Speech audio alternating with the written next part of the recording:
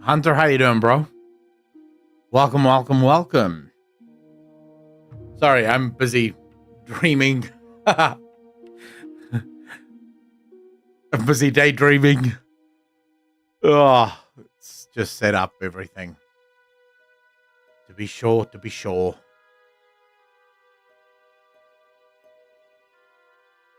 All right, here we go. Everything should be running smoothly. Kiki, how you doing? Hey there, are you doing all right? I'm doing fine. Thank you for asking. A little tired after the gym, but, you know, not bad. Great lol. How you doing, brother? At home office, grinding Python? Oh, shit. Oh, damn. Thank you. Appreciate you. Oh, wifin, 18 months, part of the Denominations. Appreciate ya. How's work? Still hot? How's everything going? Someone important? How you doing, bro? How's it been going? It's been going well. I realize a lot of you might wonder, Echo, why have you not been live this long? It's because I had videos that I had to work on. Please understand that, yeah, some days I just have to spend like hours doing videos. But, you know, I will always try to do at least 3 days a week of streaming. I will always try to do that. But yeah, yesterday I had like a shit ton of video work and podcast work to do. So that's why I wasn't live yesterday, but I'm live now. I'm here. I'm not there yet. I slept in. Aren't you late for work then, wifin? Due to time for gym, I'm jealous. Hunter, I woke up at 5 a.m. to go to the gym. You have no fucking excuse, bro. I woke up at 5. I've been awake since 4:30. So you have no excuse, bro. I want to see you in the gym. Good news, I have an AC now in my bedroom. At least I can sleep in peace. Kiki, how did that happen? What happened? Different, how you doing? Morning, has anyone mentioned the Intel 13th, 14th gen CPU issues yet? By now, no one talks about Intel CPUs anymore. Who gives a fuck? It's only AMD and Nvidia. That's the only two companies that matter. So, who cares? Oh Did my I jump fuck. scare you? Yeah, I bet I did. That was loud? Holy shit. That was very loud. Grofal, how you doing, brother? Oh, man.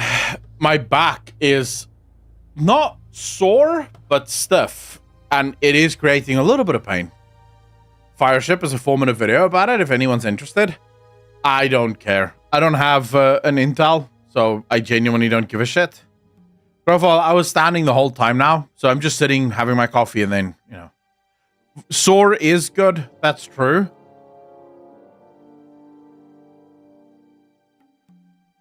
Xanarath, how you doing, brother? Disactivate, stand mode. Grofal. I will stand in a second. But I can't stand the whole fucking time, although I must say, with my back being like this, it probably wouldn't be a bad idea to stand the whole time. No, man, today was back and hamstrings and stuff, so that's why I feel the way that I feel. It's just stiff. So it's good. Sounds like gay propaganda. Ho. Dude, sore is good. If you're not feeling it, you're not feeling it, and that's not sex worth having, is it? You got to get in pre-patch shape? Oh, man. Pre-patch. Yeah, that's happening, what? Next week. My father is coming through on Saturday. He's coming for a week. It's always during, like, the most important gaming times when family decides to visit. Always. But I only see him once a year, so it's going to be fun.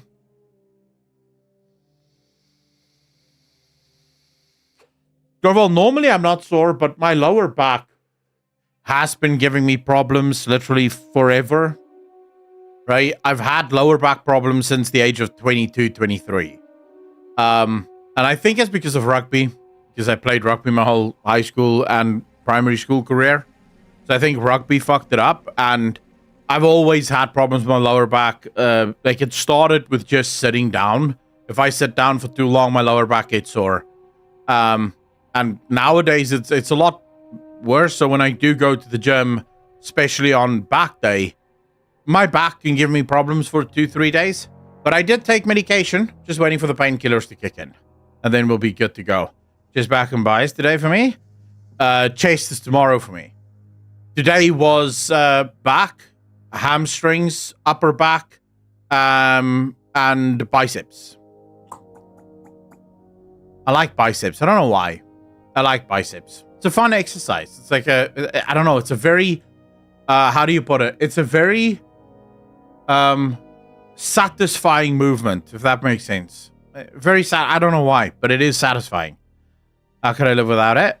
It's a mobile unit that blows the warm air out of the window. We build a wooden frame to efficiently seal the ventilation. It's perfect and rain-friendly. Geeky. And now do you understand why ACs are so coveted in the rest of the world? Do you understand just how much fun an AC actually is?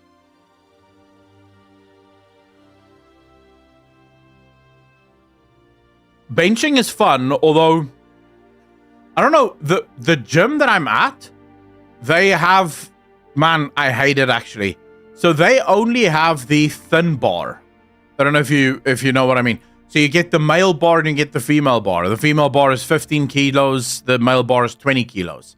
The gym that I'm at only has the 15 kilo bar, and the handle itself is quite thin. So the problem is when you're benching, that weight on your palms, because the bar is so thin, it fucking pushes right on that bone. There's just not enough surface area to really, I hate it. So my hands need to get used to it. So that's the only reason at the moment I hate bench. But normally I am a huge fan of bench as well. Luke, how you doing, brother? The clerk, tell him to buy one. Oh, I've given them a list this long of machines and stuff that I want to see at the fucking gym. That was one of them. We'll see if that ever happens. I'm not that famous yet that I can demand it, you know? I could, but fuck it. That's just too much work. That is just too much work. Nah, my hands will get used to it. Eventually the bone will adapt and it will thicken up and then it'll be fine. Yeah, I'm not getting gym gloves. No, I won't be a little pussy walking around with like gym gloves. No. If you go to the gym, you go with your fucking hands. You do the shit. Your hands get hard. They get tough. That's how it happens. Wear padded gloves for pull-ups and deadlifts? Hell no. You're a girl, you're allowed to wear gloves. As a guy, fuck no. You have to do it. Otherwise, all the other men will look at you and go, pussy. You can't do that at the gym. Fuck that. No. That, like, instantly destroys all your cred as an alpha male.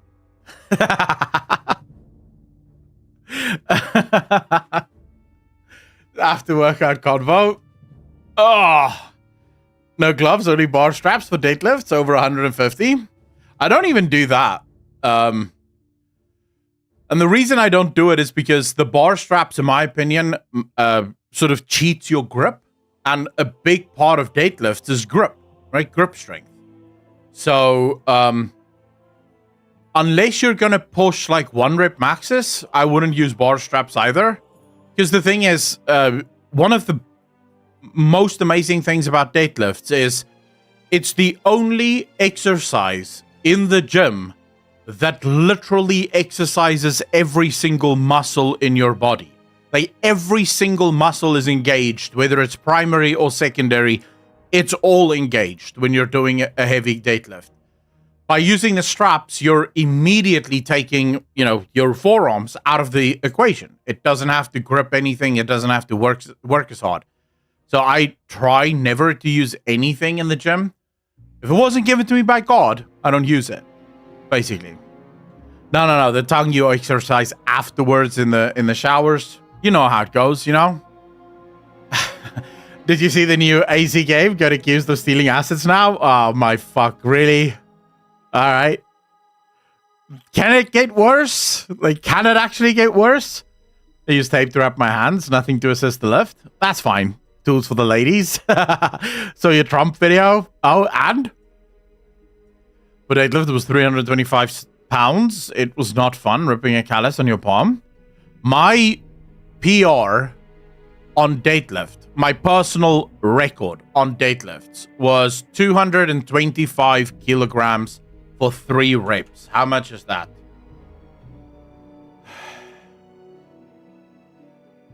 How many pounds is that?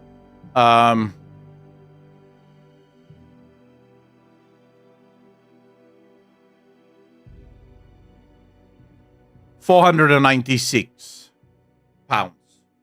That was my personal record, but that was also during a time where I was doing CrossFit and exercising every single day of my life, going fucking super hardcore.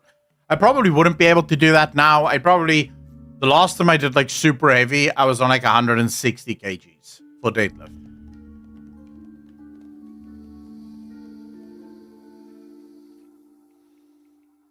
What do you mean Space Marine 2 got leaked? What got leaked? Also another form of exercise. It uses all muscles. Does coitus actually use all muscles though? Pax? No, fuck that, Zanrath. Are you for real? To be fair though, I would say coitus only uses some muscles depending on the position that you're in. If you're on the bottom, no muscles are being used at that point. You're just sitting there. It's the person on top jumping and up and down, right? So I wouldn't say that is just the universal truth. On my legs, nobody knows the struggle. Dwaki Kaki, how you doing, brother? 100% for real. It's a build from June 2, though, so not fully optimized. Some models are missing, but yes, playable. Fuck me. Why would you spoil yourself like that, though?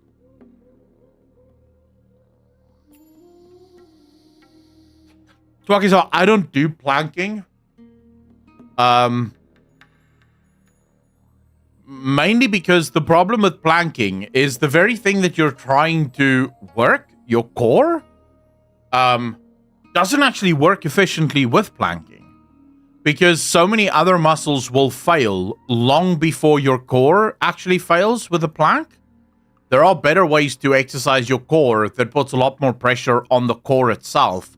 Because if you're in the plank, for example, your shoulders, your lats, your back, your legs are going to fail long before your core is. So your core is doing some work, but your core isn't doing like nearly as much work as a lot of the other muscles. One Dawn Trail in Z Virus stream got the DLC for free. Wow, Grofal, congratulations, bro. Zukimi, how you doing?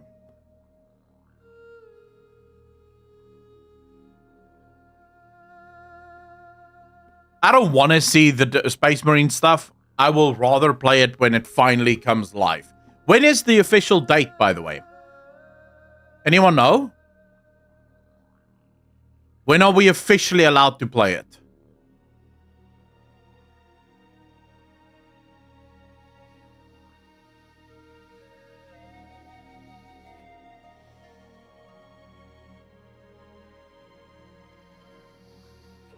Slowdell, how you doing, brother? September.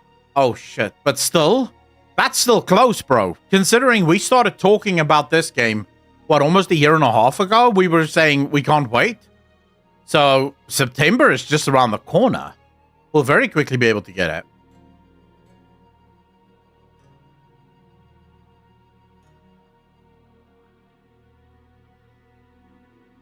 Dude, some people are just... Oh, man.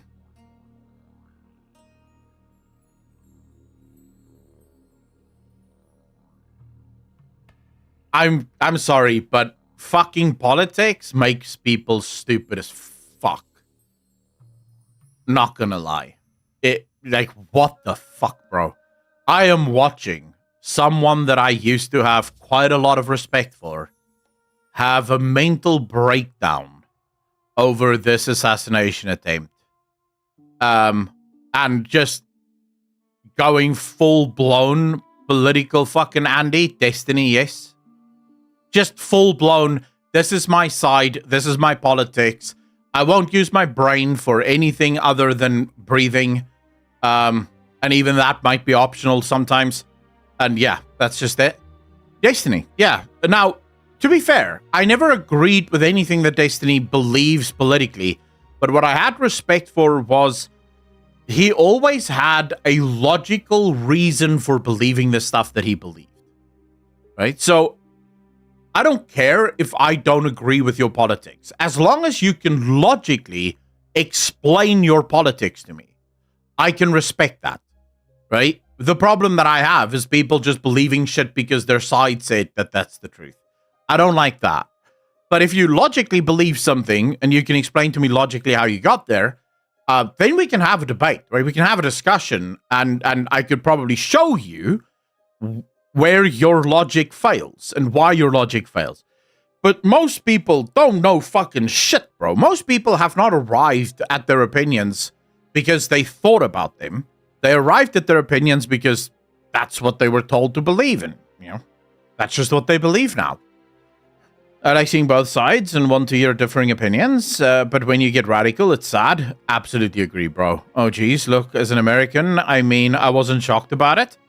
I don't think anyone was shocked about it. The fact that the thing that shocks me about this isn't the fact that it happened. I'm not shocked about the fact that Trump got nearly assassinated. I'm shocked that it took so long. Look, if you sit there for years and years and years and say that this is the most evil man on the planet, this man is going to be the end of democracy in America, this man is pure evil, someone is going to try and take the fucker out, right? Like, someone is going to go, oh, well, evil should not be allowed to exist. Let's go take it out, right? So I'm shocked that it took so long.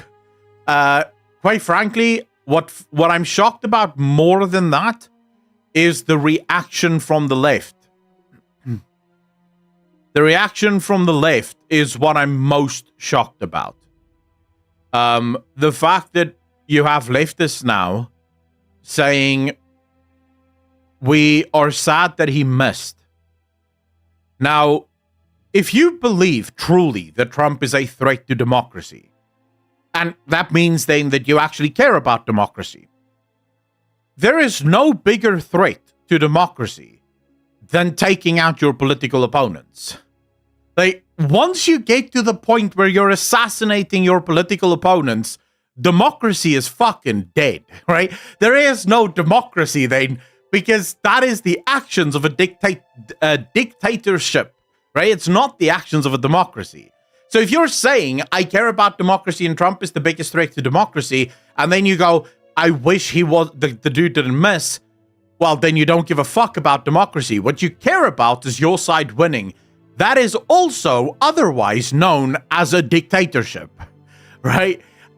Because if you say it's okay if Trump gets shot, then you also, by definition, believe that your side is allowed to cheat in the election in order to win if you don't agree with the other side. And I will just say this, I have witnessed the left say George W. Bush is the greatest threat to democracy in America.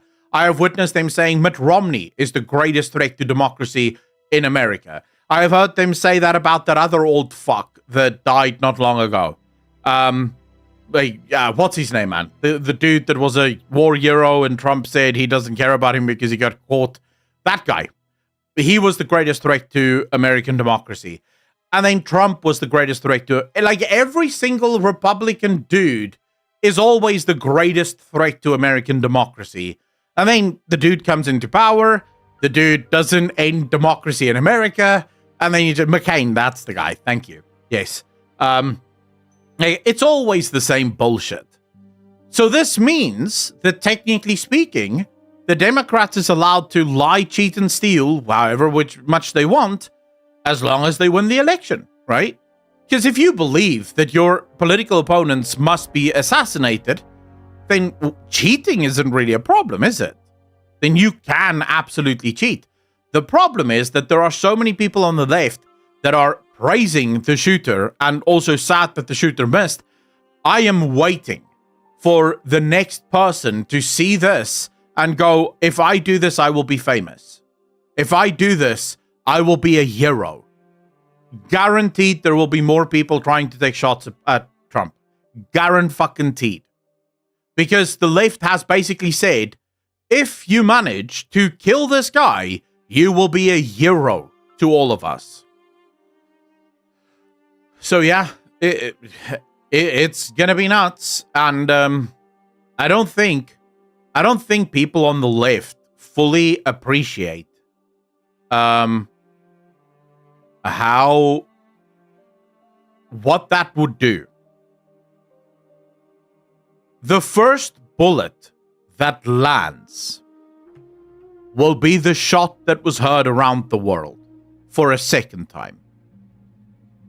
At that very moment, every single Republican in their heart decide that democracy in America is dead and that the left killed it. Every single Republican goes home, gets their guns, and the Civil War commences immediately. Because at that point, there is no more conversations to be had. You took out our president, and you didn't do it at the ballot box. You did it with a gun. So now we will use our guns to set things right. And that's the end of the game. I love how people are going, oh, but he was a Republican. So first off, he was a Republican only in registration. That's what his registration card said. From my understanding, and it took me about 5 minutes to find the information, literally anyone can register to be anything. He also donated to a Democratic far left organization, $15. The dude's young as fuck, so, he would, $15 is a lot of money for the guy, right? He donated to a Democratic whatever. If you think that him being a Republican is somehow a gotcha, you'd be fucked. There is an entire caucus within the Republican Party, the stateside Republicans, that believe that Donald Trump is as evil as you guys on the left believe that he is. If you think the Republican Party isn't divided, you're out of your fucking mind. The Never Trumpers was the first people to oppose Trump, and they were all Republicans, and they still fucking exist, right? So it doesn't matter who you think took him out. Was this a left-wing or a right-wing guy? I don't give a fuck. If you notice, I didn't once use the shooter's politics because it doesn't matter. World War I started because of a prince getting fucking killed by his own people. It doesn't matter who does the killing. What matters is that it succeeds. And if it succeeds, it's fucking over. It's done. American democracy is dead. It will no longer fucking matter. I did not say left-wing shooter. I said in the future, it would not surprise me if a left-winger looks at the left's reaction and says, hey, I will be a hero if I go and shoot this man. That's what I said. I never said that this guy was a left-wing shooter.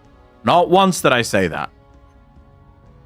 I was very specifically talking about if you are on the left and you're a little bit deranged right now, you're looking at how the left is praising this and sort of sad that it missed, and you're maybe thinking, hey, I could be famous if I fucking go and I shoot this guy. I never called this shooter that just did it left wing, because right now, no one seems to know what that guy was. There are reports that he may have been a Republican. There's reports that he donated to Democratic organizations. No one fucking knows. I don't think he even knew. He's 20 years old. What the hell does he know?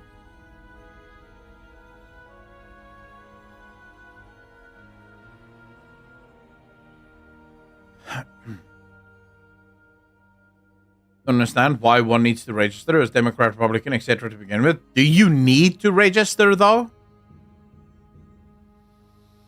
Like, must you register for one of the... Can't you just register independent? I'm pretty sure you can just register independent now.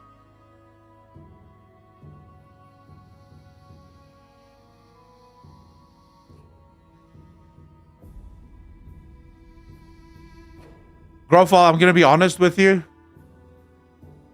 I don't agree with any of the people going, oh, look at these female agents, they were confused. How the fuck would you act? Like, there was just an assassination attempt. Like, of course, you'll be flustered. Dude, if we're gonna talk about the female agents, we have to talk about the guy with the sniper rifle on the roof that saw a dude on the roof with a gun and sort of went, huh?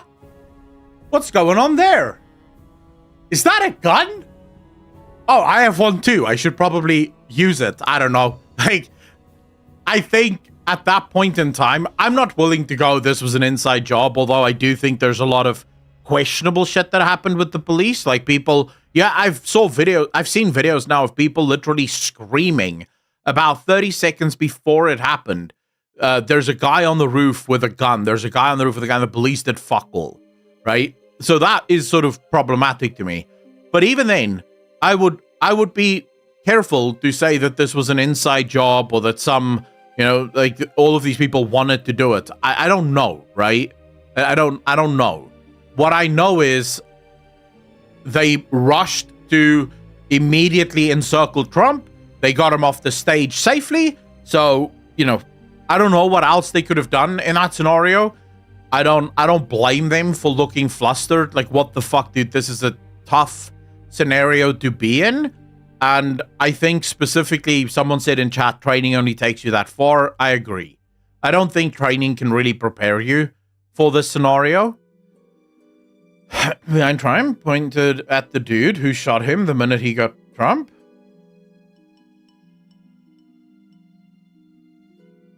We're looking at the perimeter of 600 plus meters and 150 meters should have been handled by local law enforcement.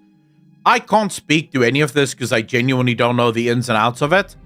I can only speak about what I know, and what I know is that there are a lot of people acting very fucking stupidly about this whole thing. Very stupidly about this whole thing. But of course they do. We live in an era where everyone wants to be famous, and the most easy way to be famous is to do stupid shit. So, it is what it is.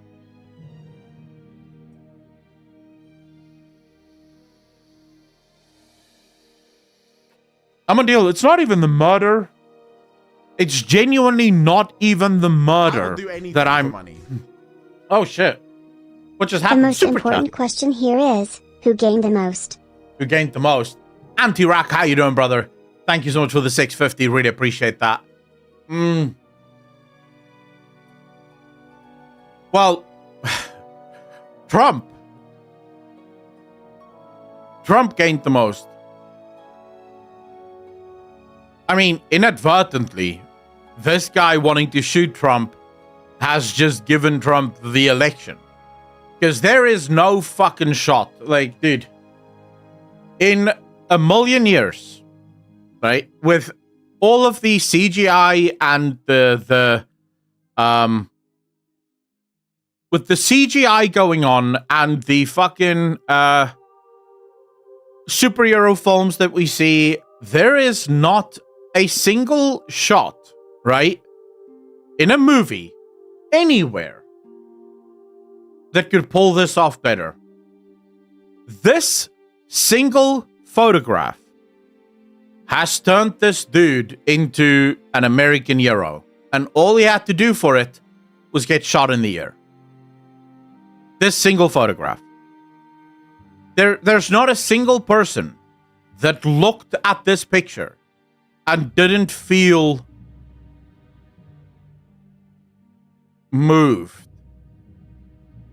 Human beings love bravery, and we specifically love bravery in the face of danger.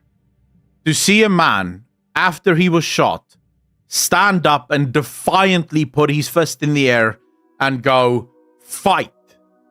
Dude, that moves people. That, no matter who the fuck you are, it moves people.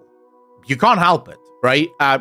Like, as soon as you get your faculties back, you might go, wait, no, this is not my side. I can't support my side. But in that moment, when you saw this picture, you were like, fuck. I think every Democrat seeing this immediately went, well, that's the election fucked. Because you can't pay someone for a better photo op, right? there's no better way of doing this than like Trump, but I think any other politician would have scampered away. I wouldn't go that far. The thing is, you only learn yourself in a moment like this, right? You can't know what you're going to be until this happens. And I think it does speak to Trump's character that after this happened, he instantly got up and he was immediately, back to fighting mode. It speaks to his character. Whatever it is what it is, Oh, slow yeah, absolutely. Whoever took this picture made themselves into a fucking hero. Democrat donors are going to stop donating, thinking the election is already done. No, of course not. They'll work even harder. I just don't know how you get past this. I don't know how you get past this. He got out of doing military service because of bone spurs. Well, Massey, none of that matters anymore.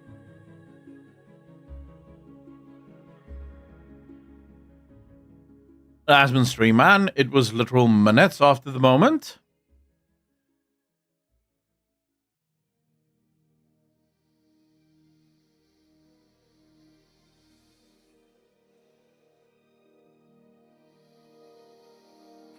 The thing is, I'm an anarchist. I don't want any people to be president. And even I looked at this picture and I went, fuck me. This is some Euro bullshit. Man, it is what it is,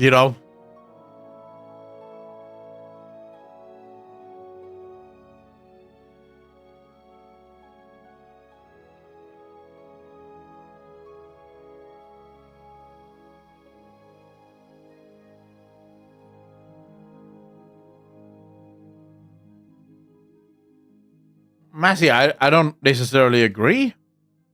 If I would evade serving in the military, I don't agree with the fucking military. So I would do that too.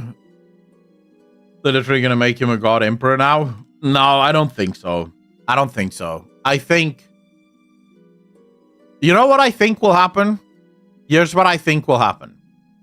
Trump will win the election. And in 5 years from now, America will have another election and then a new fuck will come in and do more things. That's what will happen. That's what will happen. No more, no less. I think anyone that goes, this is the end, or this is the beginning of a new chapter, is fucking nuts. Crazy theory, if you want to hear it, yeah, go for it, man. Please. No, Pringles, I have no trust in government whatsoever. I believe government is wholly evil. We should be able to sue anyone who suggests this conspiracy for about $1 billion USD, right? That's how it works these days, or was that only for Alex Jones? I think...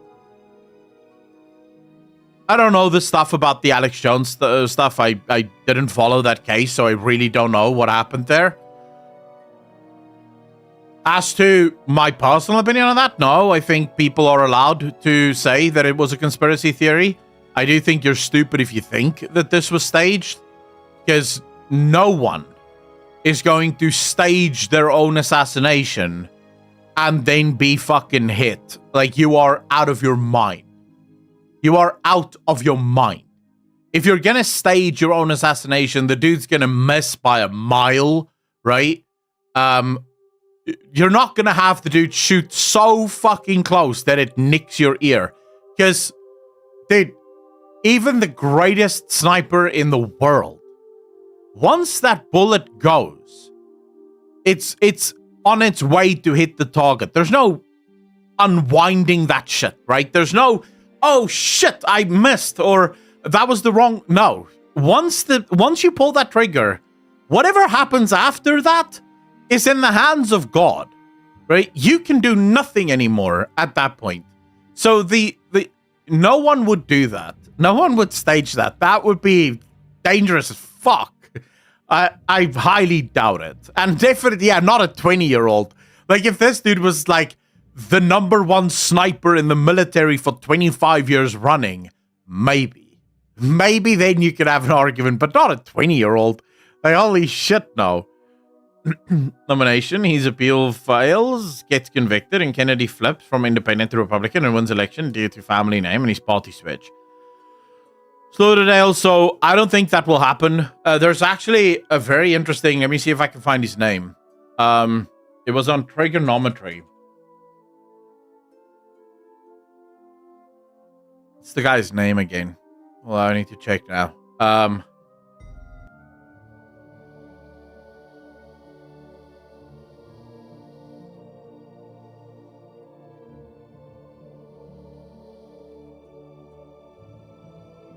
Oh, it's this guy. Alan Dershowitz. Do you guys know who he is? This dude. It's possible. Alan Dershowitz. He's apparently some incredible legal mind in America, famous as a lawyer or some shit like that. And he's also a left-winger. Like, in this interview, he says he's personal friends with Joe Biden. He knows, he's only ever voted Democrat. And he speaks in this about Trump's lawsuit. And he basically says it was political, 100%. And then they asked him, do you think it will be overturned? And he's like, yeah, 100%. No one in the history of America has ever been convicted of the stuff that they brought against Trump. And this is not the first time. Many presidents have had this and have done this. And they mostly just get a slap on the wrist. No one ever goes through. It was just political motivation for it. So I don't think Trump is going to get convicted, at least not according to this guy. Alan Dershowitz says no shot that Trump gets convicted of this. He explains that they specifically rushed the case and also held it in New York to ensure that they would get, a judge that would be sympathetic to their case. But once it gets to the appeal courts, they're going to throw it out. So yeah, I wouldn't. Plus, I don't think there's anything in the American Constitution that says the president cannot run from jail.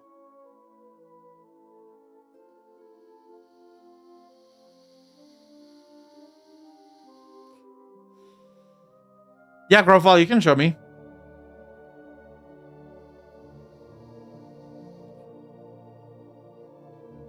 Hey, Big Thulu, how you doing, brother?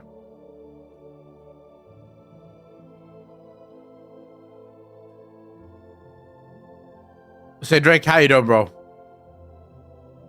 Yeah, as far as I know, an American president is allowed to run even from jail. And once they win, they literally just pardon themselves and then it's over. So, sounds sketch as fuck, but I will be remembering that in the future if I ever plan on breaking the law. Because I think in South Africa you can also run from prison, so it'd be good. Commit crimes, get caught, run for president, win, go. Actually, I don't think I'm guilty. I will give myself a presidential pardon. Thank you very much. And then you just fuck off.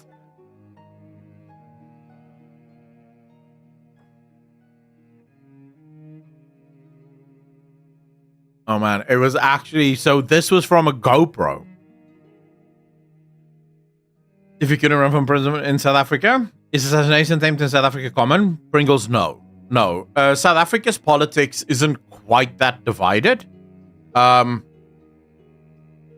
division in South Africa is much more racial than what it is political.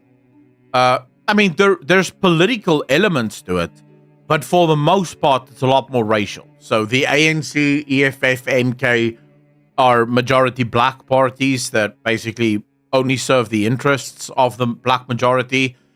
The DA is more centrist, center-left, and they try to sort of incorporate everyone into, under their umbrella.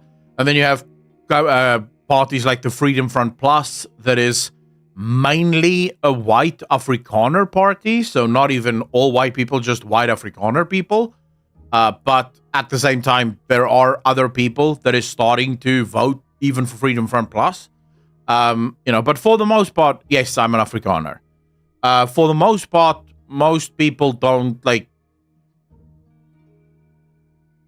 most people don't vote because of some massively held political ideology. Most people vote for the party that represents them, and that's it. So no, we don't have political assassinations and shit of that. In saying that, I'm talking nationally. In KwaZulu-Natal, which is a majority Zulu area, political assassinations happen monthly. It never really reaches the national stage because it's only local stuff, but yes, they kill each other all the fucking time, right? Like sometimes their own party takes them out. So if you're a councillor and you didn't vote the right way, or you're trying to vote a different way, they'll just kill you, and the whole country just sort of goes, oh, well, move on. Like the Zulus do Zulu things, I guess. So yeah, in KwaZulu-Natal, it's very common, but nationally, not so much. Since you're minority white, Cedric, I have not experienced racism in my lifetime. At least not that I know of. But then again, I am the least thin-skinned human being you'll ever meet, right? So I've heard people say, kill all white people. I've heard people say that white people are not welcome in South Africa. I couldn't give two fucks, right? Say what you will. But personally, so someone to me, no. Everyone I've ever met have always been super nice. But I think that's also because I'm always very respectful towards everyone. I don't hate people based on anything, right? I don't treat people differently based on the color of their skin. I couldn't give two fucks about the color of your skin. So, yeah, I genuinely have never experienced it. I've always been friendly with people from every single race. So, yeah, I can't say that I have. There are people, obviously. I'm not going to deny that doesn't exist, but I just personally haven't. Wanted to move to South Africa, just wondering how the situation is. Well, if you're coming to Cape Town, you will experience very little racism. In Cape Town, the majority of the people here are what is referred to as colored people. So people of mixed origin. So half white, half black. And the coloreds sort of do their own thing. I wouldn't say most of them I have found to not be racist at all whatsoever. I don't think racism is really a big thing for them. Yeah, there's very little racism in the Cape anyways, just to be fair. Very little. You might experience it in some of the northern parts of the country, but you're down south, not really. She just looked it up. There is no law that prevents him from being president based on character or criminal record. I kind of feel we need to update that. Slaughterdale, you can't update that. You absolutely cannot update that. You have to think about why that was included in the Constitution. And then, think about it for 5 minutes, or 5 seconds. And ask yourself, why would an American president be allowed to run for president from prison? Avedon, how you doing, bro? Snubby, how you doing? Think about what happens in a lot of South American countries and a lot of less free countries around the world.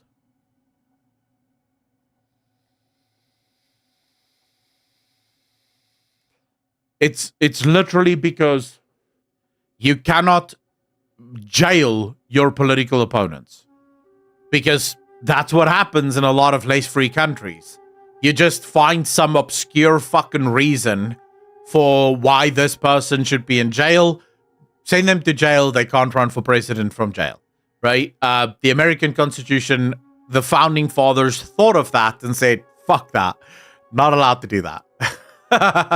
So you can't remove that. If you remove that, you open up a whole new bag of dicks. Aralia, how you doing? They put political enemies in prison. Exactly, Mr. Bongi, how you doing? Utsface, how you doing?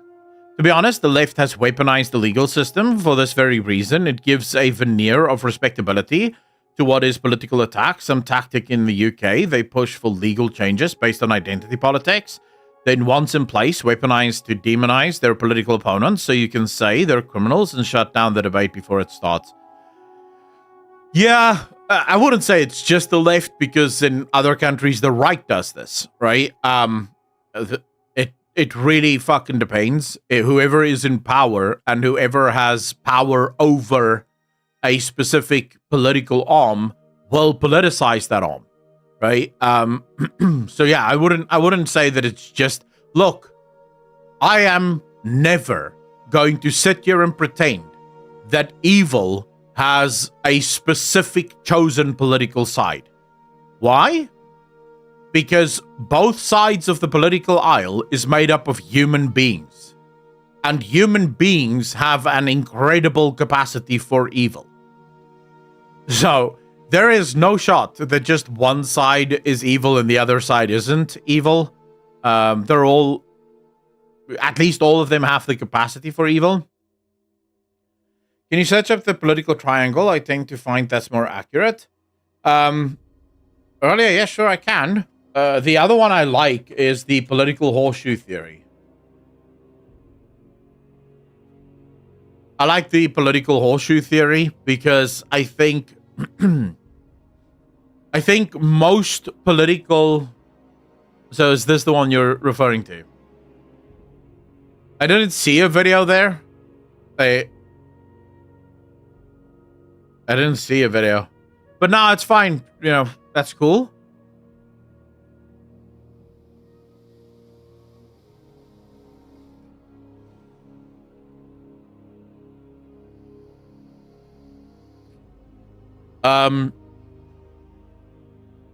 You see, I personally prefer the political horseshoe theory because, and I don't think any one of the theories really describes the holistic whole.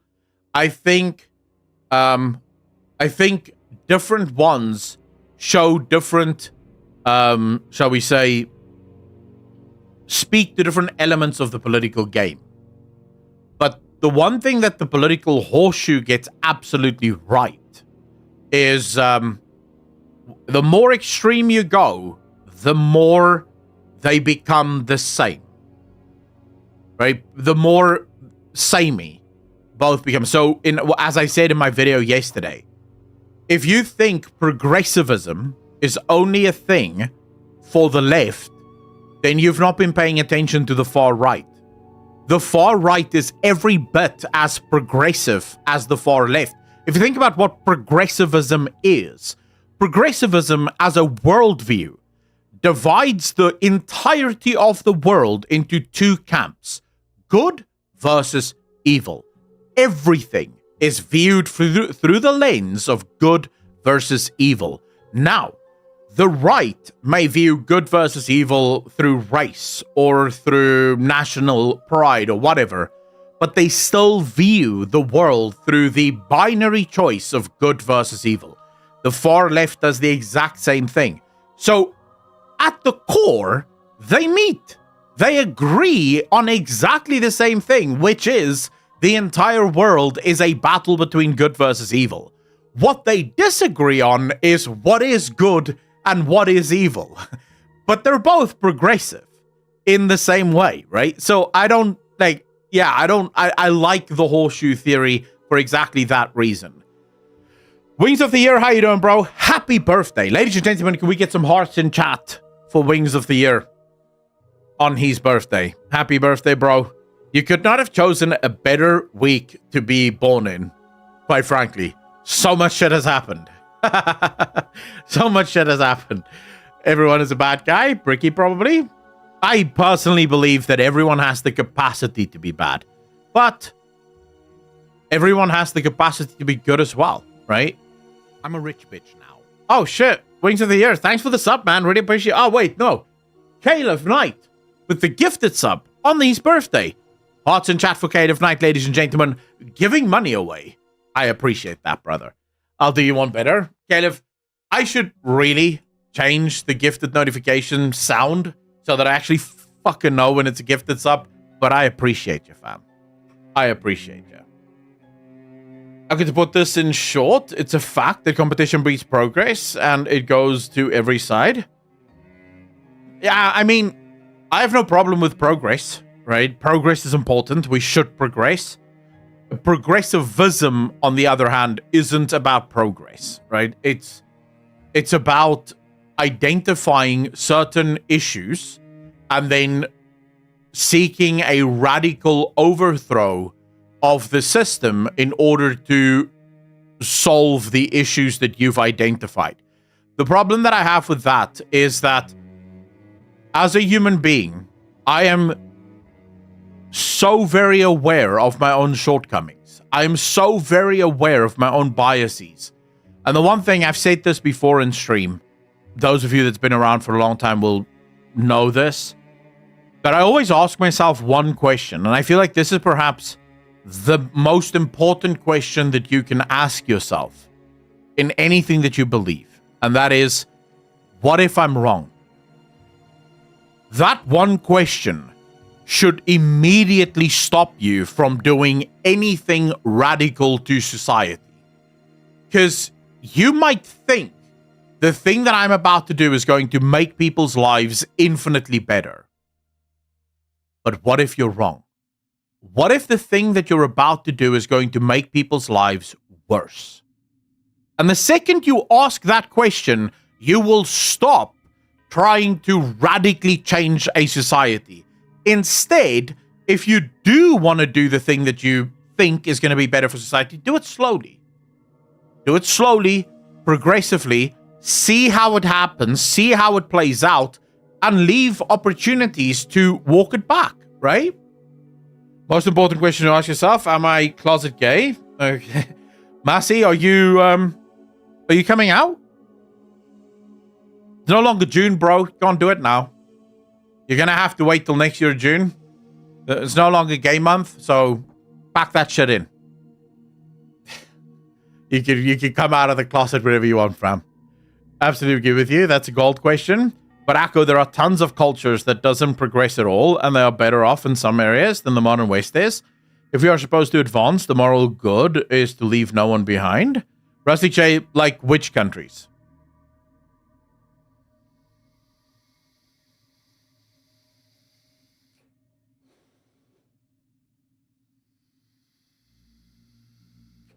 Yeah, but remember, I call it progressivism for a reason.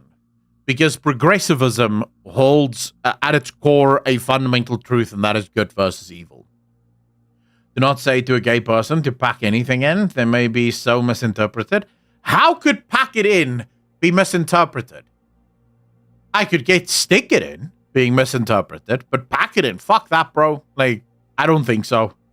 Depends on what you think of primitive cultures or those as not as industrialized. Well, primitive cultures are primitive because, well, they're primitive, right? I don't think any one of us would like to live in a primitive culture, would we? But then again, we have to decide how quickly are we comfortable with changing society. Right? And I think if you're going to change society, you want to do that slowly. Because society is very brittle. It's actually a very weak thing. Making too many changes too quickly can absolutely destroy a society. And do you know what happens to a society that has been utterly decimated? Look at Africa. Civil war, right? That's literally what it descends into. So you want to be careful when you start making changes at a societal level.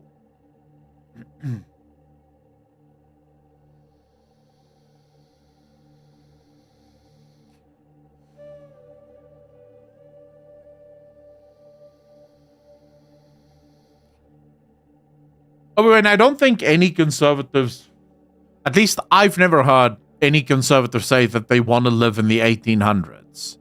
And also, it's important to remember that when people make statements, they usually don't make statements taking into account the holistic whole of the thing that they're talking about. So if someone were to say life was so much better 50 years ago, they're obviously not talking about the rudimentary healthcare or, you know, the fact that they didn't have an iPhone or the fact that they didn't have computers or anything.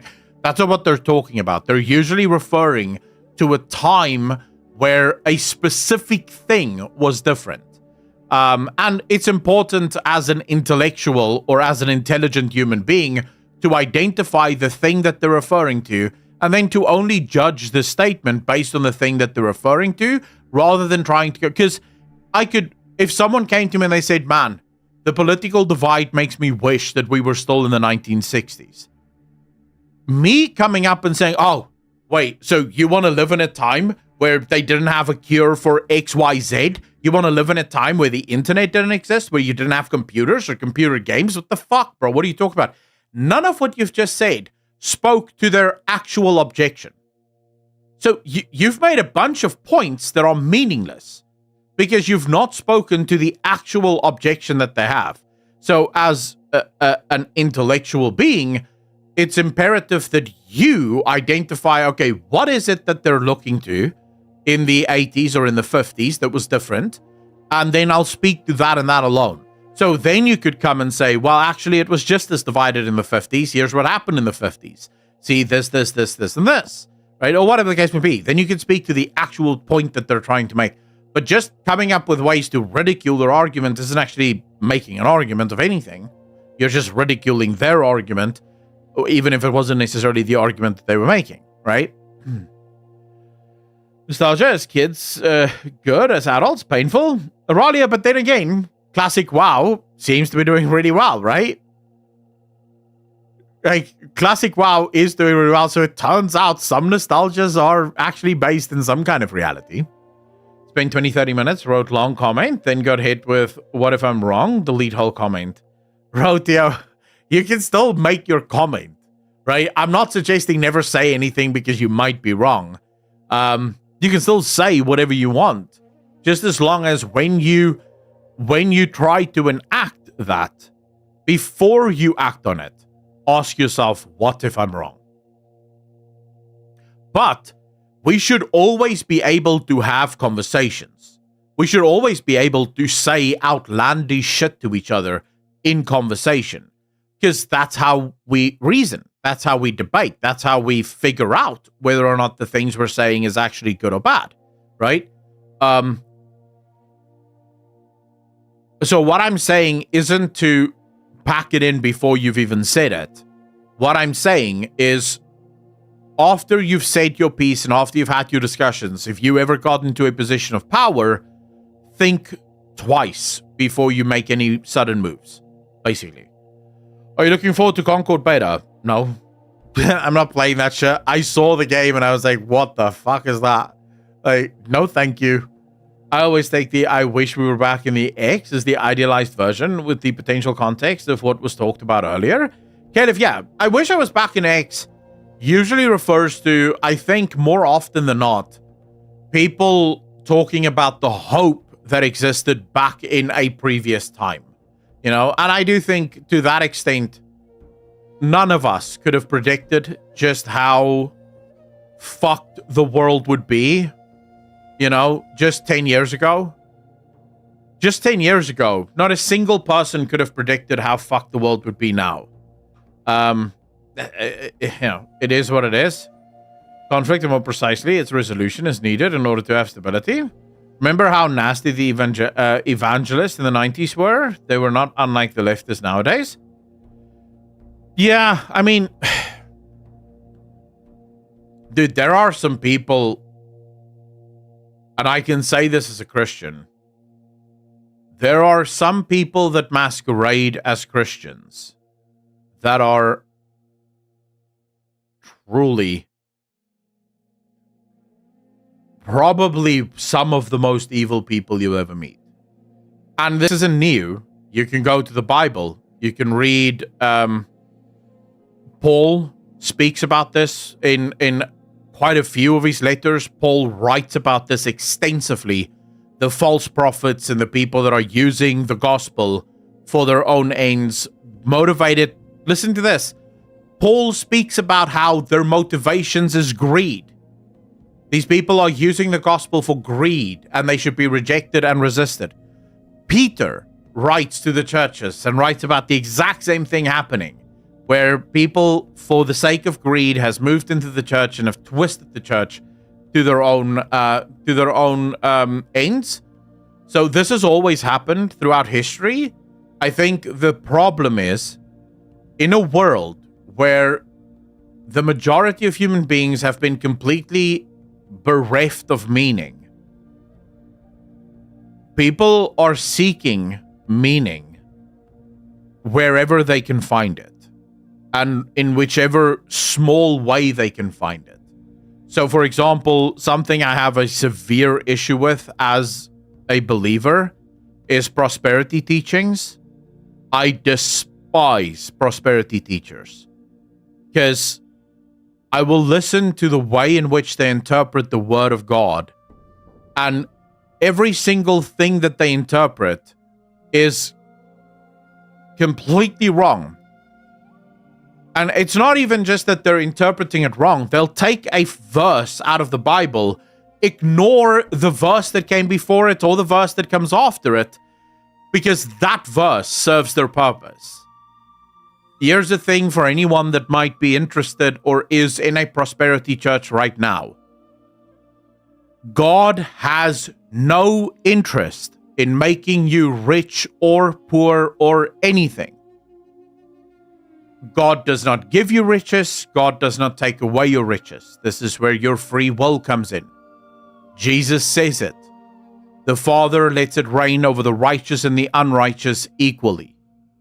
And what it refers to is those who work, and those who work hard, they will receive the blessings, because that's the rules. No amount of money that you give to the church is going to make you rich. No, even if your pastor is telling you, if you give me this much, you'll get this much more, he's lying to you. The only riches that is ever promised to you as a Christian is the riches of heaven, which is not money. That's not the riches that they're talking about. The riches that's referred to there are the gifts of heaven, the gifts of the kingdom. It's to be able to spend eternity with the Father, with our Creator. It's not your bank account. So if you are in a church that believes that you can give yourself out of poverty, the only person that is winning in that church is your fucking pastor. It's just your pastor that's getting the money and getting rich as a result of it. So yes, the prosperity gospel is working wonders for him while you're making yourself poor for, well, the pastor's fucking next BMW.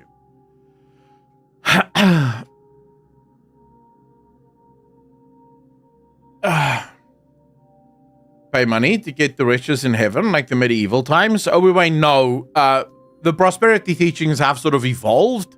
Nowadays, prosperity teaching is much more about, they'll take words from the verses from the Bible and they'll twist it. Like, for example, the Father will give you in abundance, will give to you in abundance.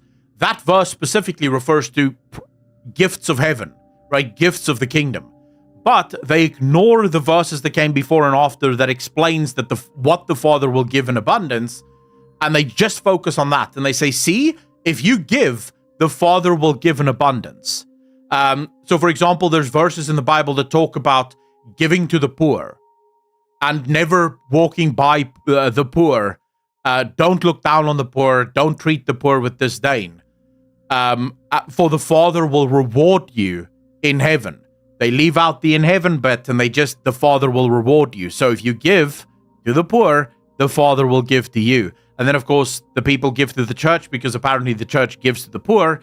But then you have Kenneth Copeland and he's fucking idiots flying around in private jets. And you have that same it's Kenneth Copeland, right? That's the guy that said, I couldn't not take it. The crazy-eyed fuck. That was like, he made it so cheap for me to buy. Oh, he's a wonderful fellow. He's a wonderful guy. That fuck It's a pyramid scheme. That's exactly what it is. And the only person that's winning is the people at the top. Pass through the loop of a needle, then a rich man to enter heaven. Whose face? Yes. And the only reason Jesus says that, the only reason Jesus says it is easier for a camel to pass through the eye of a needle than for a rich man to get into heaven, because Jesus says in that same passage, he says, you cannot worship two gods. And then Jesus specifically singles out Mammon, who is the god of greed, the god of money. When you have money, very quickly your focus shifts from God to money, and you start worshiping that money. The love of money is the root of all evil. Same concept, same principle. You can be rich. There's nothing wrong with that. You can absolutely be filthy rich, as long as the money never becomes a thing in your life, as long as you never start living for the money. You're basically repeating my grandma's words. Barako, is there also a lack of meaning in South Africa? Or is that not such a thing? No. Yeah, there is. South Africa, I think, has more meaning because South Africa is still, I believe, more than 80% of South Africans are Christian. So they obviously have meaning because Christ is that meaning for them. And the rest are Muslim. There's a couple of other denominations. Hindu, for example, is also pretty big here. So they have meaning in the form of their faith. But I would say a lot of the young people you can see have been completely absorbed into social media. And social media is the thing that's destroying all of our meaning. You know, and I'm not suggesting for a second, obviously, I believe that God and Jesus is the only real meaning that you can have in your life. It's the only thing that will truly sustain you. But there are people that's doing just fine without it. So, you know, kudos to you. But I do think meaning cannot be found in the number of likes that you get on social media, the number of viewers you get on Twitch, or the number of viewers you get on a video. That's not meaning. It doesn't mean anything. It's not going to sustain you. And the sad part is we live in a world now where that is basically all most people live for, is the number of likes they got on their posts, the number of followers they have, the number of viewers they get. And I think this is very dangerous. Very, very dangerous. Because those things don't last, right? Zoomer, how you doing, brother? I think the biggest problem naturalists face, and they're going to have to sort this out, is they don't offer meaning, you know? So the people that deny that there is a God, only believing that the world and everything in it is purely happenstance naturalistic, they don't provide meaning. This is the very thing that Voltaire and others Nietzsche and others were very, very aware of and very afraid of, is the fact that the worldview of naturalism doesn't provide meaning. And they were wondering, what does a society look like without meaning? And I think we're seeing that now. I think we are seeing that playing out in front of us. So yeah, just finished my early morning arena stream, so I came to listen to your podcast, to chat again. Zoomer TV, very happy to have you. How was the arena stream, bro? Community, family, group centric to self centric? Yeah, that's just thinking of the three-dimensional world. Obi-Wan, naturalism is the belief that everything in this universe came forth as a result of natural processes. So, in other words, it's the rejection of God as a possible explanation for the creation or the existence of anything. That's naturalism. Right? Now, most naturalists will agree or disagree on various things. There's no just one naturalist, but basically, as soon as you try to, although even now, most naturalists no longer stick to natural explanations for things, but at its core, you know, it is the rejection of God.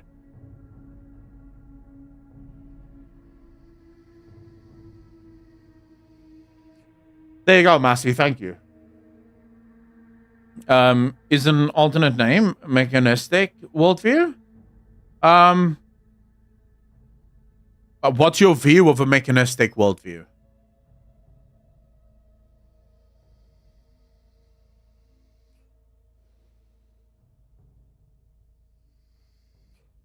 Obi-Wan, I would include myself in that. I didn't come to Christ as a result of some goody-goody emotional feel-good story. In fact, those stories were the very things that chased me away from the religion.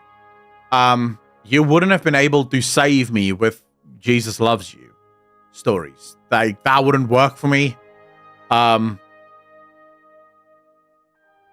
I was saved because the preponderance of evidence for God became so overwhelming that I could no longer ignore it. The amount of evidence that I have for the existence of God it became just too difficult to ignore. And then I went through a whole phase of believing in God but not believing in the Christian God, and eventually I got to Christianity. Or take there are no atheists in modern era. People just replace one god for another, like Mammon. Jack, no one is actually an atheist. Not in the way that they think an atheist is an atheist. Because atheism actually means anti-theist. It's the shortening of the words anti-theist, which means you are against theistic religions, right? So you are against Christ, or you are against Allah, or whoever the fuck you want to believe in, right? But that's all atheism actually is anti-theist. But there is no such thing as any human anywhere on the planet that is without faith. Every human being has faith. Be that faith in science, be that faith in natural order, be that faith in paganistic views. Every human being operates their entire life based on faith. Even the biggest scientists, even the Christopher Hitchens, the Dawkins, they all base their entire worldview on faith. They have faith in something, that's why they search for it, right?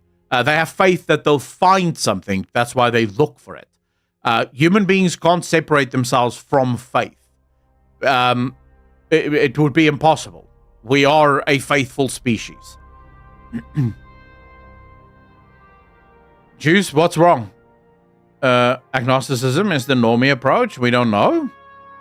I used to be very, very big atheist, moved into agnosticism, and then finally found my way into into almost like believing the Matrix-esque theory. I never believed that it was a Matrix, but I believed the view of the Matrix-esque kind of view, and then finally Christianity. Searching, oh man, yeah, YouTube be YouTubing. I'm sorry about that, bro, but yeah, that's fucking YouTube for you. YouTube really doesn't like free speech. Ah, man.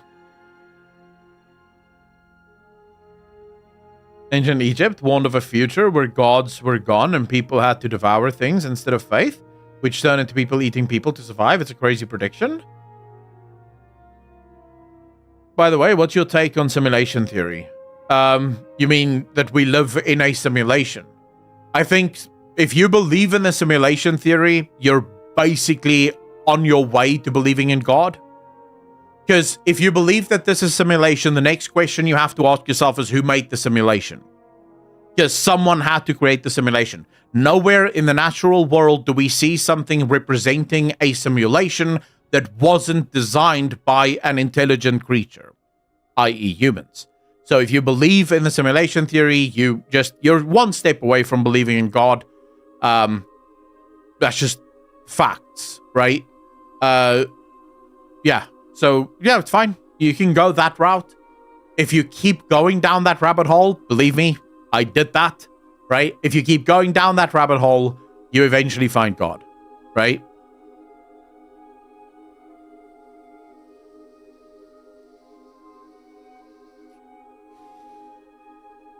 As a frequency, like Tesla said, it would also explain why you can make making people atheists with magnetic field experiments.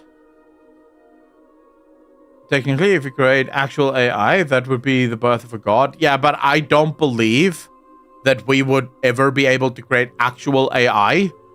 I don't think it's possible. The requirements, because at its core, AI will only ever do what it was programmed to do. For an actual intelligent being to be created, you would need to create a being that has the need to do stuff even if it wasn't programmed to do it. And human beings, so much of the things that we think and do is inspired by our physical senses. The fact that we're hungry, the fact that we're tired, the fact that we're, in need of something.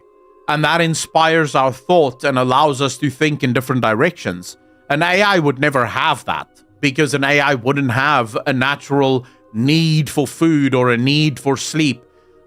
So an AI would only ever be able to do the things that it was programmed to do. And while it could do those things very, very well, it will never do anything outside of that, right? Sentience, we will break the simulation. The thing is, as I said, I don't think we will, but sure, we could. The report from South Korea that the robot committed seppuku. YouTube won't allow me to write the proper word. Fuck me. Yes, but if it is so complex that you can't tell the difference, does it then still even matter if it's real or not? I mean, yeah, I think it does, because it's always going to have certain limitations, no?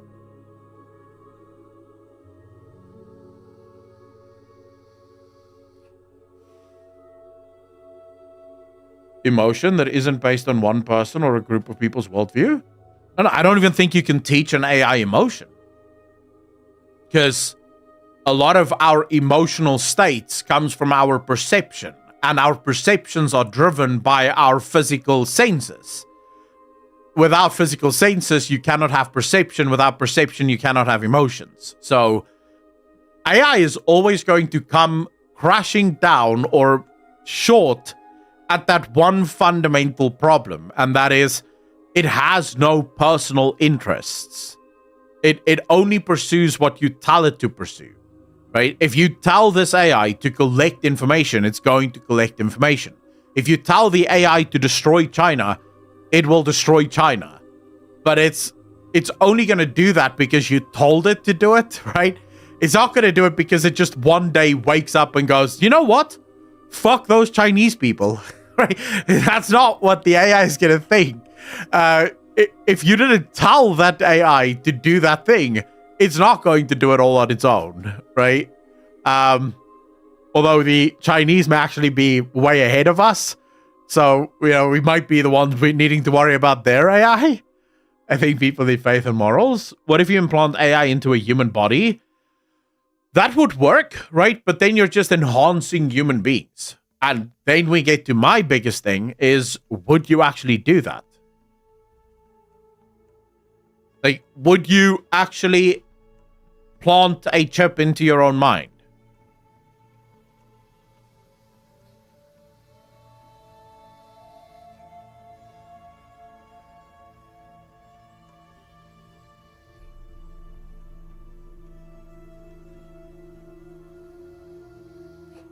See, I wouldn't.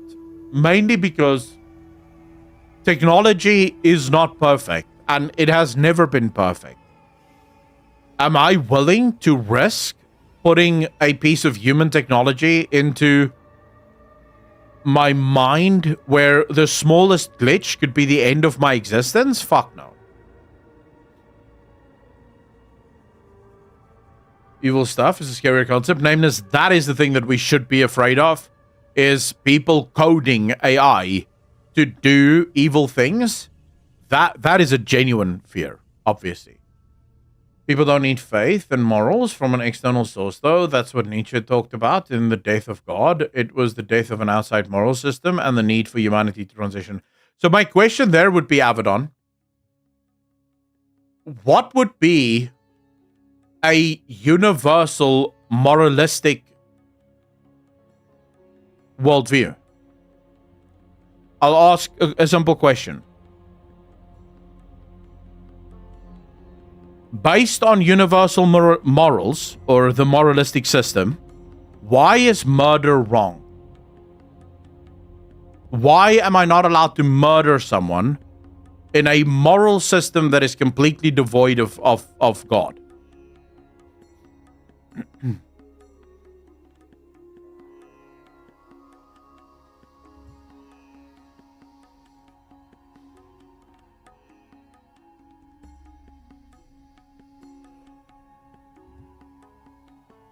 Self-defense, okay, that's just you not wanting to be murdered yourself, but that doesn't describe on a moral level why murder is wrong.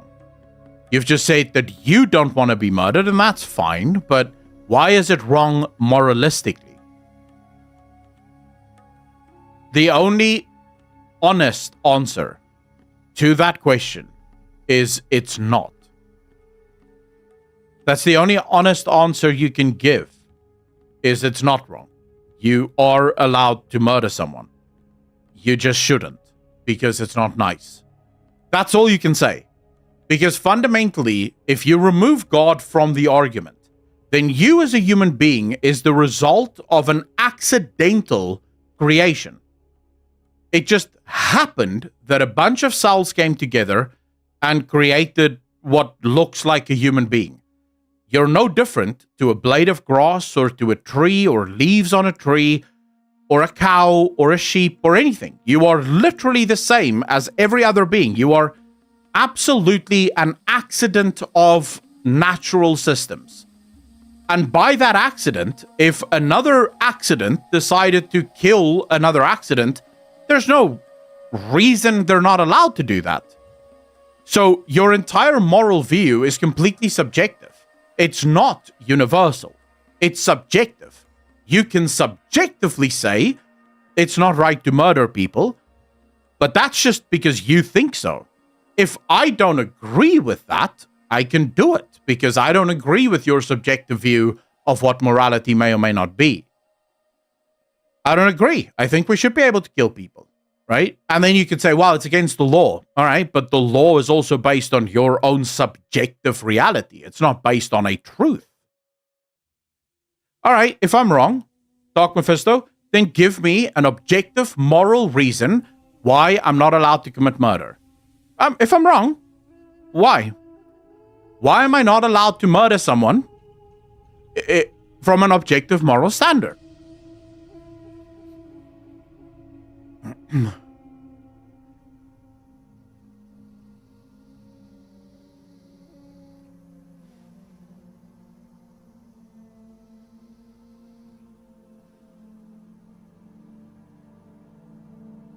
Yeah, of course. Write it on Discord if you feel like that's going to give you a better chance of answering this. I will caution, though, that the greatest philosophical minds in atheism has no answer to this question. Just so you know. If you can answer this question, you should write a book, because you'll be famous. The greatest philosophical minds have no answer to this question. Even Richard Dawkins have admitted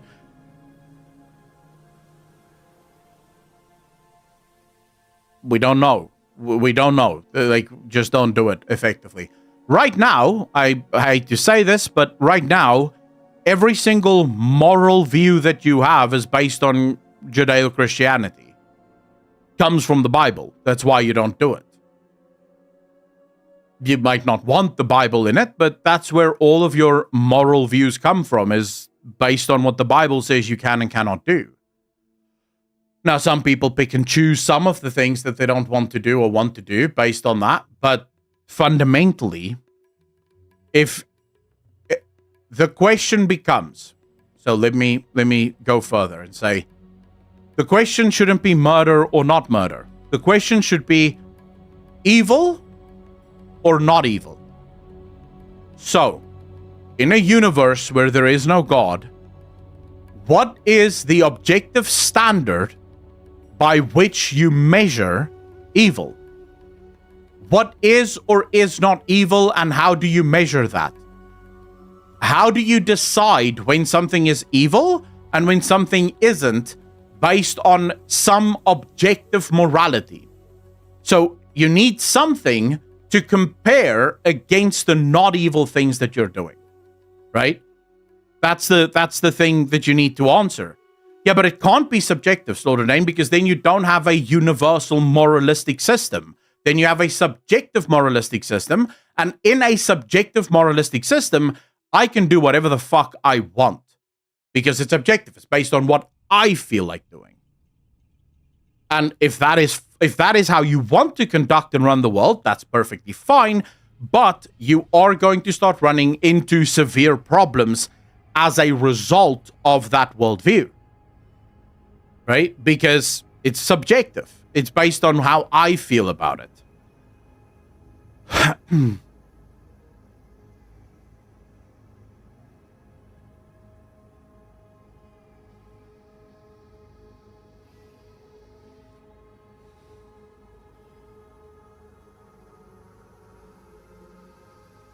Why is causing suffering morally wrong? Why is it wrong?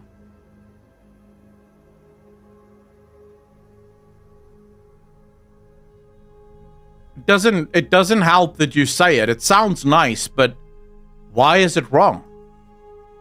Remember, you as a human being in a complete naturalistic sense is a complete accident of nature.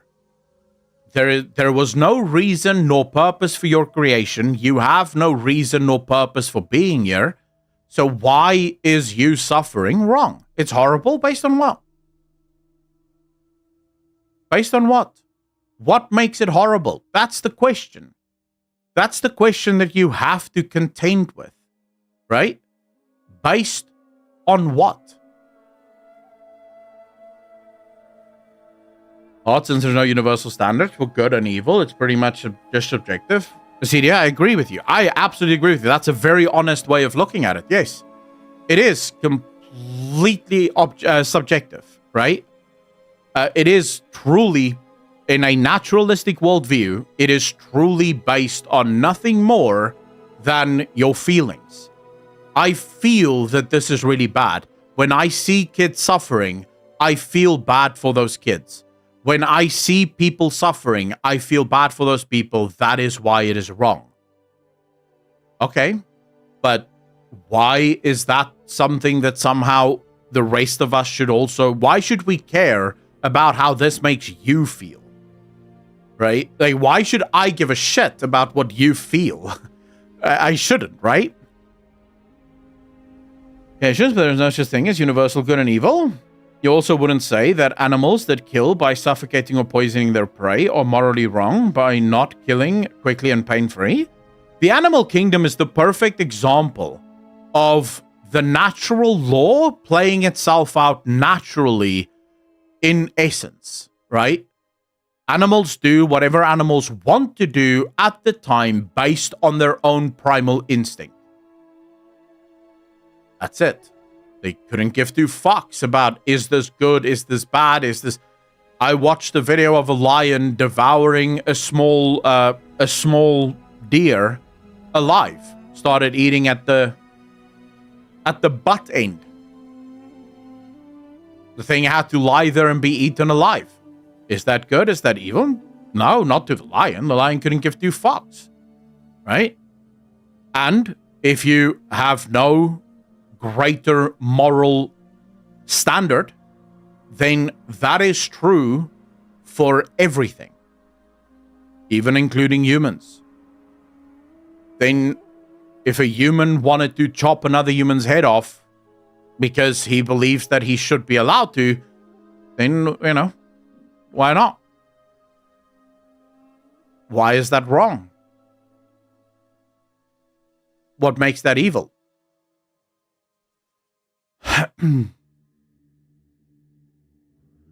It's a difficult one, and it's one that, as I've already stated, the most prominent philosophical minds in the naturalistic worldview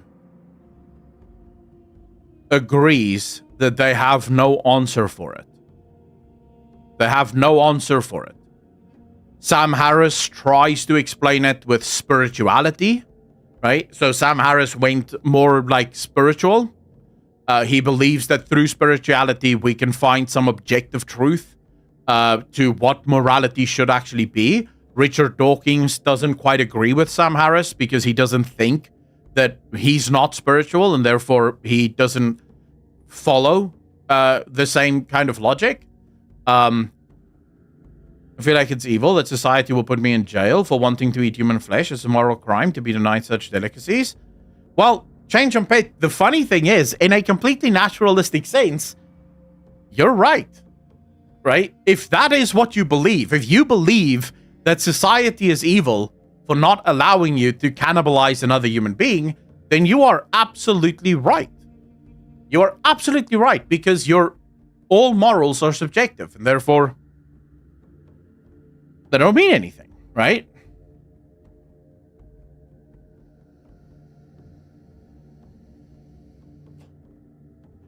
Mr. Bongi, yeah. So pigs eat their own young all the time, pretty much. And they'll eat each other, pretty much. Yeah, so other animals do the same thing. Christian, but I agree with the smart design concept. Also, our morality is tied to our religions. If we had no religion in the world, we would still be in our primal instinct state, killing and eating each other, like that cannibal tribes. So the thing is, right? The reason why I, as a Christian, cannot kill another human being is because the moral standard for me is that another human being was created by God. And as a human, I have no right to kill one of God's creations. God can kill whoever he wants. He made us. It's within his purview to do so. But as a human, I have no right to do this, right? I just don't, because he made us. If you remove God from the argument, okay, what? It's fine. Christianity always wants to take, yeah, you're great.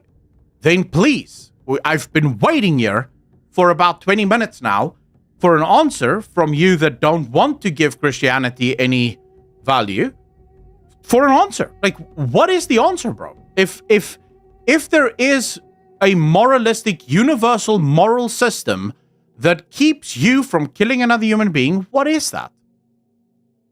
I'm not suggesting that there can't be.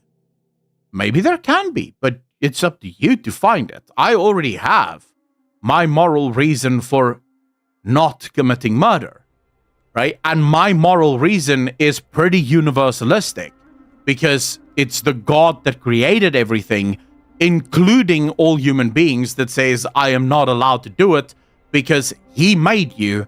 Therefore, I, as a human, isn't allowed to interfere with his creation. Great. Can't argue with that. But if you don't like that argument, perfectly fine. Then don't throw your toys out of the cot. Don't throw a tantrum. Don't come with emotional arguments. Come with an argument that makes sense. Come with an argument that speaks to the problem that we have here. I shared my answer. If you want to be the scientific ones, then take my answer and say, okay, that's your answer. Well, here is my answer. And just to be clear, your answer cannot just be to ridicule mine, because that still doesn't provide you with an answer. That still means that I have an answer, you don't, right?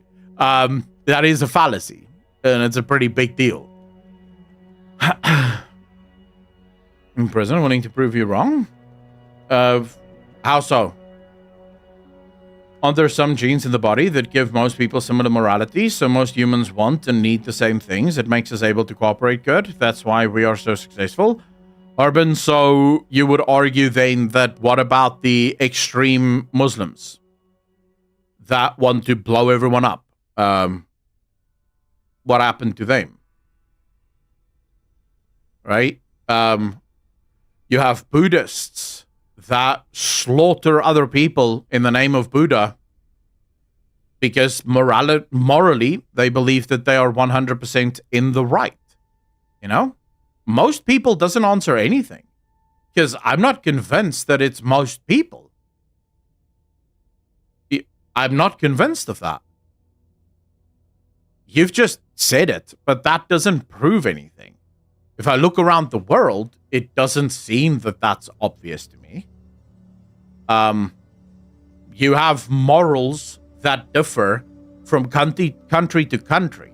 You have different countries that have completely different outlooks on morals and how morals should be applied. I wouldn't say that it's universal. I like the cut of this guy's jig. Jeez, what? Yeah, you have Christians in 14th, 15th century burn people on the stake. Looks like other religions are still stuck in the past.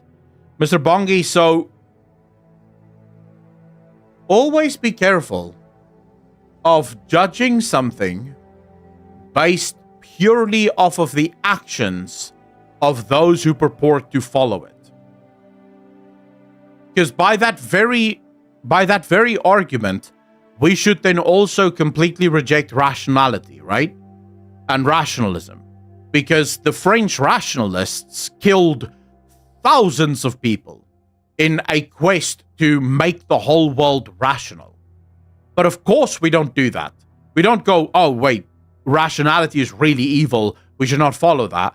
We recognize that those followers of that fucking time were nuts.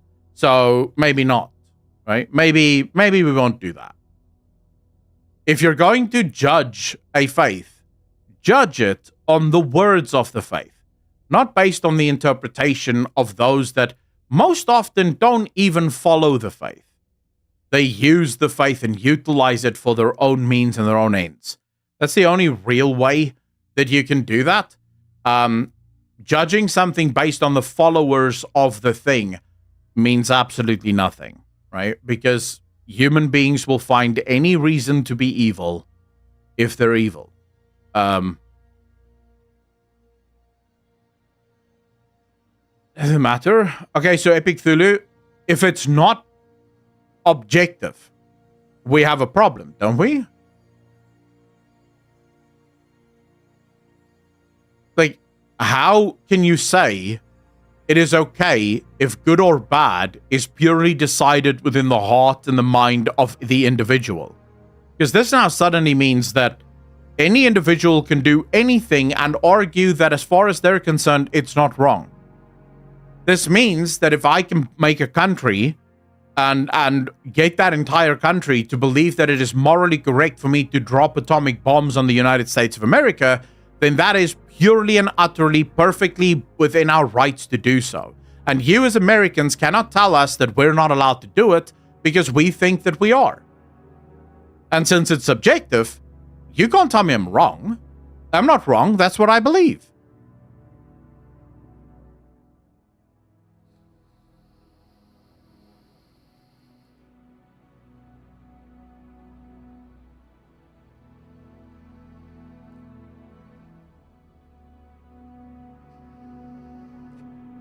Okay, so Dogma Vista, you say here, objectively, I decide what is evil on the basis of what allows a humanity to thrive and exist.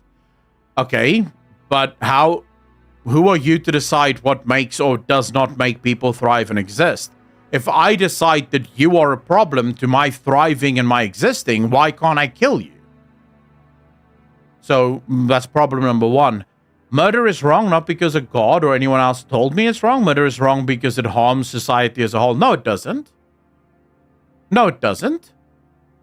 If I know that there is a child predator living just down the road from me and I go to murder him, did I somehow harm society as a whole? No, I didn't. I helped society. So wrong again. Murderer is a danger to the survival of the group, hence it's wrong. No, it's not. If I'm a murderer that only kills people that is outside of my group, then I am not a danger to my society at all, or my group. I'm just murdering everyone that isn't in my group. In fact, I should probably be a hero within my group. Animals are same as humans. I'm absolutely in agreement with you there. They do what they have to do to survive. Actually, a lot of the time, animals do far more than what they have to do to survive. Just FYI. But they also do not harm anything if they don't need to. You're absolutely wrong. There are videos all over the internet of animals doing incredible harm purely for the fun of it. I watched a video not long ago of an elephant sticking his tusk through the stomach of a giraffe and then just walk away and start drinking water as the giraffe's insides are falling out. The elephant had no reason to do that whatsoever. It just did it because it fucking could. Who gives a shit? So, no, you're making a lot of claims here with little to no backing of it. And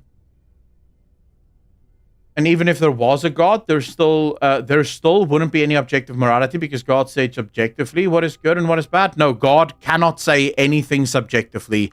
You are absolutely out of your mind. If God is the creator of everything, then by definition, his word is objective because he is the objective whole of everything. So that by its very definition makes it an objective standard. If God is real. You can't say it is subjective. If God is real, then everything God says is an objective reality and standard because objectively, you cannot exist outside of him. You exist within him. You exist through him. That makes him the only objective reality. And by definition, makes his word objective. And you can't change that. That is a complete misinterpretation of the word objective. Besides, almost all religions in the world always says that murder is wrong, stealing is wrong, and so on. Actually, I can think of quite a few religions that don't say that at all. It says that it's wrong based on their own group, but it doesn't at all say that it's wrong if it's another group that they're doing it to. So you would be wrong again there. Basis, if you can kill in self-defense, you can steal and enslave, but only from people of other races and beliefs. Christianity is not only religion that has good beliefs. And don't go with Muslim or Buddhist extremists. Christianity had its own inquisitions and its own extremists. All right, but I can show you in the Quran where the people that are extremists in the Quran are just following the Quran. They're just doing objectively what Muhammad told them to do. So, you know.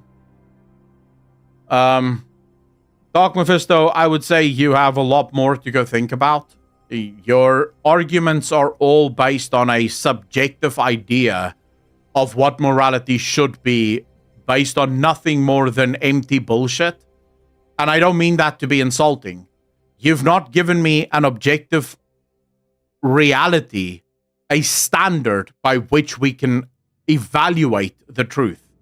You've given me a bunch of feel-good bullshit, which is fine. I agree with everything you said, and that it feels good. But none of that has convinced me that I must listen to it.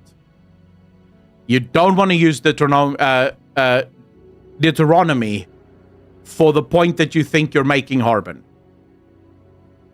Because it only shows that you don't understand what you read.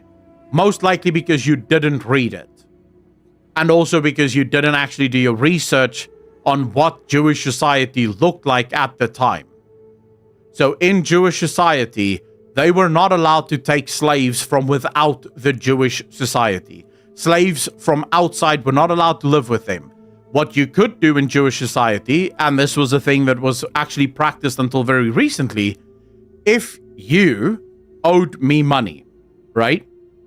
One of two things needed to happen. You either pay back the money, or you sell yourself into my service, i.e. you become a slave, right? You sell your services to me until your money is repaid.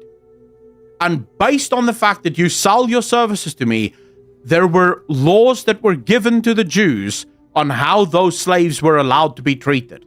But Deuteronomy also states that when a stranger comes amongst you, treat them with respect, but do not mix with them. For you were strangers once in the land of Egypt. And we know that the Jews were held captive and slaves in Egypt.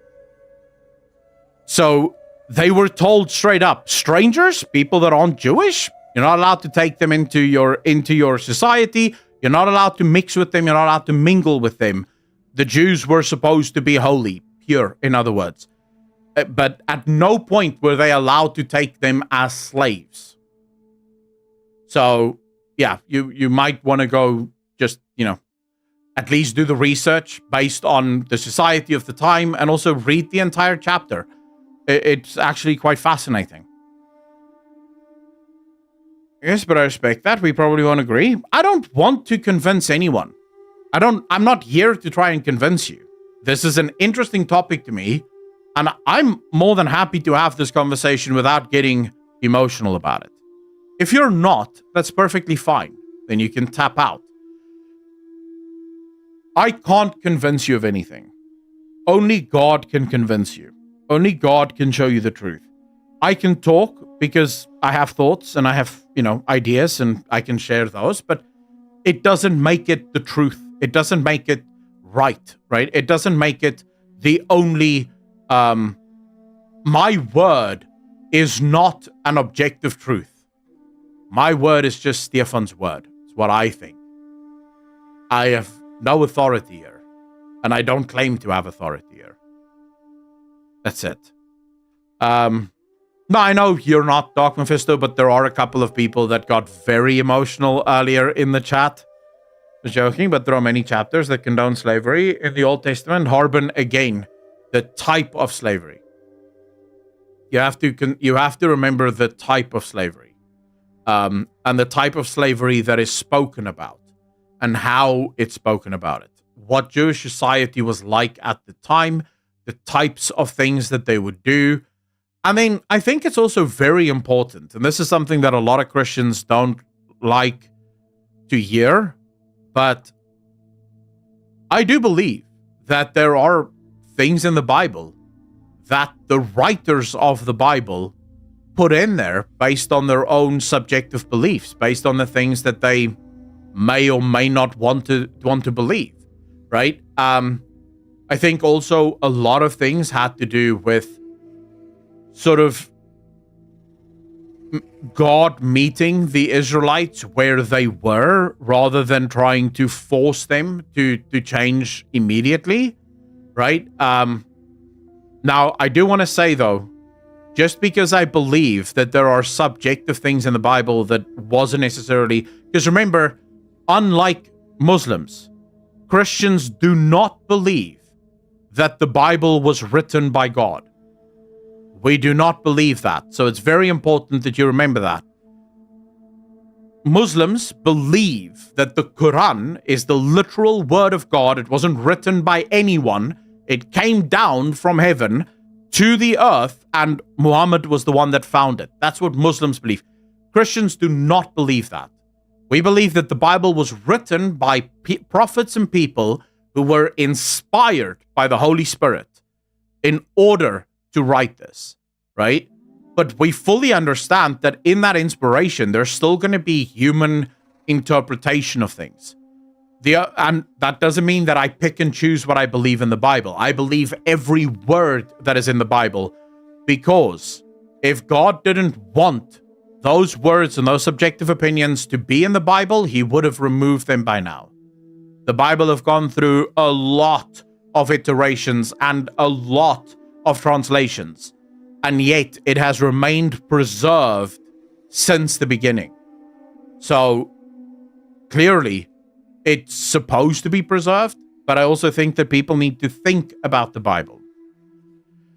Bible is made by God, but are inspired by the word of God. Massey, yes. For Muslims, the Quran is like Jesus. For Christians, yeah. The miracle of Christianity is Jesus Christ dying on the cross and rising, right? Being resurrected. The miracle of Islam is the Quran. Wayne, actually, the Bible has not changed at all. Not at all. In fact, so here's a small little tidbit for you. The Old Testament, up until very recently, the oldest manuscripts that we had of the Old Testament was about 1,000 years after the death of Christ, right? Was the oldest books we had confirming the Old Testament. And everyone believed, well, that's just what it is, right? until we found the Dead Sea Scrolls. And then we looked at the Dead Sea Scrolls that is older than, much, much older than that. Actually, it's before Jesus even. And we were like, bro, how the fuck? This confirms pretty much to the letter everything that is written in the Bible. And that's from the Dead Sea Scrolls. So, no. We have the original manuscripts, right? We have it. You can go and you can go read the original text in Greek. You can go read the original text in Aramaic. We have those things. So we can look at the Bible and we can say, right, here is the translation of the Bible. How does that refer, or how does that correspond to the original manuscript of the Bible? And what we find is, yep, it does. Absolutely perfectly. The biggest thing that you will find in the Bible, in the different translations, is different words that are used for different things. And that is because in the ancient Greek, in the ancient Aramaic, sometimes one word can mean multiple things. So one translation will go with because, and another word translation will go with therefore, right? It's the same thing. It speaks to the same thing. It's just a choice of two different words that could mean the exact same thing. But no, the Bible has absolutely not changed at all. And again, the Bible is the most researched book on the planet. There is no book that has been researched more than the Bible. And it is confirmed over and over again. You won't find a serious historian anywhere that disputes the events of the Bible. They all agree that, yep, pretty much gets it right every single time. Sure, there's historians that refute the idea that Jesus was resurrected, but that's the only thing they refute. And I was watching probably the most well-known, I can't remember his name now. I'll see if I can find his name for you guys. He's probably the most well-known New Testament scholar. He's an atheist, by the way, but he's a New Testament scholar. And he was asked, do you deny the evidence of Jesus Christ's resurrection? And he was like, no. There are eyewitness accounts. There are multiple people that claim that he saw him. We even have a historian of the times. So we're talking about a Jewish historian. This is a guy that would have every reason not to have Jesus be resurrected. He wasn't in the Bible. He wasn't part of the Bible. And he wrote about the people that claimed to have seen Jesus after Jesus had died, right? This historian claimed that. So we have scriptures outside of the Bible as well as inside the Bible confirming that Jesus had indeed risen. And then he was asked, so then why do you not believe that Jesus had risen from the dead? And his answer was, because people do not rise from the dead. So even he can't deny that there is, historically at least, abundance of evidence for the things that is believed and for Jesus Christ and for Jesus Christ's resurrection. The only reason he refuses to believe it is because people don't rise from the dead. So in other words, he does not believe that miracles can happen. But fundamentally, you will find very little in the Bible that has not been researched and looked at and confirmed. Because again, it's the biggest religion on earth. And there are a lot of people with a lot riding on it to prove that this book isn't real.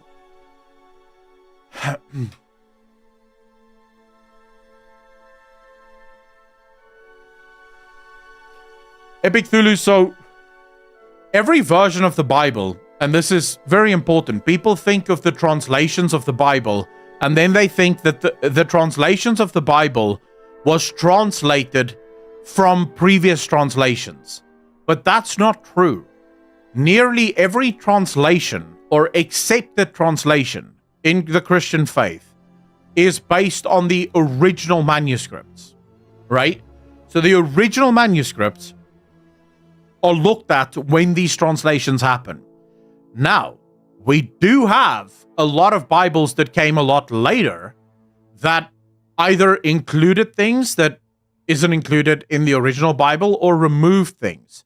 So, for example, the difference between the Roman Catholic Bible and the Protestant Bible is 7 books. The Protestants believe that the 7 books that were included in the Old Testament by the Roman Catholics were not, in fact, meeting the standards of what would be required for the Bible to be, to be bound together. And so they removed those seven books from the Bible because those books were, according to the Protestant at least, questionable, right? And a lot of the beliefs for the Roman Catholics come from, a lot of the differences between the Protestants and the Roman Catholics come from those 7 books. But fundamentally, if you look at the Roman Catholics and the Protestants, both still believe that Jesus Christ is the only one that can save you. And then you have, obviously, the Mormons with the Book of Mormon. Their Bible, very similar to that of the Christian Bible, but then the Book of Mormon sort of changes the book entirely from what it, from what it was meant to be. So, yeah.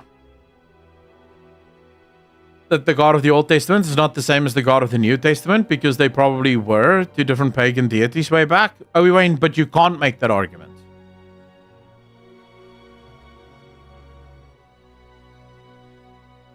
You can't make that argument.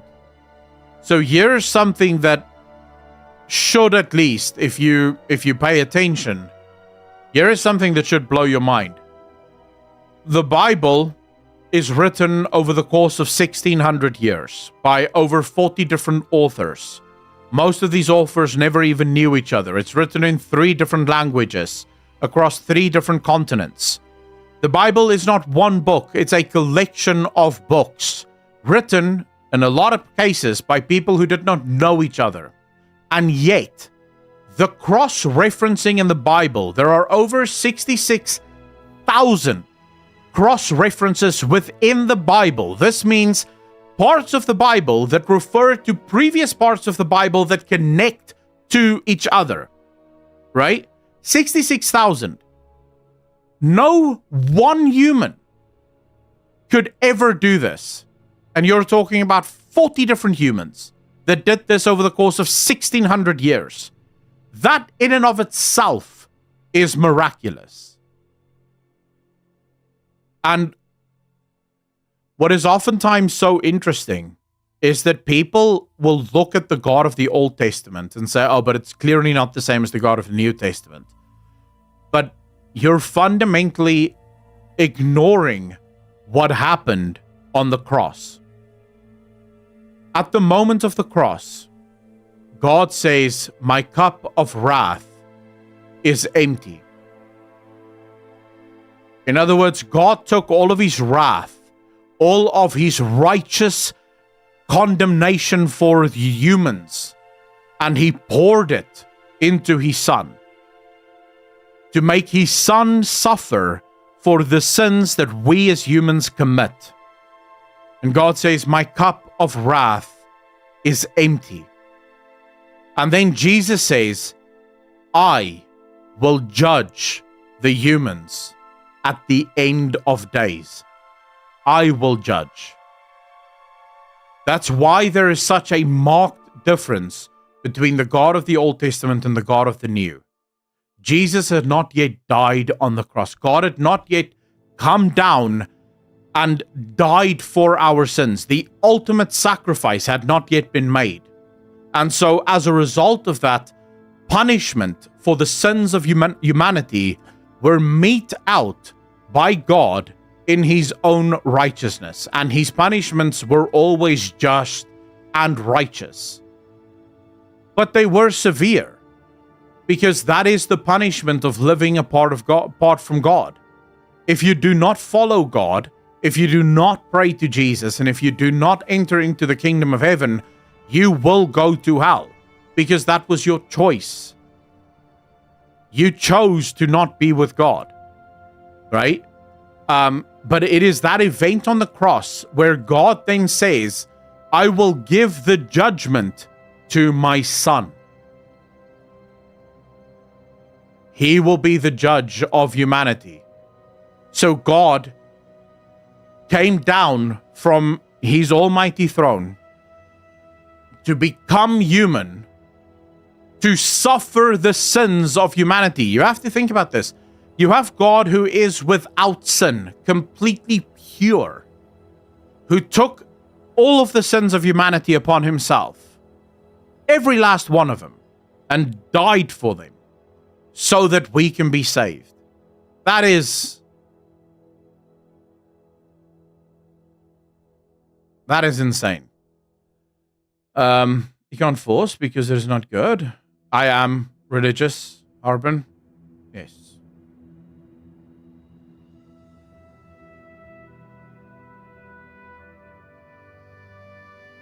Obi-Wan, but he didn't evolve, nor did he change. God has always been exactly the same, and he was always perfect. Remember, so I can't say that this is the truth, because I don't know, right? I'm only telling you my theory on it. Now, if you are God, now there's differences of opinion here. Some Christians will absolutely disagree with what I'm about to say, but this is how I view it. The beginning, Genesis says that God created us in his image. This means that the traits that we have as human beings will be very similar to that of God, right? So, for example, if you want to know who God is, then look at humans. Look at the things that we do. Look at the things that we delight in, the things that we enjoy. And one of the oldest things that we enjoy as humans is storytelling, right? All human society everywhere has been based on stories. I believe God is a storyteller. And I believe that God created a story, his ultimate story. And like any good writer, he had to write evil into it, right? Because he wanted to give human beings a choice. He wanted to make sure that we could, because, so here's the thing. In order to have good, you must have evil. Otherwise, there's no choice, right? If evil doesn't exist, then good doesn't exist either, because fundamentally, it would just be whatever you're doing, right? Because there is no other option. So God creates evil. Well, he doesn't really create evil because the truth of evil, or the definition of evil, is the absence of God, right? So God doesn't create evil, but he leaves a space in his creation where he doesn't put himself. He removes himself physically from that space. And that space is evil. And that's where evil exists. Lucifer is the first one to fall to this evil. And Lucifer gets this idea in his head that he knows better. He rebels, he gets thrown out of heaven, him and his fallen angels, and they are given dominion over the earth, right? That's where they reign. They reign on earth, they do what they want with us as humans. But God has a plan. Remember, that's the whole point. Now, there are some Christians that believe that God and Satan is involved in a game. The game, effectively, is who can win, evil or good, right? Now, God created rules. I'm not saying all Christians believe that. In fact, most Christians would probably view that as blasphemous. But some Christians do believe that there is some cosmic game for the souls of humanity, right? But God creates rules in his creation. He lays down rules. He says certain things must happen in certain ways. And then God, because he is righteous, because he is fair, he says, I will also adhere to these rules. So in the same way that you may not break my rules, I will not break my rules. I will stick to the rules that I've laid down for all of you. Now, in that game, in this process that God is going through, remember, if you go back to Genesis, in Genesis already, Jesus is mentioned. Jesus is mentioned already in Genesis. So the plan was always for Jesus to die on the cross. But in order for that to happen, there were a number of things that had to happen. And one of them is that the Jews had to be the ones to kill Jesus. They were the nation from which Jesus would be born, and also the nation that would kill Jesus. And for that to happen, there were specific traits that the Jews had to adhere to, that the Jews had to learn, that the Jews had to adapt. And they did perfectly. And all of that led to them making the decision to kill Jesus, to crucify him, so that the prophecies could be made whole, so that God, within the rule set of the game, could save humanity. So I don't believe that God changed who he was, because even in his judgments, he was always fair, he was always righteous. The problem that we as humans have is we have a flawed view of good. We oftentimes do this thing where we judge what God did based on what we think is good. So, for example, we'll see someone suffering and we'll go, that's a good man. Why is God allowing that man to suffer? And it's like, how do you know that man is good? You know, or we'll look at someone that isn't a Christian, but nevertheless, me and my brother had this debate not long ago. My brother is of the belief that Elon Musk, even though he isn't a Christian, will still go to heaven. Now, the Bible is very clear on this. If you do not follow Christ, you do not go to heaven. It's as simple as that. And my brother's like, but you can see that he is a good man at his core. And I'm like, how do you know that? You don't know his heart. You don't know the things that he's doing on the inside. You don't know the things that he thinks about. You don't know anything about him outside of the fact that what you think you see is what is good or bad. But God knows his heart. God knows exactly who and what he is, right? And God will be fair in that judgment. God created horrible disease. He didn't have to do that. Either the prime mover doesn't give any fucks about us, or he is evil. That's how I see it. Did God create horrible diseases, or is that just... Every disease is just a natural outlier of life. The disease wants to live as much as you and I do. In a universe where choice has to exist, disease is absolutely necessary. They are natural. It is no bearing on God being good or evil. That is just the wrong way to think of that.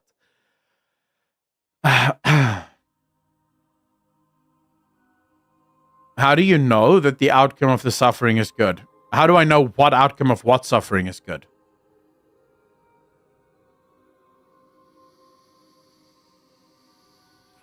Harbin, but that's not your only argument. Ceases, how you doing, bro? Your argument is that God created the horrible diseases to increase or to make us suffer. No. It was made because it had to be made. The entire ecosystem revolves around everything within the ecosystem existing, including viruses, including horrible diseases. That's just a natural fact of life.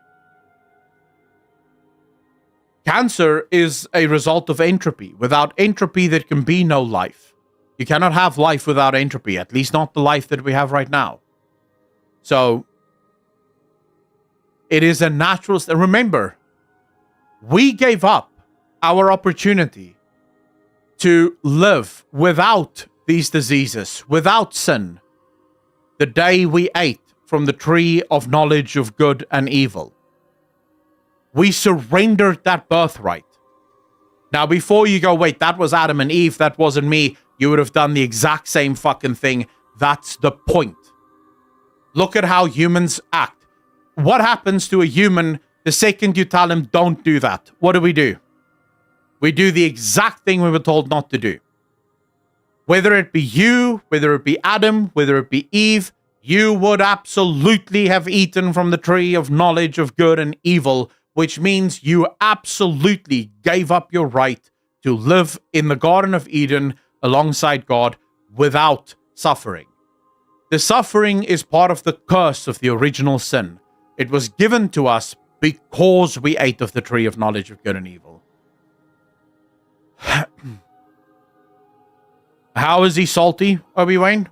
In what way is he salty?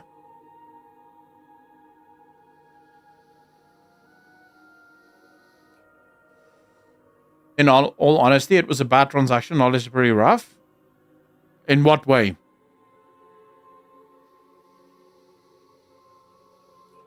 Never way possible. Love is a feeling you feel even in the lowest points in life. I can't precisely explain myself, but we have God who loves us. And that doesn't mean he only shows us the good. He shows us the bad so that the disciples of God, the disciples of Jesus, died terrible deaths in the name of God, in the name of Christ. God did not spare them from that because it was part of the plan.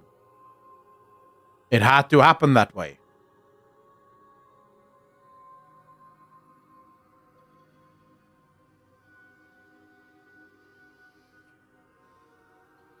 Oh, when you think so, that just shows, my friend, that you have no idea what is actually written there. Which is not wrong. I have never found a single person that disagrees with the Bible that understands the Bible.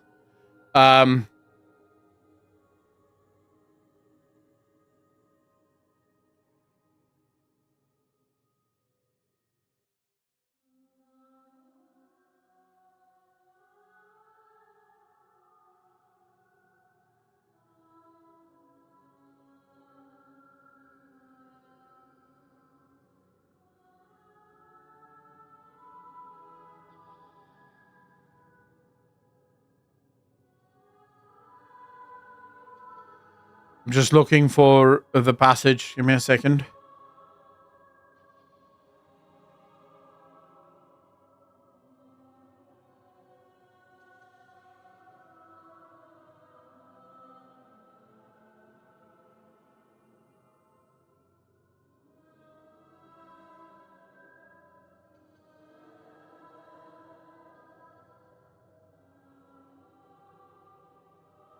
All right, so here's the full passage.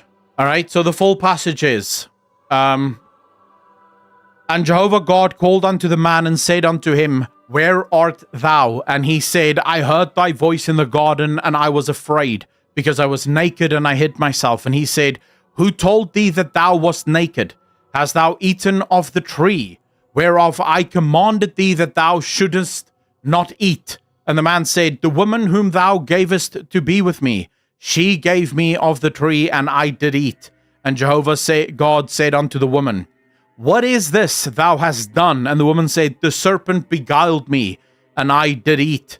And Jehovah God said unto the serpent, Because thou hast done this, cursed art thou above all cattle, and above every beast of the field. Upon thy belly shalt thou go, and dust shalt thou eat all the days of thy life. And I will put enmity between thee and the woman, and between thy seed and her seed.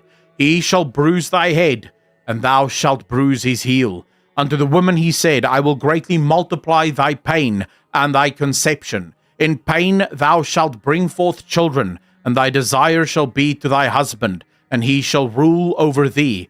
And unto Adam he said, Because thou hast hearkened unto the voice of thy wife, and hast eaten of the tree of which I commanded thee, saying, Thou shalt not eat of it. Cursed is the ground for thy sake. In toil shalt thou eat of it all the days of thy life. Now it is important to understand here, God is not describing to them what he's doing to them. He's describing to them what they did to themselves, because they are about to leave the Garden of Eden and come into our world, into reality, the world that is without God, the world where pain and suffering is a reality. That is what God is telling them right now. This is what is about to happen to you. Okay? But now, listen to why God throws them out of the Garden of Eden. Okay? He says, In the sweat of thy face shalt thou eat bread, till thou return unto the ground. For out of it wast thou taken, for dust thou art, and unto dust shalt thou return. And the man called his wife's name Eve, because she was the mother of all living. And Jehovah God made for Adam and for his wife coats of skins, and clothed them. And Jehovah God said, now listen, behold, the man is become as one of us, to know good and evil. And now, lest he put forth his hand, and take also of the tree of life, and eat, and live forever. Therefore Jehovah God sent him forth from the Garden of Eden, to till the ground from whence he was taken. God did not throw them out of the Garden of Eden out of pettiness. He did it out of mercy. Because God understood one thing very, very clearly. With the knowledge of good and evil, if we could live forever, the evils we would commit would be unmistakable. Think about all of the evil shit that we do in the short period of time that we have to live. Now imagine if we lived forever. Imagine the evils we could enact. Imagine the evils we could dream up if we had forever. The only saving grace we have right now is that most evil people will eventually die. The reading of this passage is not a reading of curse. It is a reading of mercy. Because we ate of the tree of knowledge of good and evil, if we ate of the tree of life, we would be infinitely more fucked. And that's what this passage speaks about. It doesn't speak about God being petty. He's not being petty. We made a choice, and we have to carry the consequences of said choice. Because that is God's word. That is what God has always said. We have to deal with the consequences of our own actions. No one forced us to make this choice. We did it because we wanted to.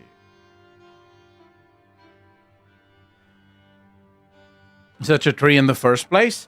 Because choice had to exist. If God gave us the Garden of Eden without the option to leave it, then we would not have choice. You would be stuck there. It would be as a prison. God said to them, if you eat of that tree, you will surely die. And he wasn't wrong, because they surely did die. The second they ate of that tree, they themselves died. They left the Garden of Eden and they came here to a place of suffering. But that suffering is required. We need that suffering because that's how this world was built. That's how this world was designed. God also gave us free will, so if we want to eat from the tree of life, we should be allowed to, no? Obi-Wan, no. Because again, this is what God does. He stepped in before we could completely and utterly destroy ourselves. He stepped in and said, no, you need to go because this would destroy you. And God doesn't want to see us destroyed. So now the original sin is the thing that got us our parole. How nice. They're trying to make sense. Parmesan, just because you don't understand it, does not mean that it doesn't make sense. I perfectly understand this. It makes perfect sense to me. But you see, I actually try and make an effort to understand God. I don't try to ridicule him. But you're allowed to do what you do. Chronicle, they confirmed the fifth old god. Yeah, North Saga, I already had I have a video coming out tonight about it.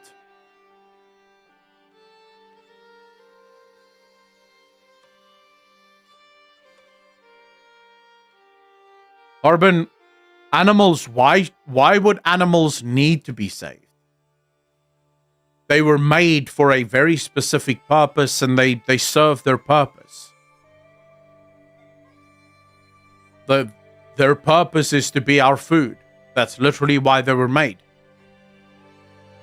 So, why would it matter? Have you ever spoken to Nixium before? Cesius, no. No, never. I don't even know if Nixium knows who I am. Why?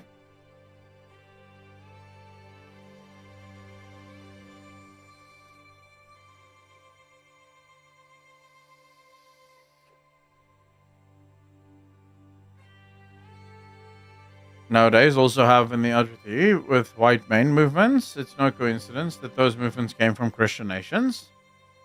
Obi-Wan.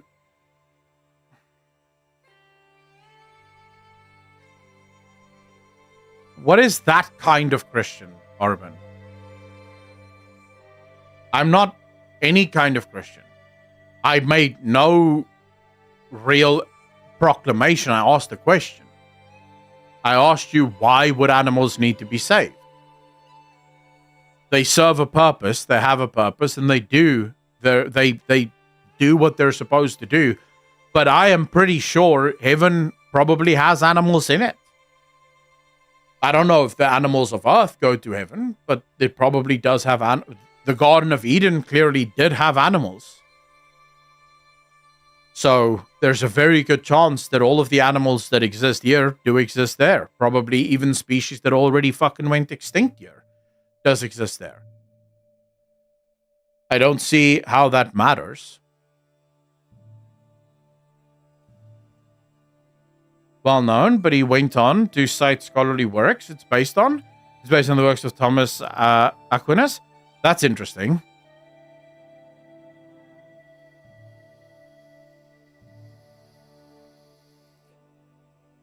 Zol, when you say punished for another's choice, are you referring to Eve making the choice and you didn't make the choice? Is that what you're saying?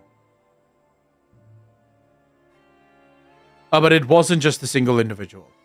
Are you suggesting that you would not have committed that sin? Are you saying that if God told you not to eat of that tree, that you would not have eaten of the tree? Because I can guarantee you that that's not true. You commit sin every single day of your life. Every single day of your life, you do things that God tells you explicitly not to do, and you do them anyways. If you look at human beings, and you look specifically at how curious we are, what happens whenever you tell a human not to do something? It does it immediately. You would have eaten of the tree as well. That is why it's called. In fact, and again, I have no basis for anything that I'm about to say here. And I don't even think that it's necessarily true, but I could imagine a world in which every single one of us are in the Garden of Eden the moment before we are born. And every single one of us makes the choice to eat from the tree, and then we're born. Which means that there may actually be humans that never get born because they don't eat from the tree, and so they stay in heaven. Again, not saying that that's true, just,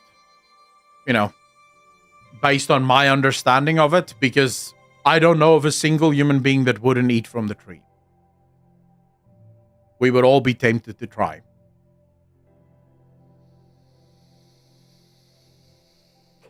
Yeah, I think so.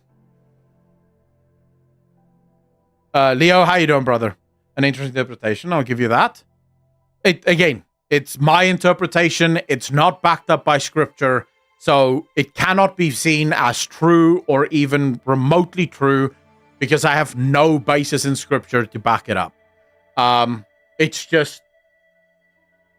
the way I view the original sin.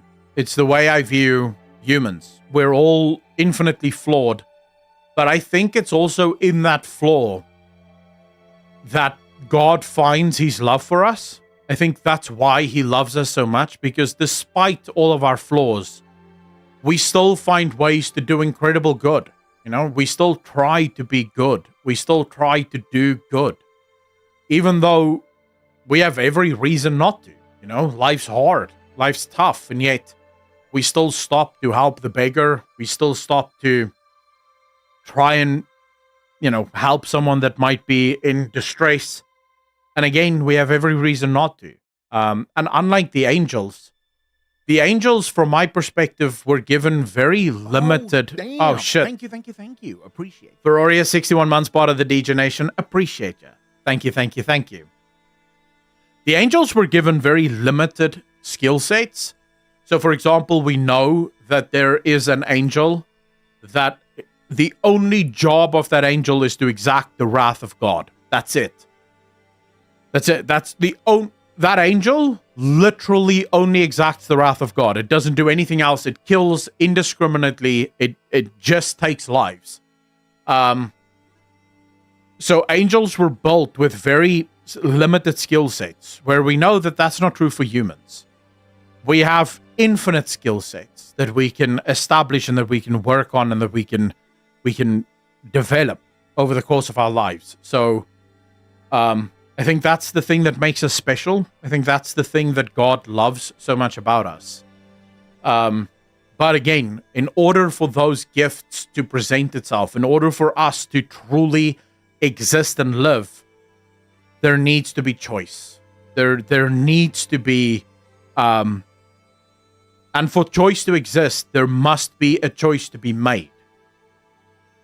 And if there is, in order for a choice to be made, there must be a good and a bad choice. Because if you get to choose between, pudding and ice cream, that's not really a choice, right? That's not really a choice. You need choice. And yeah, sadly, that does mean that there must be evil in the world. Otherwise, you would have no choice. You would just be. Do you think our souls return to Earth to experience lots of lives, or remain in heaven or hell after death? So, Dragneel, my view of it is actually a little bit different. I believe the second we die, we go to sleep. And we are only resurrected again at the end time. So on the day of judgment, I believe Jesus resurrects everyone that had died. And on that day, Jesus renders his final judgment. So I believe the moment you die,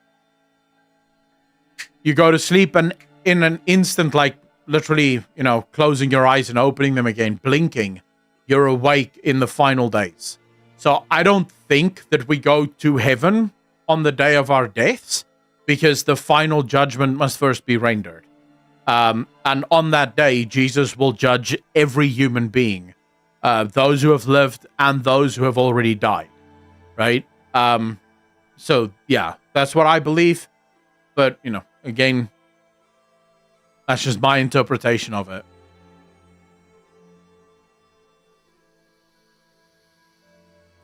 Caleb, what's that? We are like God in that we can do any skill, but unlike God, these skills are at level 0 until cultivated and caped at our limited understanding. Caleb Knight, so Jesus says that we will one day judge angels. That is how important we are. So, yes, it is my belief that we will be very important. And if I can, again, there is no scripture for this. This is just my viewpoint. I believe that those of us that manage to live and that manage to enter the kingdom of God will be with him when God builds the next earth. When God writes the next story, whatever that story may look like. We will be the angels then. We will be the heavenly beings that reside over it. That's what I believe. But again, it's based on certain parts of scripture, but no scripture says that explicitly.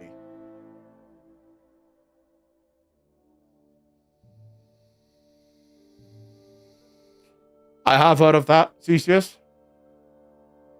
Christians think I'm a heretic anyways, but I enjoy those conversations nonetheless. I don't judge people for what they believe. You will find very little judgment within me, because I believe that if you are going to judge someone, that judgment must be in love. Jesus judged no one out of hatred or out of arrogance or out of some misbegotten idea of him being better than everyone else. The judgments that Jesus rendered was out of love, because Jesus, like God, had infinite love for humanity, and it broke Jesus' heart to see the suffering that we as humans must endure. That's part of the reason why God had to become human, is to live and make himself part of that suffering, because he would not be fair if he did not become part of it, if he did not live through it, right? So you'll find very little judgment from me. I am, in many ways, I believe, one of the most sinful people on this earth. There are many sins that I'm dealing with right now, still, that I am waiting for deliverance from. There are sins that have already been removed from me, things that I have already managed to deal with in my own life, but I cannot judge anyone because I myself have plenty of sin. So yeah, I like having these conversations because, you know, any opportunity I have to glorify the name of God, I will take. If that means some followers leave, if that means some people stop watching, you are free to do so. I will make no excuses for my faith. I am not ashamed of being a Christian. I believe in God. I believe in the God that created the earth, the heavens, and everything within it. I believe in Jesus. I believe he died on the cross. I believe he was resurrected for my sins. I absolutely, fundamentally believe that, and I'm willing to die for that belief if it comes to that. So yeah, no. As being overexposed to it, isn't crucifixion also a rather extreme way of death when you look at it? Well, yeah, of course. Prince of Damascus, how you doing? How you doing? Yeah, but that's exactly the point, right? That's why it had to be the crucifixion, right? Because, again, dude, I think many people underestimate the amount of pain Jesus would have been in on that cross. I think many people would have I think many people don't understand it. Do yourself a favor and go watch videos from experts talking about the kind of death that Jesus would have suffered on that cross. It is devastating to think about. Shane, yes, I have. If you do ! social or socials, I believe, the Discord pops up. Yeah, Passion of the Christ was sad, but it's nowhere. So when you die of crucifixion, you die because of asphyxiation, actually. So the position that you're hung in makes it almost impossible for you to breathe. So what needs to happen is you have to push yourself up with your legs and pull with your arms in order to create space for your lungs to take in air. Now remember, Jesus had nails through both of his hands and through his feet. So he would have had to pull on these wounds, pull himself up in order to breathe, just to catch a breath.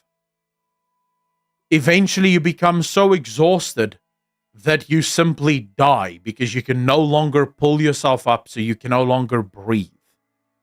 That's the death that he would have suffered on that cross. It is devastating.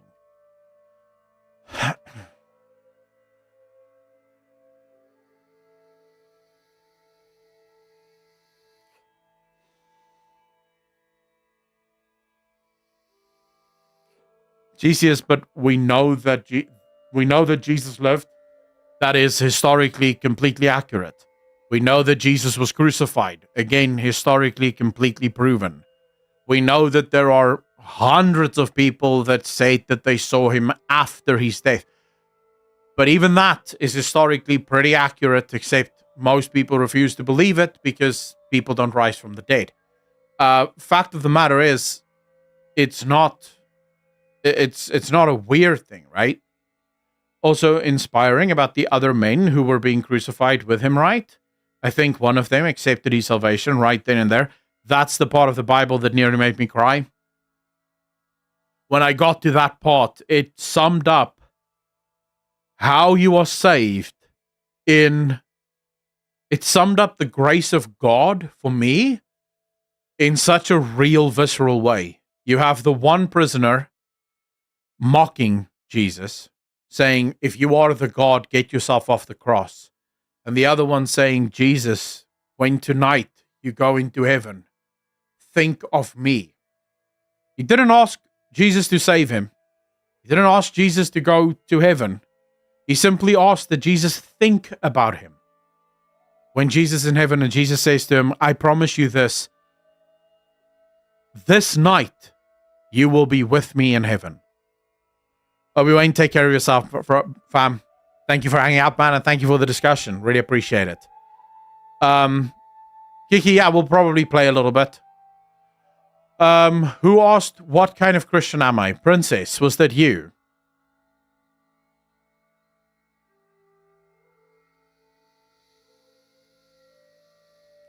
So I am technically a Protestant, although I am a Baptist.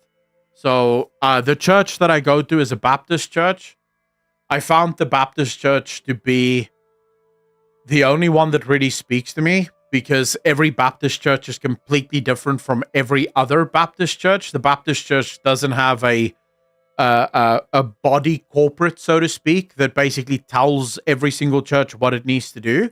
So every Baptist church is unique. The one that I happen to find is one where the pastor is incredibly well learned, well educated, and his messages are rarely messages of emotion. We have the most amazing debates and discussions about theology, about Christ, about God, about the Bible, about the church. And I can have these conversations with him because he doesn't make emotional arguments. He gives me factual arguments. He tells me what is actually written, where I can find the actual information for myself. So that's why I chose this specific church. Yeah, the beautiful thing about Baptist church is that every Baptist church is completely autonomous and does its own thing in its entirety.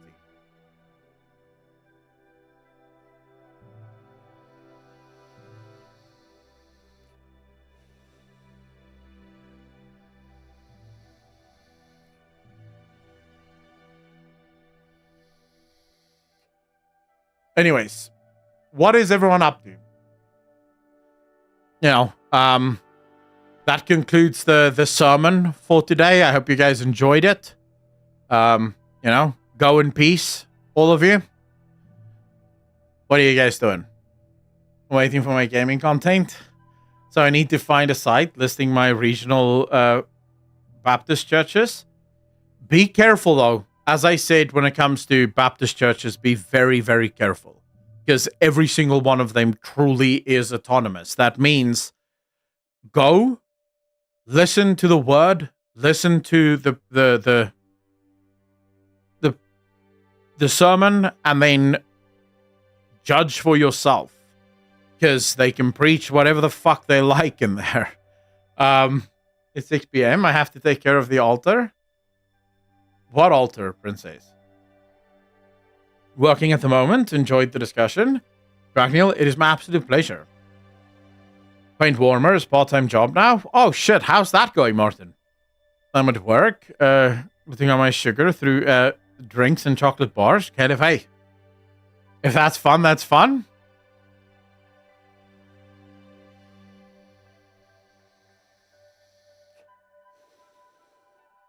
Baptists are one of the few denominations left that go outdoor knocking too. They're good. Yeah, they've been trying to get me into that. Every Saturday they go to the beach and they talk to people about the church and about God. I have not gone yet. Mainly because I serve God here, you know, and as most of you know, I don't turn every single stream into a religious stream. I don't. But if we have a conversation and that conversation opens an opportunity for me to talk about God, then I will 100% talk about that immediately because, as I said, I'm called to do so. If I have more knowledge, when I have more knowledge, I probably would be a Christian apologist because we were called to be that. But yeah, I watched your video on what Destiny did. I am somewhat disappointed. I like the guy. CC's, I'm right there with you. It was disappointing. Like, the way he's acting right now is insane. CC says, yes, we have a charity event that's happening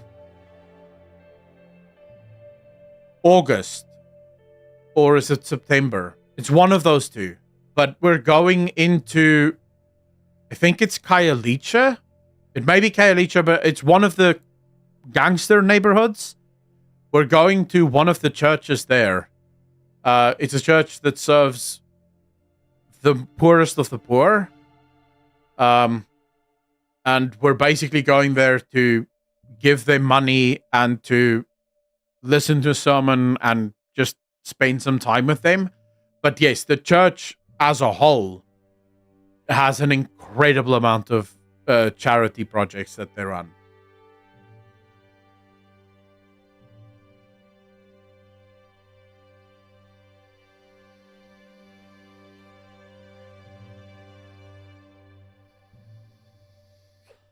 So, Massey, I absolutely agree with you. I don't have time for people who... So, most people who judge others aren't doing it out of love or to bring someone to Christ. They're doing it because they happen to not suffer from that sin. And so they do it from a position of pride. My thinking is always the same. If I come to you, and I'm doing this because I remember how I was.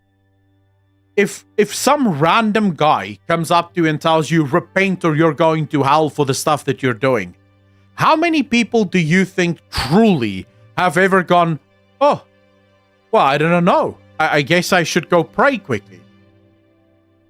That fucking never happens, right? You don't bring people to Christ by going around judging everyone for their perceived sins that you happen to not suffer from.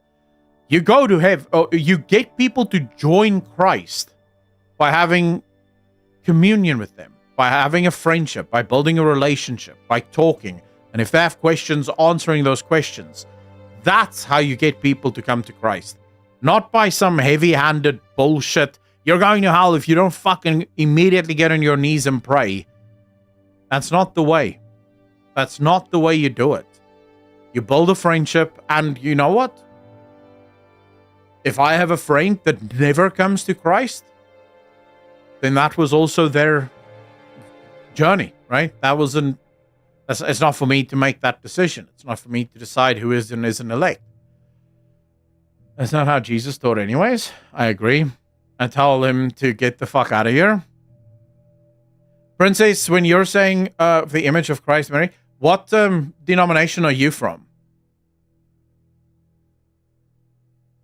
I am currently obsessed with, absolutely obsessed with churches. You guys have no idea. I am devouring every single possible bit of scripture and bit of information about the different denominations of Christianity, the different churches.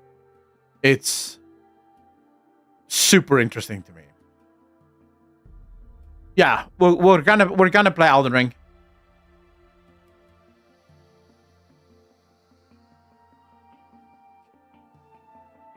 Like, I'm specifically interested in the Roman Catholic Church. So if you're Catholic, but in the PH, we have small altars at home as a place to pray, etc.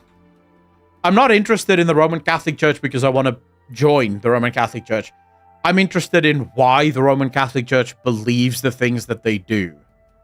Because so much of what they believe, I can't seem to make sense of.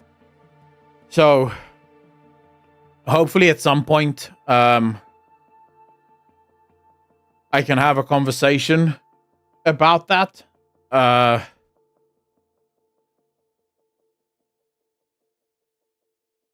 You should look into mine, Armenian Apostolic thing. We're a branch all of our own. Actually, I'll check it out. Europe's churches with actual history, SA and US, are kind of uninteresting. See, I wouldn't say that. The Baptist church is incredibly interesting. And remember, most of our churches are basically very deeply related to the European churches. The faith, for example, the early Huguenots and the early settlers from Europe to South Africa escaped Europe because of religious persecution. Have you ever wondered, for example, why there are so few Roman Catholics in South Africa? Why Catholicism isn't a widely practiced faith or branch of the faith here in South Africa? It's because the overwhelming majority of Christians came to South Africa escaping Catholic persecution. So they were Protestants who escaped to South Africa trying to get away from the Catholic persecution. So I think there's a lot of history still in our churches as well, about the founding of the churches and so on and so forth. An alternate spin-off interpretation of the sun worship, the spirit of Babylon, which existed since Egypt and got past Babylon, Parisa, Grecia, Rome, etc. Oh shit, Jane. Interesting. To a madman, run of no weapons or items, purely level up. For stat increases, I call it the Beowulf challenge for myself. Oh yeah, that I will agree with. But then again, I also think that it speaks to the purity of faith here. We don't have these grand churches that, but that's so indicative of that's so indicative of the South African mindset. South Africans are so simplistic almost. We simplify almost everything. And even our churches are completely simplistic. Acedia, thanks for the follow. Really appreciate you. Welcome to the channel. Thank you. For Rorius, did I say thank you for the 61 months? I don't know. I can't remember if I did, but I really want to thank you. Thank you for the 61 months. Thank you. Christianity and the Great Schism, you will understand why Catholic Church was created in Rome and why centuries later so many new churches spawned from it. Jack, so I know a little bit about the Orthodox Church. I also know that there's not that many differences between the Orthodox and the Catholic Church, although there are definitely some. My biggest questions about the Catholic Church would be, for one, I wouldn't say I understand the Mary worship at all. And I'm not saying that you guys worship Mary. I know you worship Jesus. But the fact that you revere Mary as someone worthy of reverence is wild to me, considering Jesus himself did not revere Mary. She was his mother, and he honored her. But when Jesus and his brothers, when Jesus was teaching in the synagogue, and Mary and his brothers showed up, the disciples came to Jesus and they said, "Your mother and brothers are here." And Jesus looked at the people around him and said, "These are my brothers. The work of my Father waits for no one." So not even Jesus really paid much attention to Mary. There isn't a single piece of scripture that speaks about Mary as being anything other than a chosen woman, right? She was chosen to birth Jesus, and she did that. So I'm not entirely sure of the whole, the prayers that include Mary. I'm not sure. Yeah, I'm not sure. That doesn't make a lot of sense to me. There's a couple of other things as well. Like the New England Puritan history in the East Coast of the U.S. Catholic phrase Mary as just Jesus' mum, with the goddess who gives birth to the son. Example, Isis or... Wow. But you seem to know a lot about this. It was there since they are family, and our culture here in PH is heavily leans toward family. Jesus Christ and his apostles. Catholicism means universal and deviates from the original church. Ah, okay. I'm an evangelical Protestant according to the Augsburg Confession. I don't know all of the different denominations, but if you do want to, DM me on Discord, all of you, and tell me a little bit about your denomination. Because like I said, I'm obsessed with the different denominations, because a lot of the Christian denominations really is just sort of small little disagreements about stuff, you know? Someone once made a joke where he said, well, we want to stand while we sing. No, we want to sit while we sing. Fuck you, we're making our own church. Some Christian denominations really is just that small. Like, they basically disagree on nothing, but they have a different opinion on how specific things should happen. But then there are denominations that obviously differ wildly. So, for example, the Mormons. They are so far gone, they're basically not even Christian. You have the Seventh-day Adventists, who also believe some wild shit. Jehovah's Witnesses, who I don't even think you can call them a denomination of Christianity anymore at this point. So there's a bunch of churches that have truly strayed very far off the path. Or denominations, rather. But yeah, fundamentally, my belief is always, whatever you believe, can you find scripture that backs it up? If anything you claim cannot be backed up by scripture, then I am loath to believe it. You have to be able to back it up with scripture. That's why the Bible exists. Yes, princess. Man, I get Jehovah, people coming by my neighborhood, knocking on everyone's door every weekend. The CDF, they are fucking boring and annoying. But also, that is such a massive cult. Be very careful. Be very careful with Jehovah's Witnesses.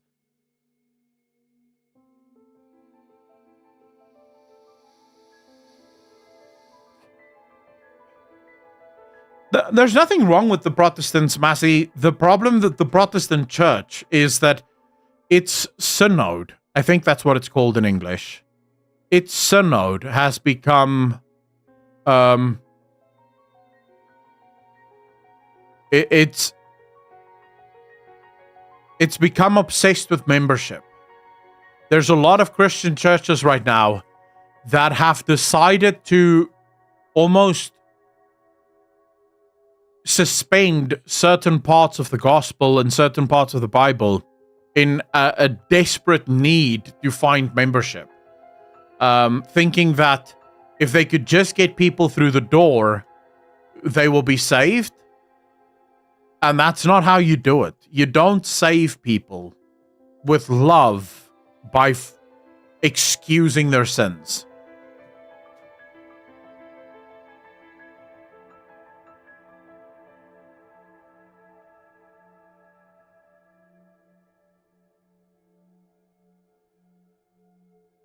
The scary thing is that they come as a group of like 3 or 5. Dude, I've heard horror stories of Jehovah's Witnesses. I've heard horror stories. Princess, wait, what do you mean male? Did you ask a question or?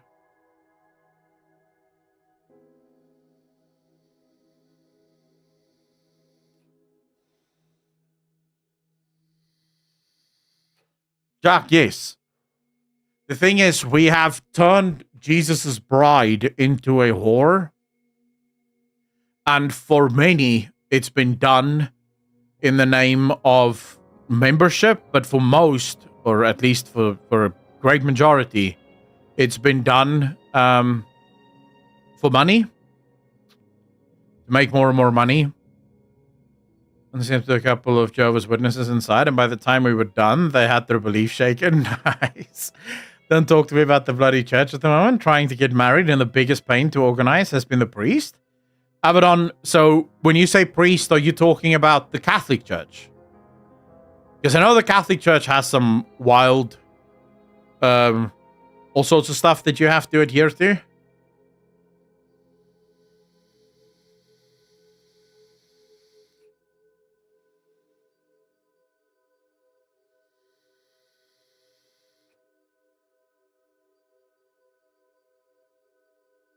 Roman Catholic. Okay. Wait, I didn't know you're Roman Catholic, Abaddon. Man, you're a betrayer to Britain. I'll have you know, the Brits were Protestants, no? Didn't you guys fight against the Catholics? No. Wait, was Britain Catholic or Protestant? I know it's the Church of England now, but why did you guys fight the Scottish again? Was it because the Scottish were Catholic, or were the Scottish the Protestants and you were the Catholics? Oh, right, yeah. So it started as a Catholic. Oh, fuck, wait. Protestants mainly got popularized in Britain?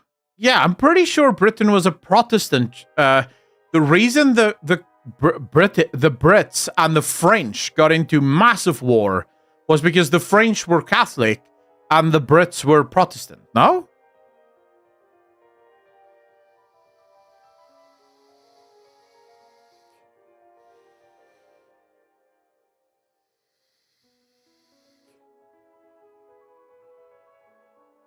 Twitter group with just the chat? No, thanks.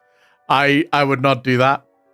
At a French, it was engaged for 4 years, and yet when they went to speak to the priest before the marriage, they both had to lie that they were still virgins. Yeah, I mean, I know the Catholic Church is pretty serious about that stuff. And I'm not saying that's wrong. I think there's something to be said for virginity. And why it's important, but I think it's important because we don't understand what actually happens there. Protestant, this Church of England, Henry VIII made it up so he could get divorced. Yeah, but that's the Church of England. Individual interpretation of Scripture only group, debate club, Bible studies. Before Protestant reached England, the Roman Catholic Church was the established state church. Ooh, okay. Okay, that makes sense. Dude, the story, the history of the Roman Catholics versus the Protestants is also a very interesting story. Like, holy shit. I think it's safe to say they did not enjoy each other. They were not fans of one another.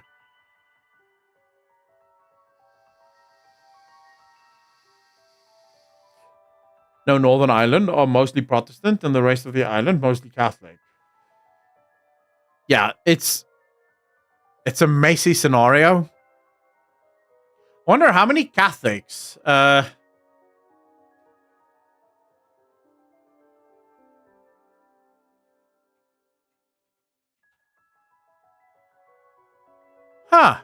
it's actually more than I thought. It's actually much more than I thought. Although, here's the thing. So, there are 3.8 million Catholics in South Africa. 2.7 million are of various black African ethnic groups, such as Zulu, Xhosa, and Sotho. Colored and white South Africans each account for roughly 300,000. Interesting.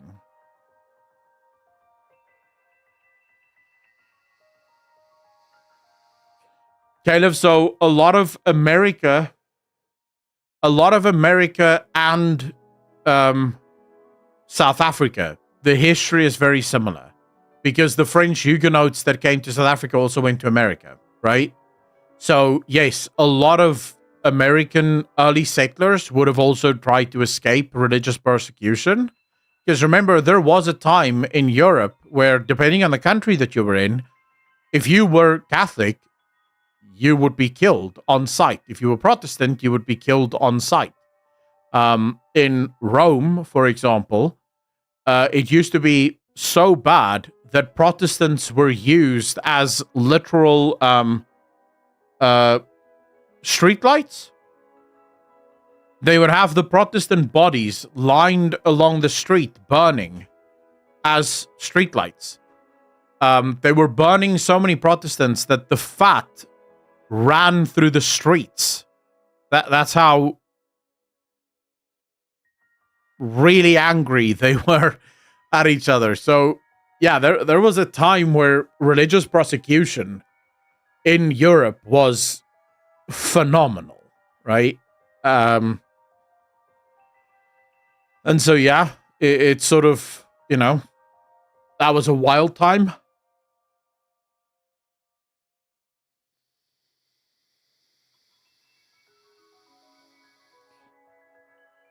That was a wild fucking time. It's been nearly 3 hours of religion. Grofal, are you not enjoying it?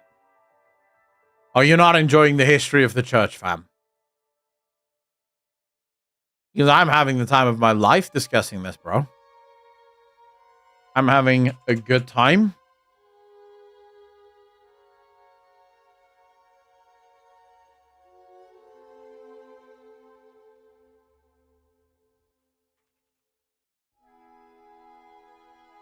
History is always important. It's about religion, more about history now. Yeah, sure, it's religious history, but religious history is pretty much fucking history. Especially in the West. Like, you talk about history. Yeah, that's pretty much it, right? That is pretty much it. It's good too, because if you're into WoW, a lot of the stories in games like WoW are inspired by religious history, symbolic archetypes, and so on. True. Very true. I see history more taught, more through the lens of war. Yes, but most of those wars have as an inspiration religion. Because remember, at the time, the Catholic Church believed that they are the one true church of God. The Protestant Church believes that no. We are the one true church of God. And so both sides were basically destroying each other in order to be the church of God. Now, much of this was actually driven by the Pope on the Roman Catholic side of things and by the kings on the Protestant side of things. Because in both cases, the kings of these countries believe that they themselves are appointed by God, and so their word is sovereign. So it allowed for a lot of evil people to do a lot of evil shit in the name of evil, or in the name of Christianity.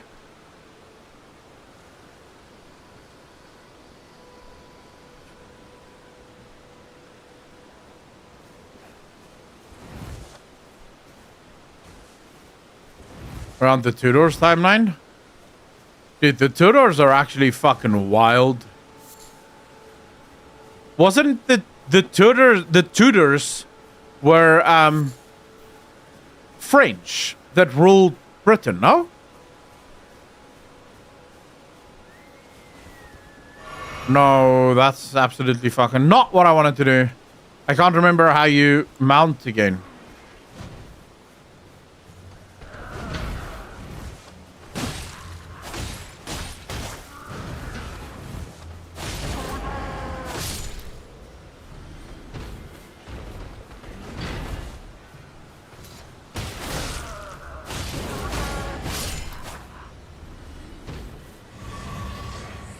I need to relearn everything again. Fuck me, man. Oh, there we go. I remember now. Oh, wait. No. Where are we going, chat?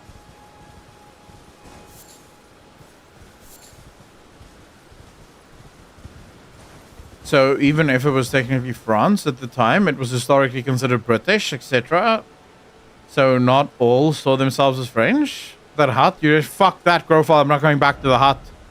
You can suck my nuts, fam. I'm not going back to that hut. That hut is not for now. I think I need a lot more levels before I'm gonna attempt to fucking take on that hut. Where have I not been that I need to be at? By the way, the red area is the danger area right now, right?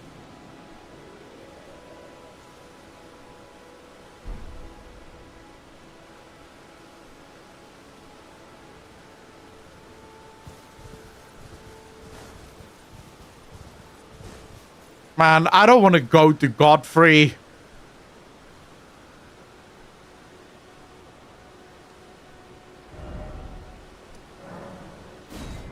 But fine.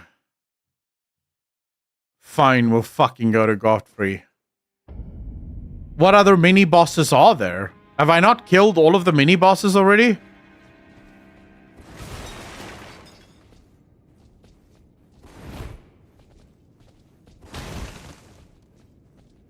Dude, I think I killed them all, Profile. I killed all of the mini-bosses. I don't think there's any left there. Okay, so we have a choice to make, chat.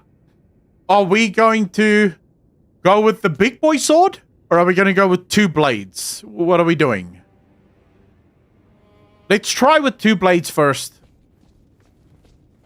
See how that goes. And then we can go with the big boy sword. Alright, come on, Godfrey, you son of a bitch. Let's do this!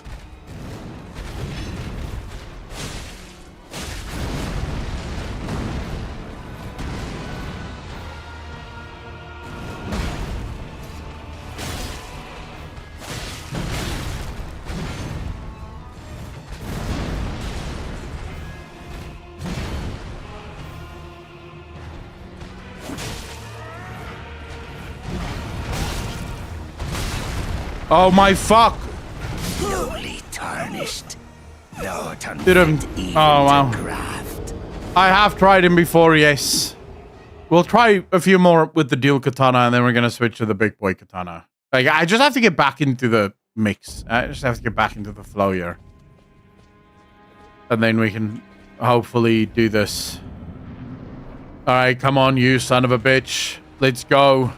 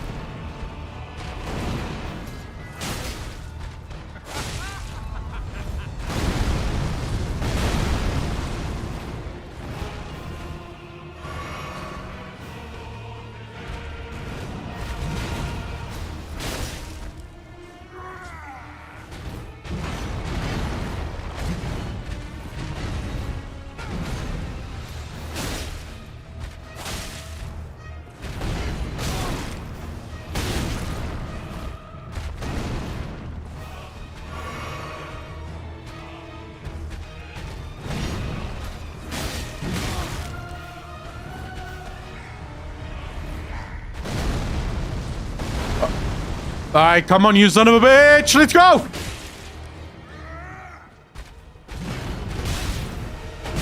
Whoa, whoa, whoa, whoa, whoa, whoa!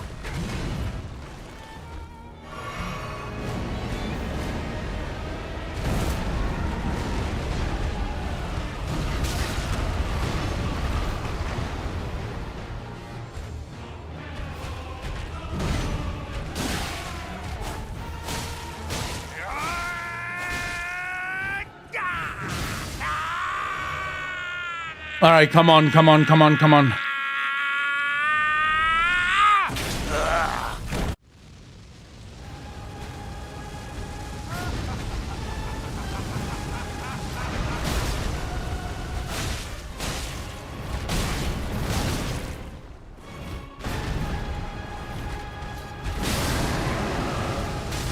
Oh, fuck me!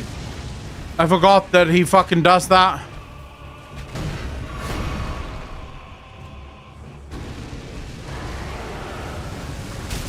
No, you son of a bitch! I thought I... Oh, fuck me. Here we go.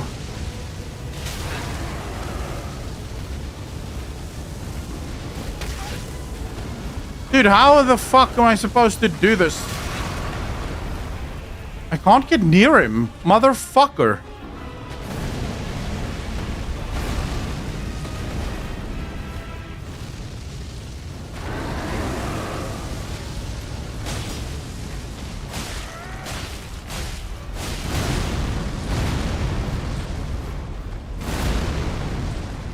Oh no, more health potions, fuck.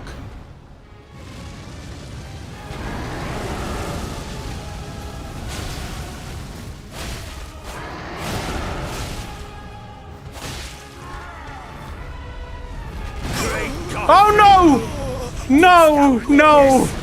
I ran out of stamina. Fuck!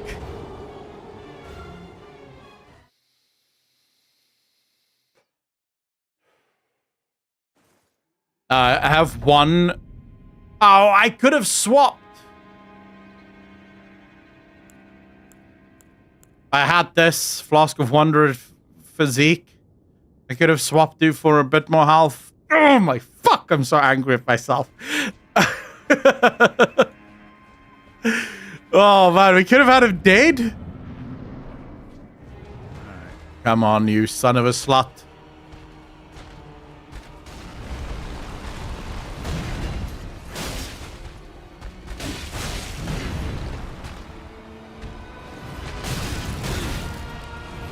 Oh my fuck, I'm rolling into everything!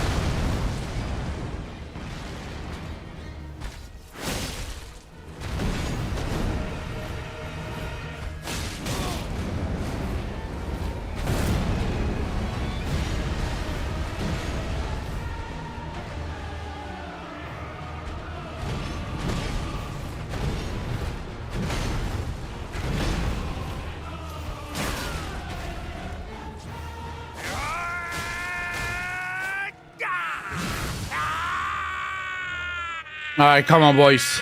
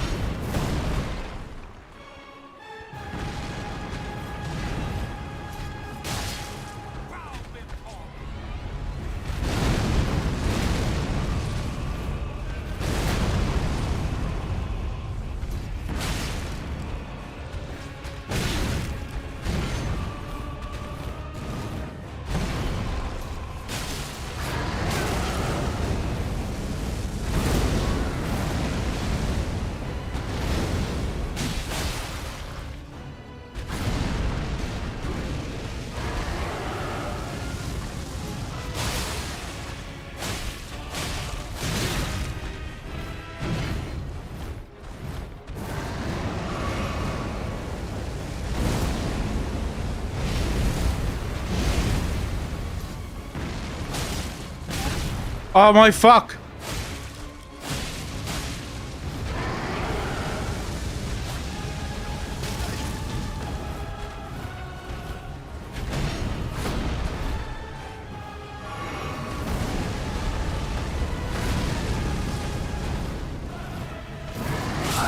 Oh! Shit! Of all You that is golden slut!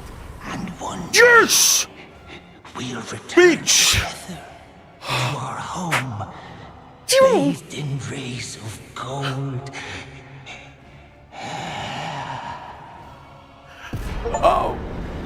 Oh! I am so happy about this right now, boys. Oh. Oh, fuck my life. Great runes you received by defeating shard bearers have lost their beneficial power. However, their power can be restored at divine towers throughout the lands between. See the description of each great rune to discover which divine tower you should visit. Wait, what? Great rune? Remembrance of the Grafted. What was that? Jason, how you doing, brother? I just defeated Godfrey. Do you guys realize that I just defeated Godfrey? Or Godric? Whatever the fuck his name is.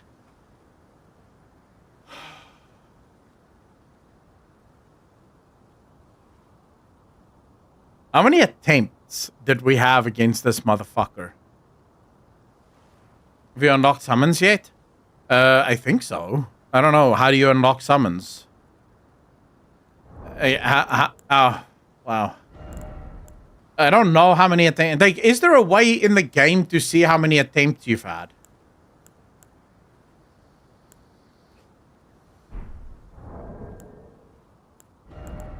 Okay, so this is about Great Runes. And this is Remembrance of the Grafted.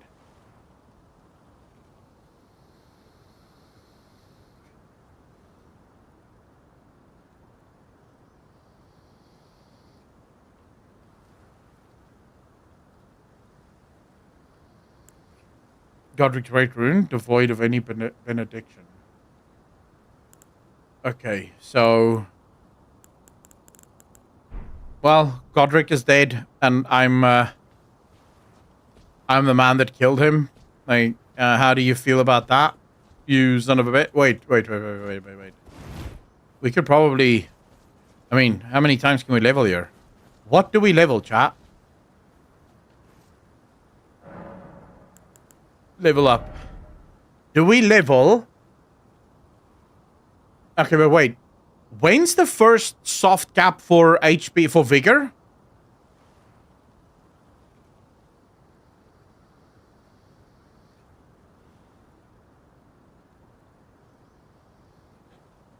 I think it's time for Arcane too. Because I feel like I already have more than enough HP, at least for now.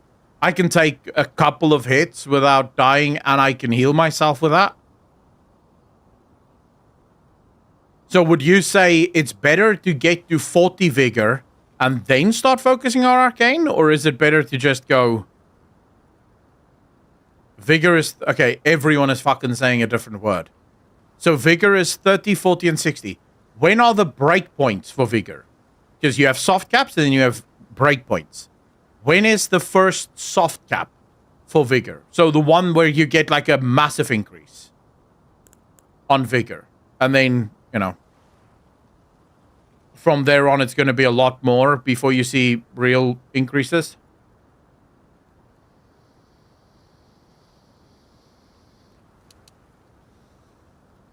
That doesn't really improve it that much, does it?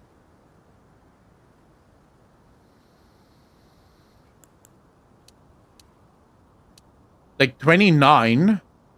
Look at this. So 29 Vigor increased all of this by 1 at least. But then 1 more point in Vigor on 30 didn't do shit. Didn't increase the physical power at all. Is the half points is the difference? Yeah, okay, fine. But from here on forward, I'm going Arcane. I want my bleed spec to be super cool.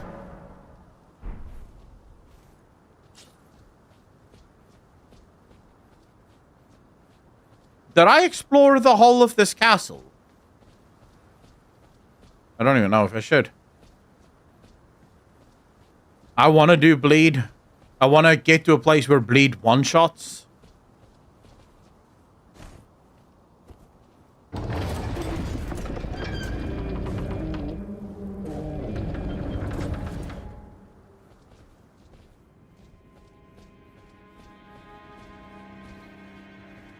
So this is where he sat.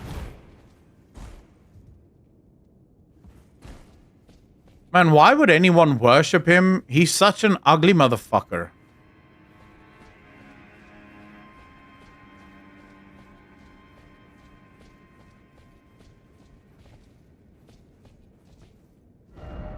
Praise the message.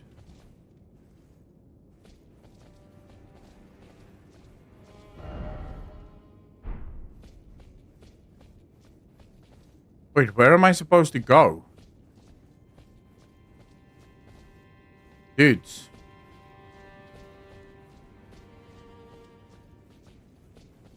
Oh, down here maybe?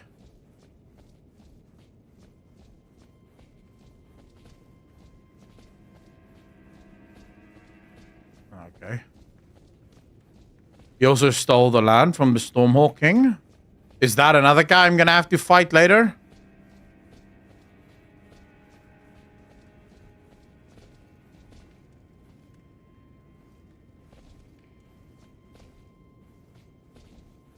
What the hell happened here? There's some battle here.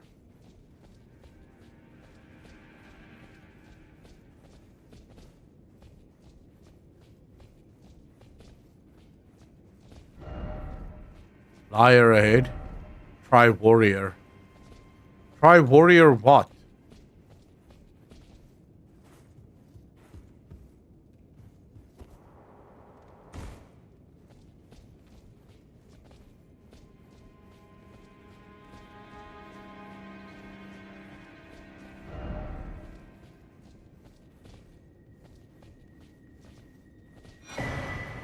A Shabiri cape.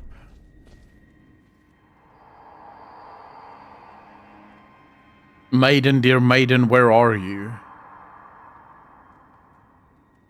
Please, take my grapes.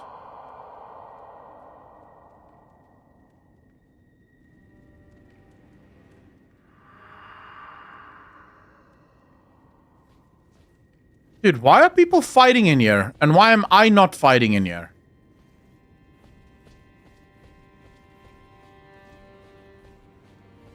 Am I missing something?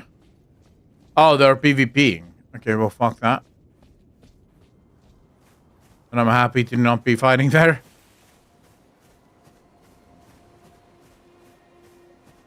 Oh, shit. Look at me, boys.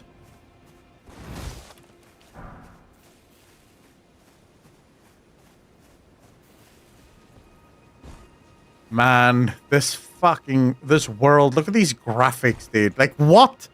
Someone said, I watched a video of someone saying Elden Ring doesn't have the greatest graphics. And I was like, the fuck do you then view as the greatest graphics? Like, if this isn't among some of the greatest graphics you've ever seen in video games, then what is?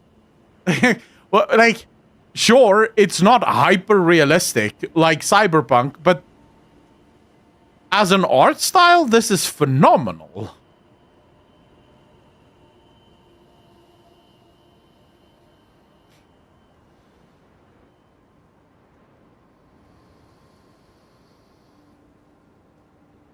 That's a great screenshot moments. Oh, yeah. Elden Ring really is a beautiful game. It really is. It's phenomenal.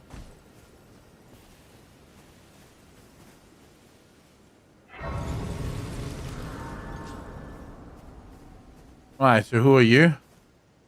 Hello? Is someone there? My name is Hayata, and I'm journeying in search of the distant light. If I might be so bold as to ask, would you donate any Shabriri grapes in your possession to me? My eyesight has been weak since birth, you see. I can't tell which way I'm supposed to go next, but when I eat one of those grapes, I can feel a distant light in the back of my eyes. It will lead me to my true duty as a finger maiden.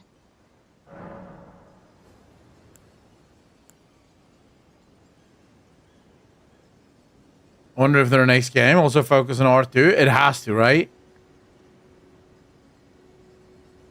Oh, many thanks to you.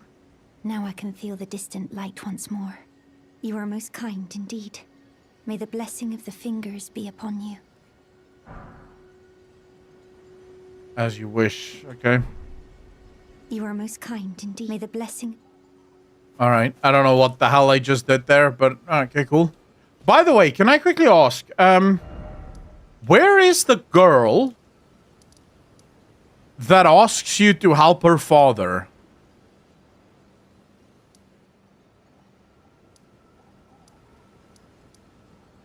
Where does she hang out again? How is she dead? What do you fucking mean? I didn't kill her.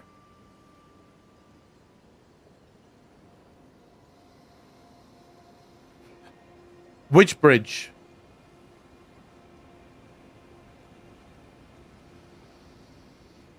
Yeah, I killed her father, but I never spoke to her.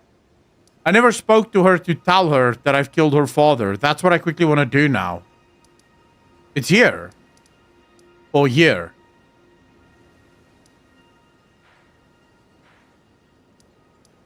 At this. Castle Moon left. Up. Over here.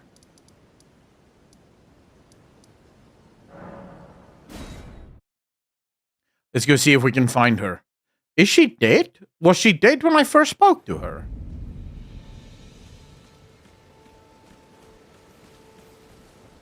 I don't remember her being dead. She was very much alive when I spoke to her.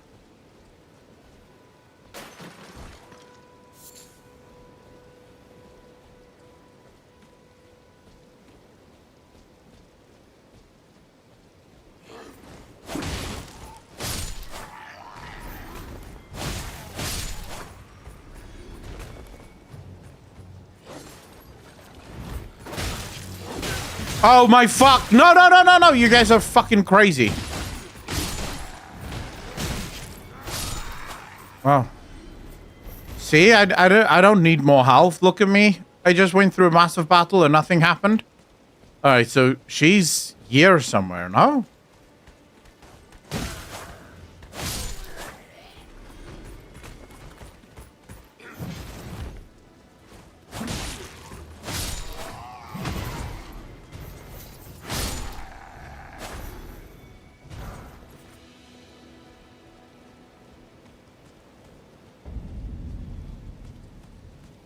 I remember her being here somewhere.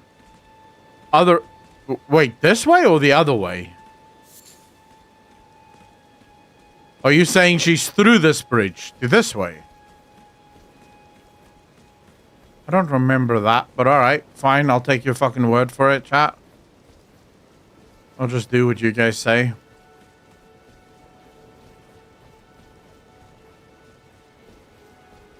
Oh yeah, she sits here. Or should at least sit here. Wait, no. No. Oh, shit. Who the fuck killed her?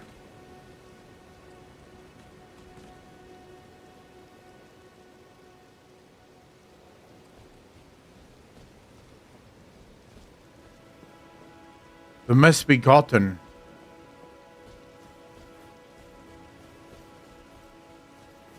Damn. It wasn't this big ass troll. No, I killed that troll already. Alright, so now we can go back. Screw it. That's all I wanted to know. Wings on their hips. Man, some of the creature design in this game is fucking crazy. Like, some of the creatures in this game really does make you think these guys were high as fuck when they made this game. Now it's speculated that the girl who eats grapes is her, but possessed. And what is that speculation based on?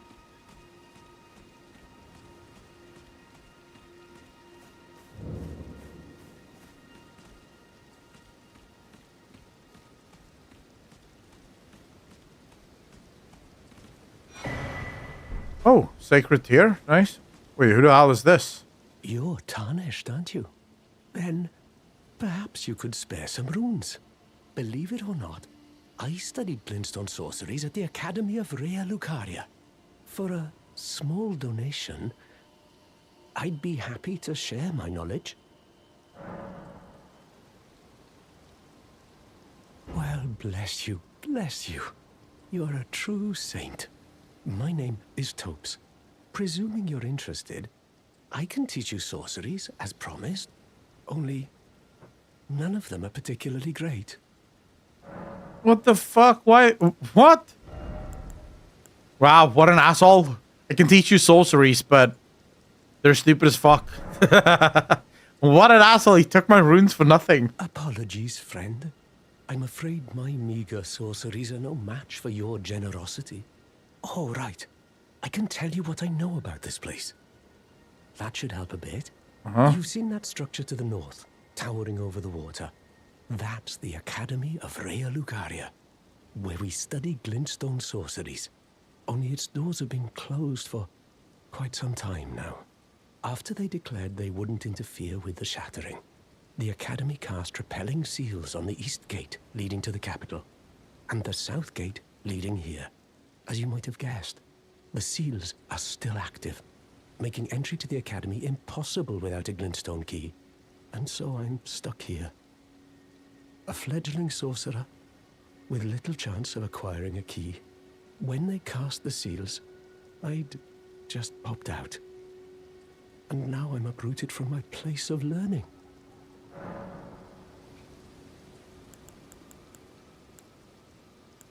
Why not find yourself a glintstone key?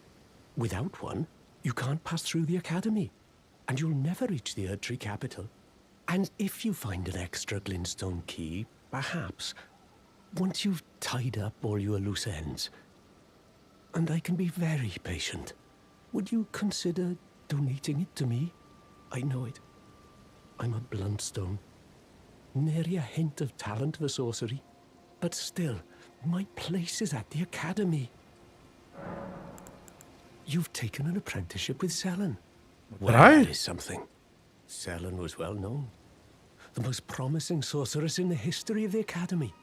I followed her at school. But there may as well have been an ocean between us. Oh. And Selen was expelled from the academy, accused of unthinkable treatment of certain sorcerers, under the name of the Graven Witch. I still don't believe the accusations.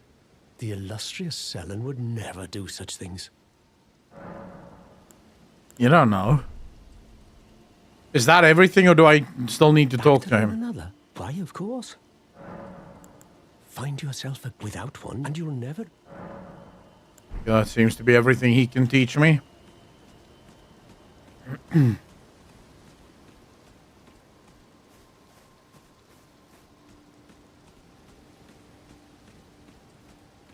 Okay, so I have one of two options. I can go this way. Or can I go this way? There's gonna be a bunch of fucking skellies, aren't there?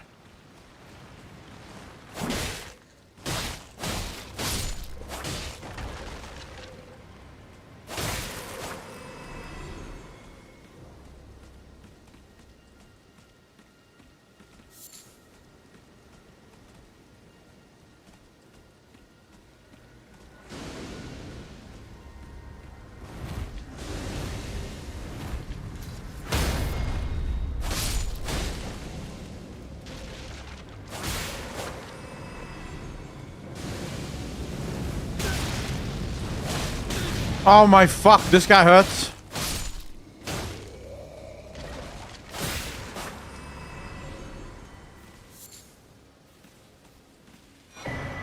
Academy Scroll. I don't know what that is, but I'll take it. This is a bro. I don't know what you're on about. One of my favorite weapons right there. Grave Scythe. I don't like the big weapons. I'm not a particular fan of the slow weapons. I like the more, fast-moving ones. So, I could probably go up. Hold up.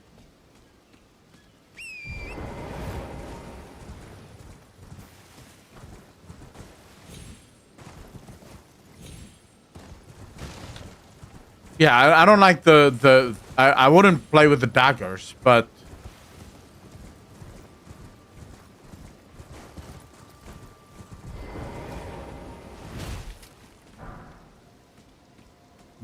These blades, for example, is amazing.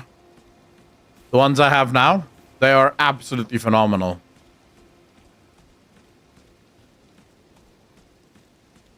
I do the bleed build-up is insane. Really? How quickly does it bleed?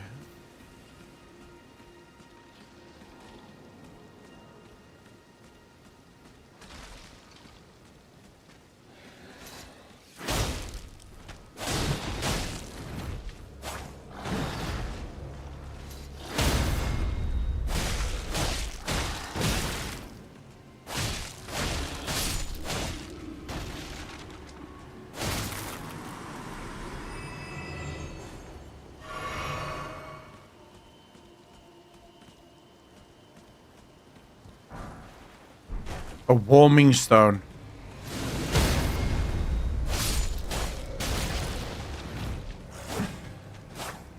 Come on.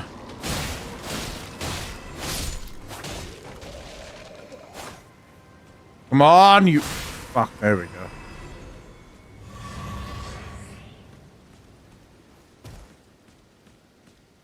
150 bleed on both my daggers. So then how many hits does it take for you to unlock a bleed?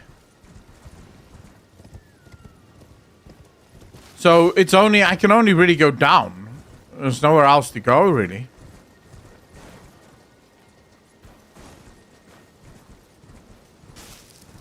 Oh, what's about to jump out at me? There's something gonna fucking jump at me, isn't there?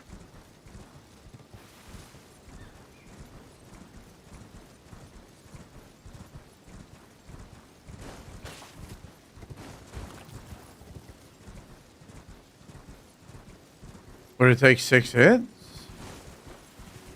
5 to 6. Yeah, but I mean, isn't that kind of normal?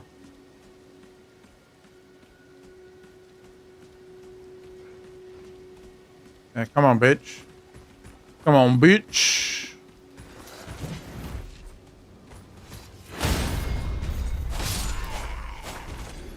Don't you feel stupid?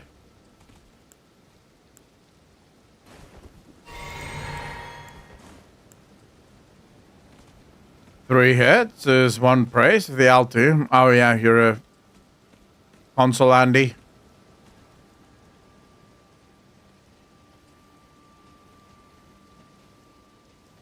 Oh, fuck me.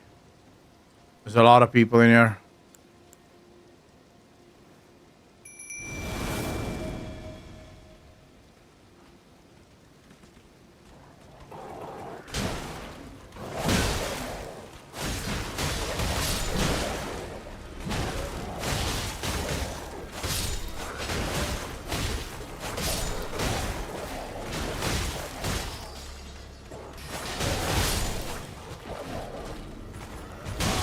Oh my fuck, bro.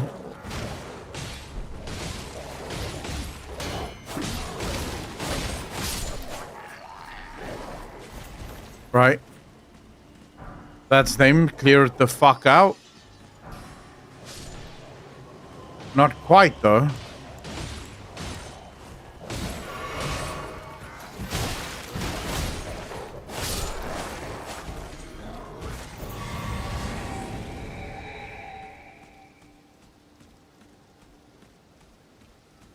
Well, the game I made for controller mind. I hate controllers. Glintstone Craftsman Cookbook. Okay. This game would be a million times harder for me if I played with a controller. Actually, it would be unplayable for me if I played with a controller. Dude, am I just seeing things or is there... How in the fuck? Oh. Smoldering butterflies. Nice. We know you're a keyboard Andy. Don't you fucking try and call me an Andy, bro. I will not stand here and be insulted for playing on the literal goat machine. The only Andys here are you console warriors.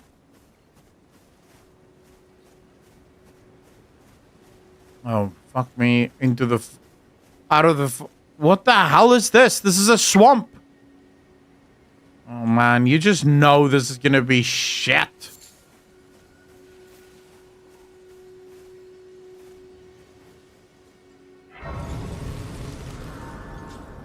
Swamps are never good.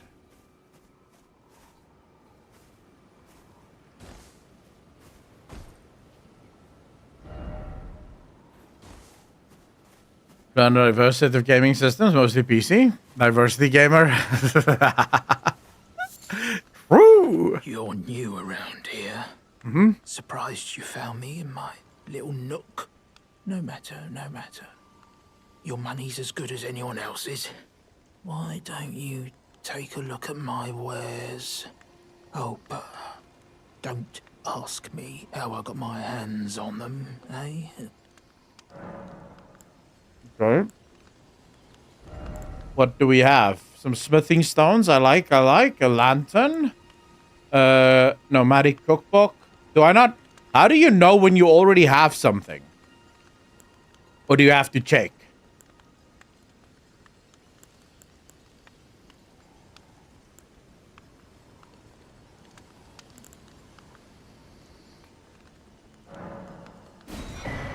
Oh, so I didn't have that already.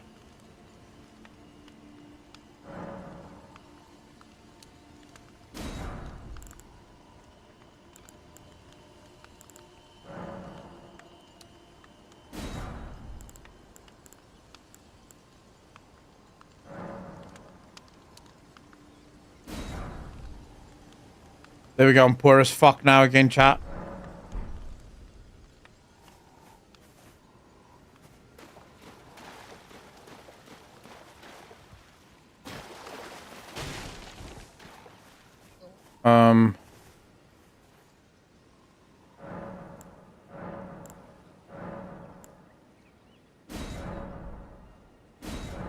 Thank you. You want to stop by Roundtable Hold at some point? For what?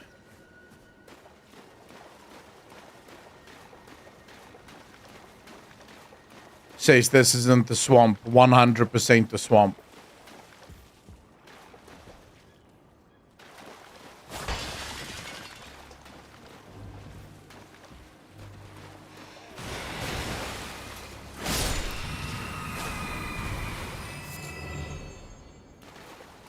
Oh, hell kind of creature is that?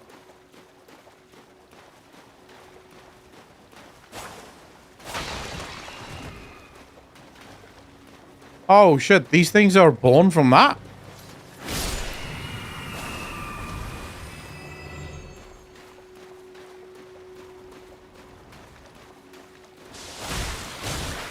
No, no, no, please!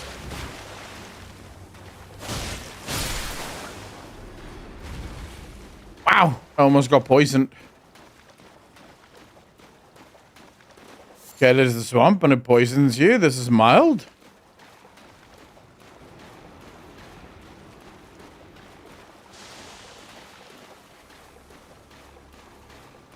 Oh, so this isn't a swamp. It looks like a swamp. It smells like a swamp.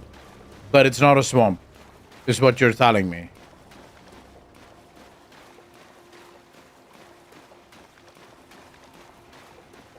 Or do you just mean this isn't the dangerous swamp? What the fuck is this? Is that a lobster? Bro, is that a... Why? They... What if... What?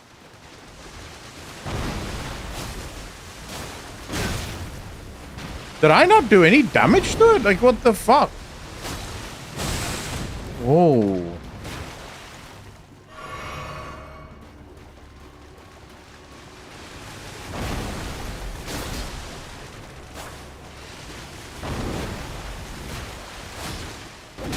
Oh my fuck.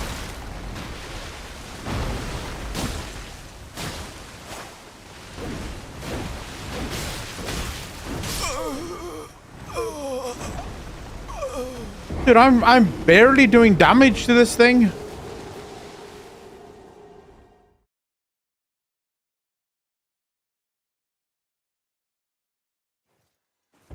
How in the fuck am I not doing damage to this thing? Wait a second.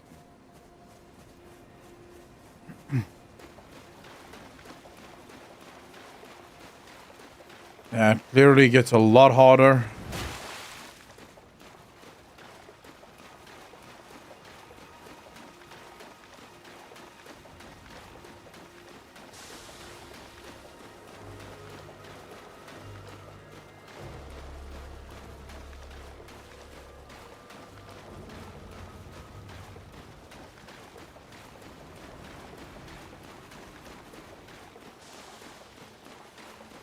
Wait, is that actually a boss? It can't be a boss.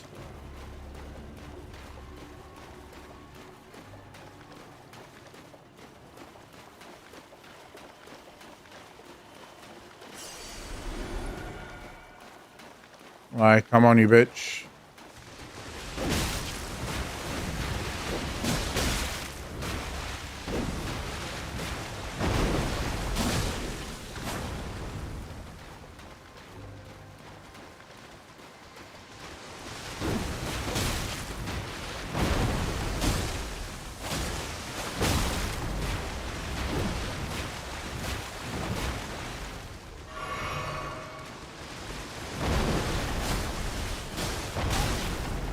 Dude, what the actual fuck am I doing?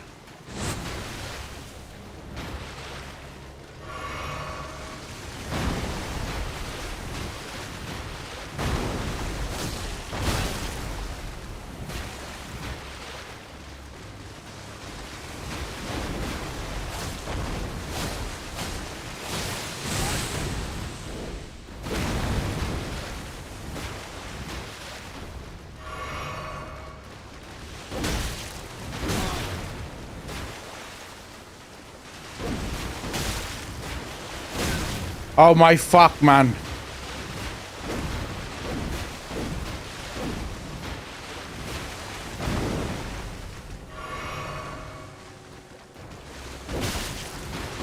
Man, come on, you fucking slut!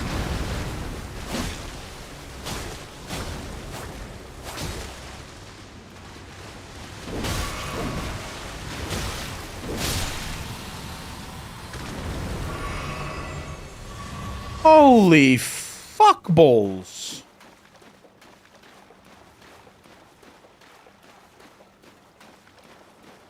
Yeah, I used pretty much every single one of my healing spells just to get that thing dead.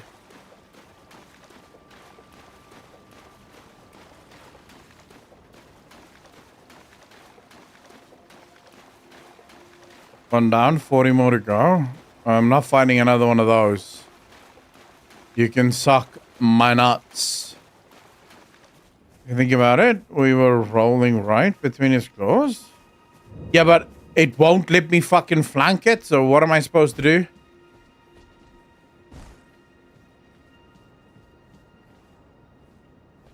Oh, what the hell are you? Hello? Is someone there? Oh shit. Would you donate any Shaburi grapes in your possession to me? I don't I'm have on a anyone. pilgrimage in search of the distant light. And when I eat one of those grapes, I can feel the light in the back of my eyes. Hello? Would you donate? I'm on a pilgrimage, and when I eat... Lady, you're weird. How do you guys know that it's a whole cult? It might be the same girl, just fucking, you know, following along.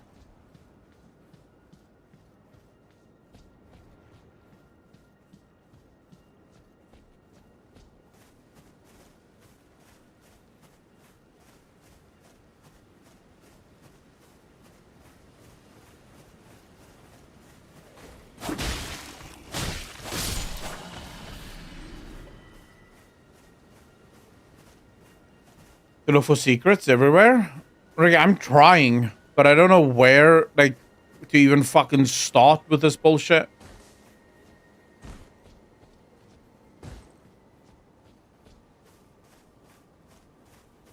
Like, this is so much not the open world games that I'm used to.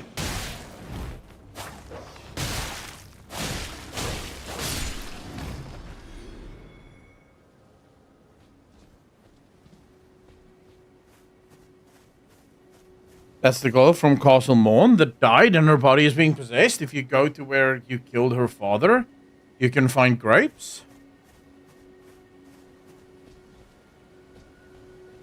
Really?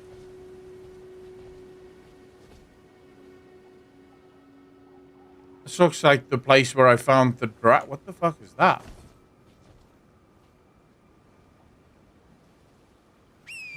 One grape in the ruins near me. Really?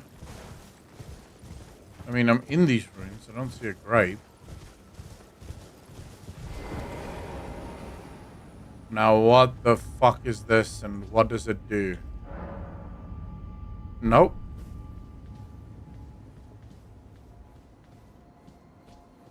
Travel to another location sends me right into the thick of a bunch of fucking monsters that want to kill me.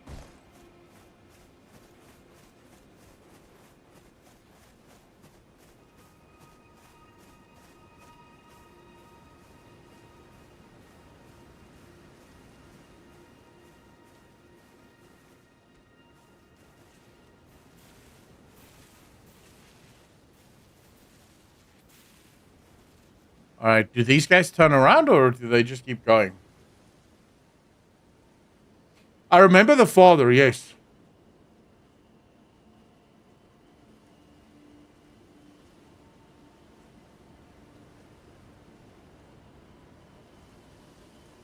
Yeah, so they turn around, they're not going to surprise me.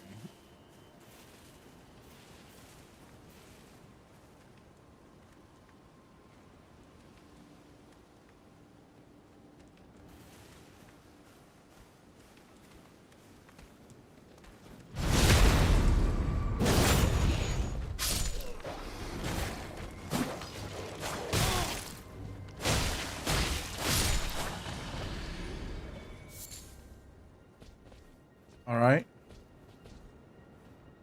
Fuck me.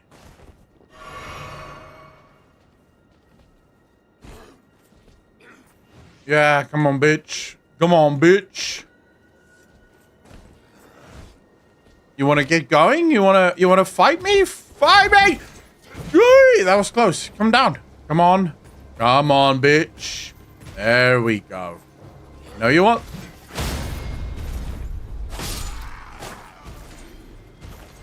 Easy peasy lemon squeezy.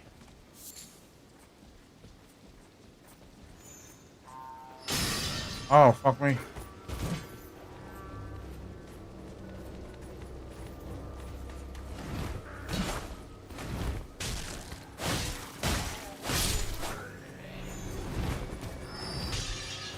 What the actual fuck, bro? What? How can you guys just like, what the fuck is that?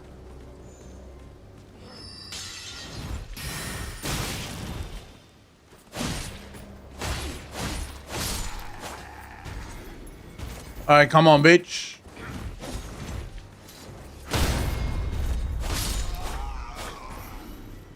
Next up, you.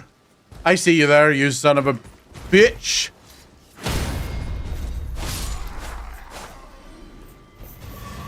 Easy. Oh, shit, I don't even see. Who are you? Come out, one and all, from the darkness underground,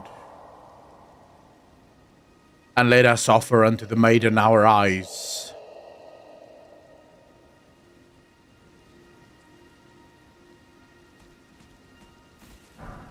Why not? I mean, you know, makes you happy. I'm not going to be the one to argue. Yeah, something about eyes, but I'm not sure what.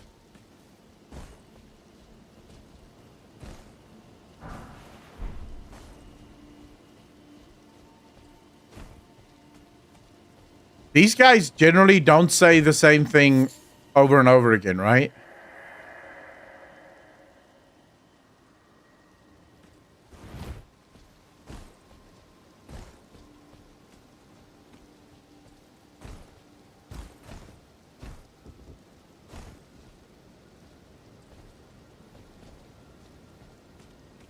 Okay.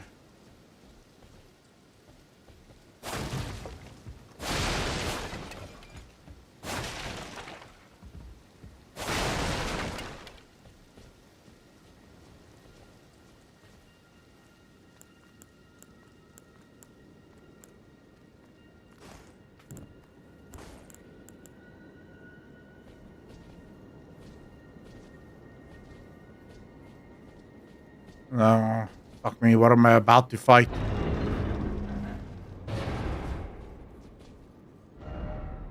Liar ahead. Oh, is this one of those chests that's gonna do weird shit to me again, man? Come on. Two fingers heirloom. I don't know what it does. What does a fingers heirloom do?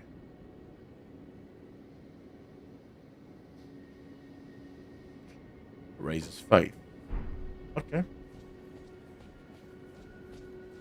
If I get one that raises arcane, that'd be brilliant.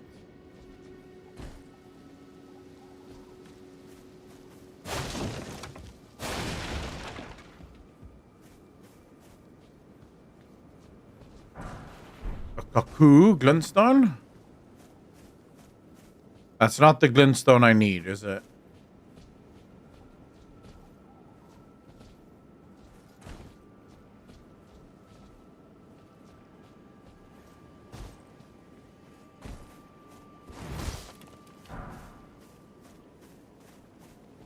There is one that raises a hurricane. Well, that's discrimination.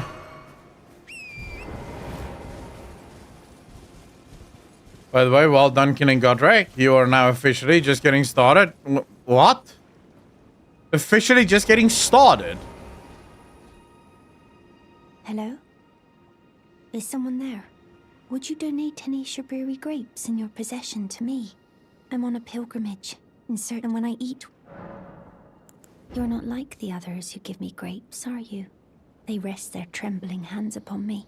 Howling wordlessly, they gently stroke my eyes. Their frail fingers, emaciated. Yet still, they give me the grapes. But you seem somehow firmer. Oh. Well, don't mind if I do. I seem like that she... What? Did she touch my penis? How did she know?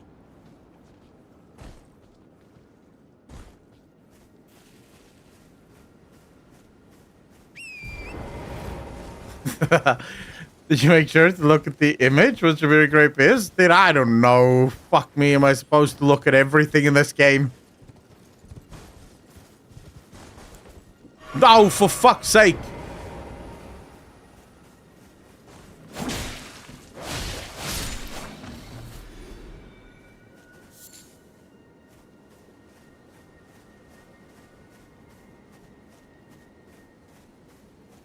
Oh, goody goody. I have no health potions left.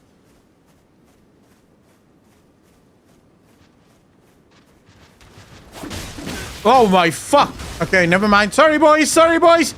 I am so... They have 4 arms, man. Like, what in the actual fuck is this? Oh, what the fuck is that?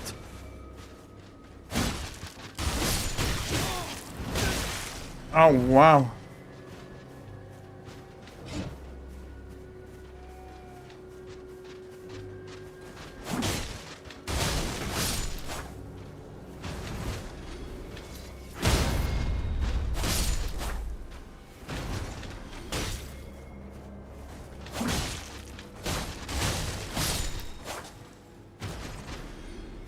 Man, thank you. Wow, I had so little health left. Woo!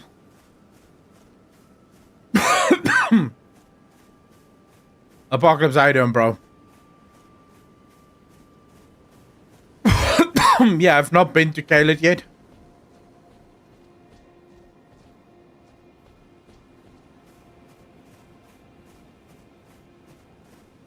Oh yeah, I haven't been back to Caelid yet, I should say. I have been to Caelid before.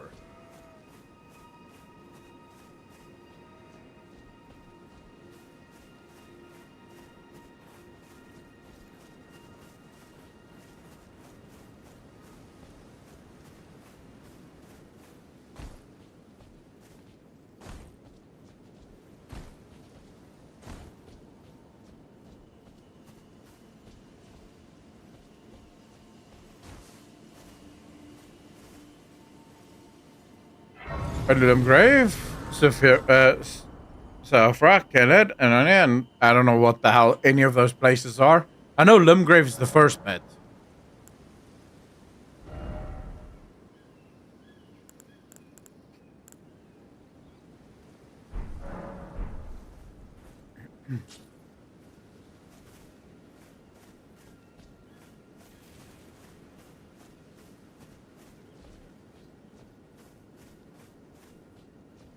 When you say one of your favorite weapons ahead, all that means is I'm about to meet my fucking maker.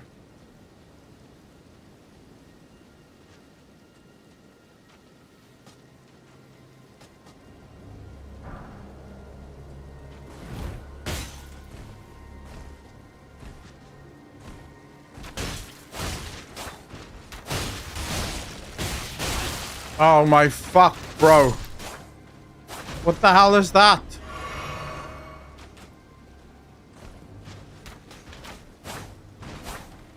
What? What? Look at me, bro. What the hell is that? Shit.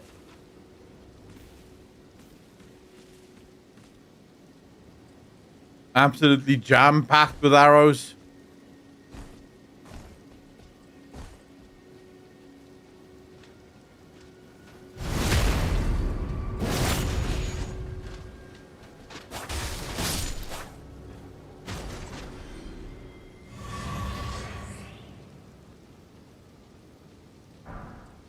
Yep. Pincushion Voodoo Doll. Classic Mountain Blade moment. Now that's using the Watchtower trap chest to go to Lindell and glitch your way over to the ramparts to form Bow. What the hell is that? Okay, what is this?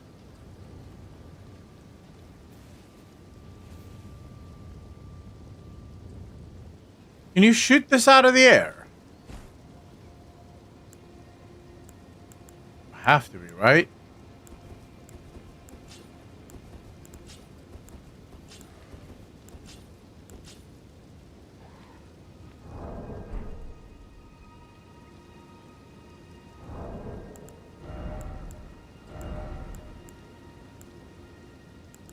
Man, I have so many fucking cool swords.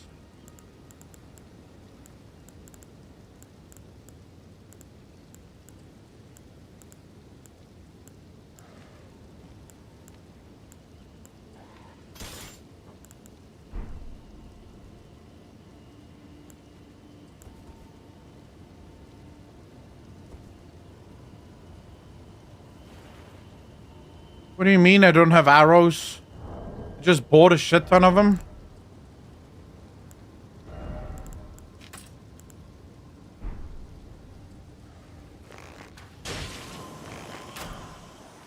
Oh.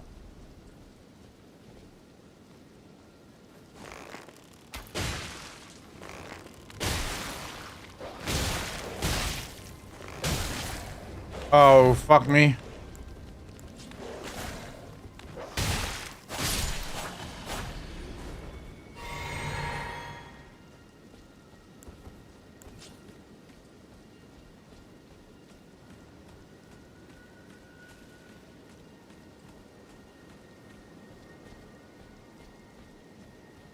Okay, let's shoot another one out of the air.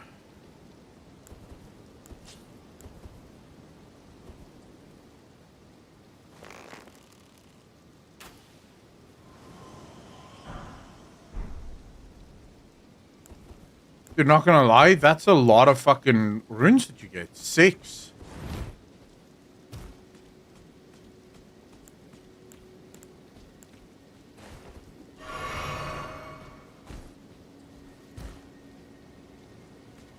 Nope.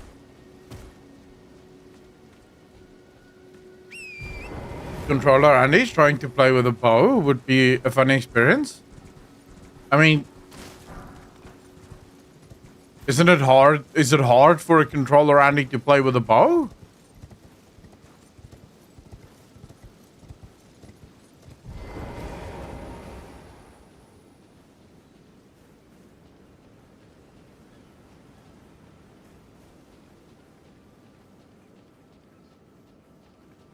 They gotta use lock on, of course they do. I mean, but that's just controller Andy's in general, no?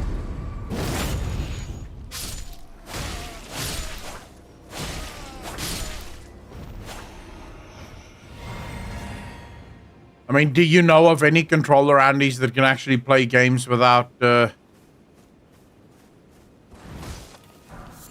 auto aim or that aimbot bullshit that's apparently legal on consoles?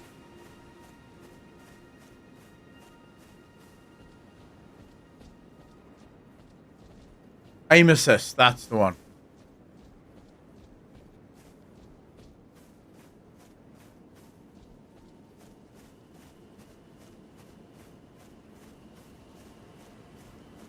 No keyboard Andy, but we can say controller Andy. Nice double standard.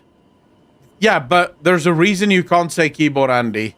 Because keyboard is the cream of the crop. It's the creme de la creme of video gaming. It's how games are supposed to be played.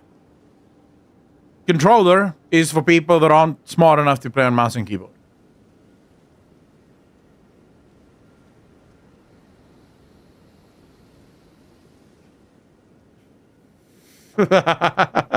I'm just joking.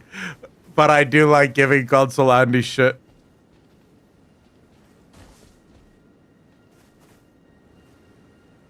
Oh, what the fuck? Okay, this is a lot of people I have to fight here.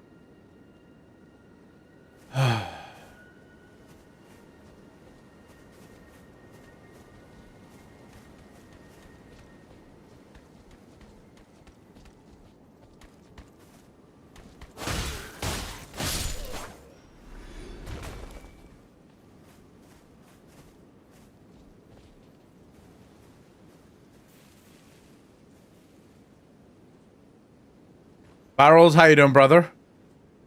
Can they see you when you're just hiding out?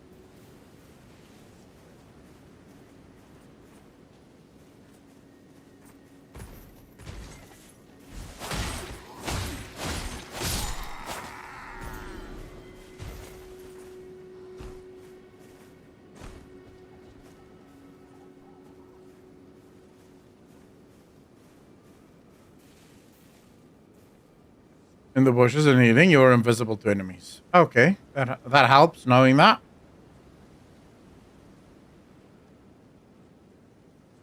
No, these guys are stupid as fuck. They wouldn't know.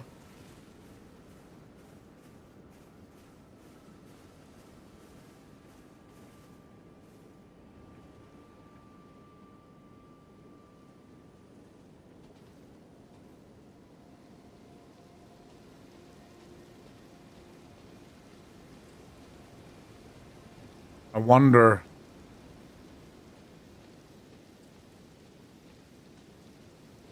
Can I pull this guy away from his pack? Do you think it's possible? Oh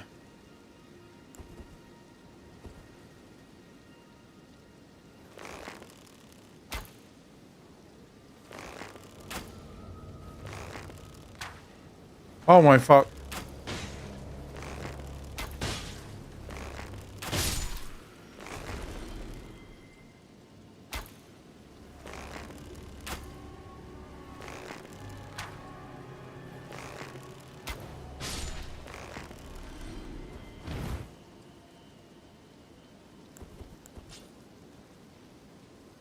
Okay. That takes care of the entourage. 100% is designed with a controller in mind. I don't know if I agree with that. I mean, you can play it with a controller, yes, but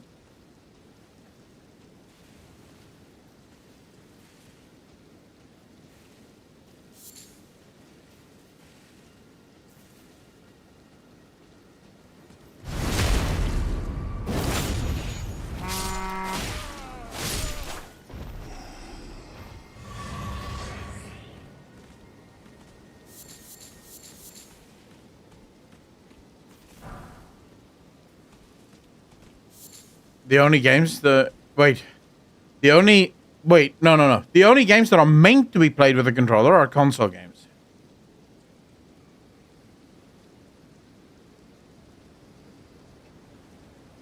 Yeah, I mean, okay, so here's the thing. I would say problematic that most games nowadays are designed with controller in mind. Because, you know, they all want that console money, and so they all push for controller. Even when games would be far better if it wasn't designed with consoles in mind. What the fuck happened here? Oh shit, it's one of the trolls.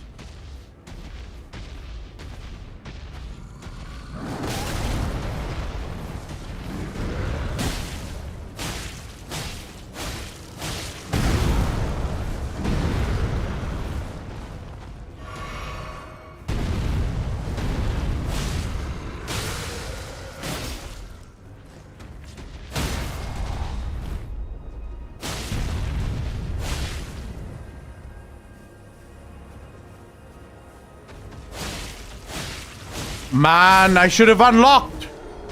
Never mind, though.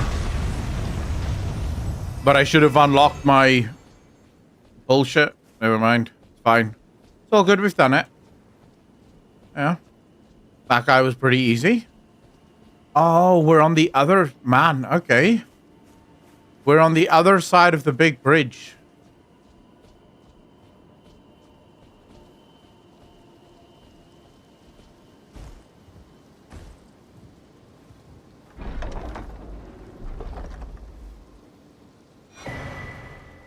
Tree spear.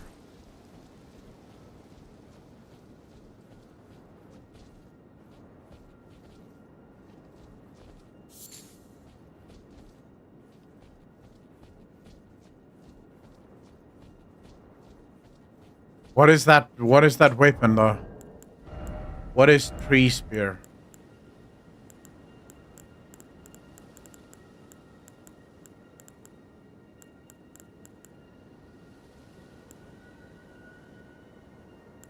One thing I must say is these weapons do so much fucking damage. Holy shit, dude. The spears do so much damage. Actually, all of the heavy weapons do a crazy amount of damage.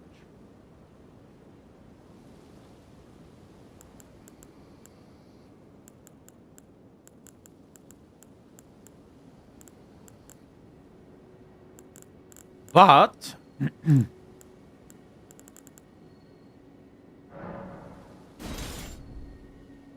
oh my fuck, now I'm on heavy load? Why am I on heavy load? What am I...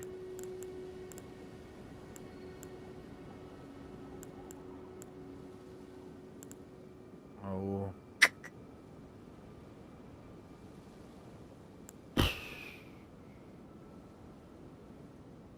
is it worth switching to this weapon, guys, or do you think not so much? Does nice posture damage.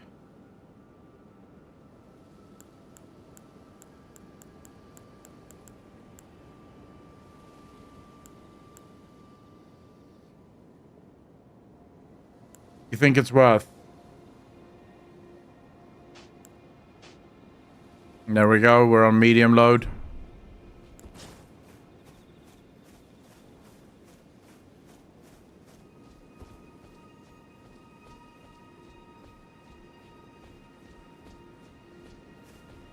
I just don't like how slow this weapon is.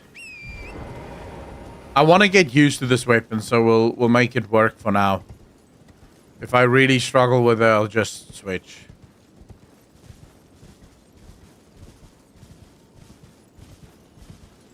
Yeah, the bleed is everything for me as well. I want more bleed.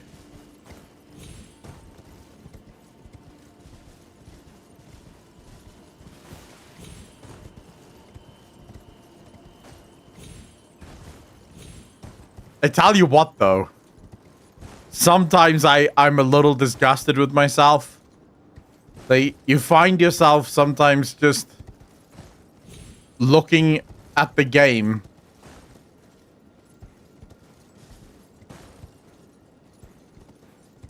I'm thinking, man, I'm so lazy right now. Why can't they just, you know, give me a quest marker?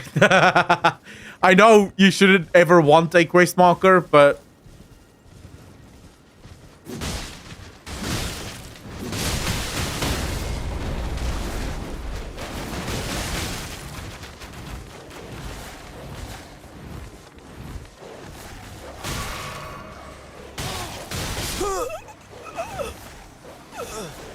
wow, I just fucking ran right into an army of motherfuckers. Yeah.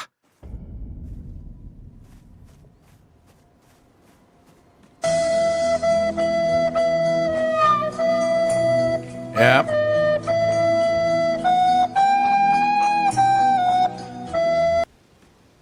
Yep, I feel the exact same way. Trust me. How are you supposed to take these guys on, though? Like, holy shit, man. My things are all the way on the other side. Cleave is king. Yeah, but I don't have cleave. More skulls for the skull throne! Yeah, exactly. It just doesn't... It's not as fun when you're the skull.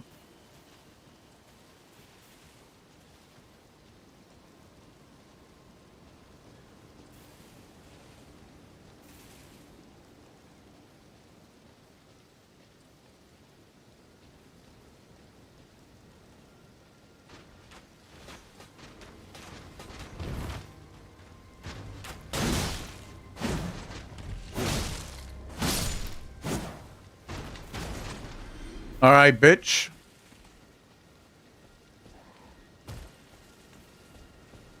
Come on, Poochie Pooch. Let's go, bitch.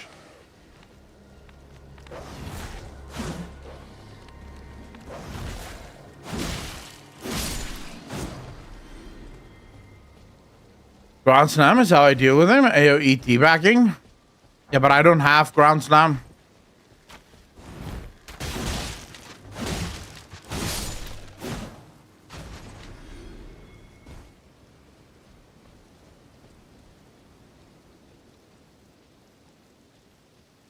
And I have to kill these guys one by one.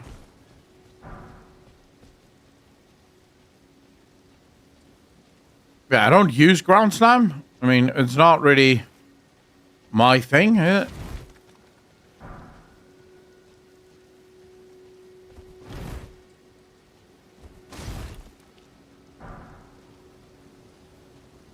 Yes, he just doesn't have it equipped. Oh yeah, I mean, like I don't use Grand Slam. Not that I don't have it, as in I've never picked it up.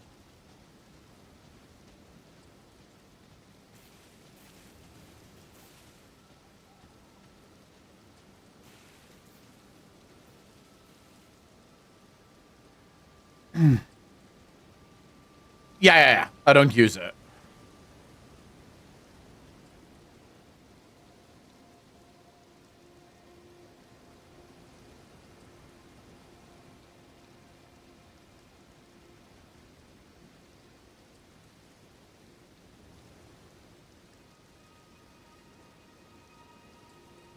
And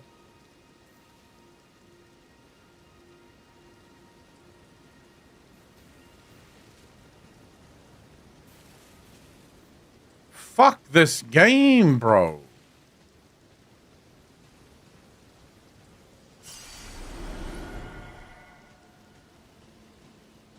Fuck those dogs. You recommend? Very strong, but then I only chunkless. I don't weave or magic.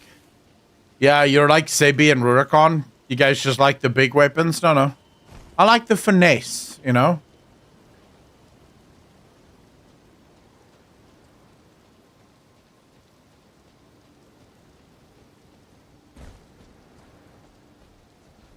Okay, let's see.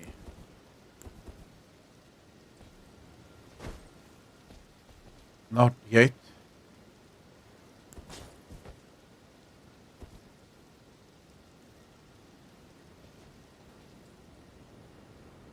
Not yet. There is even Gorhal in this game?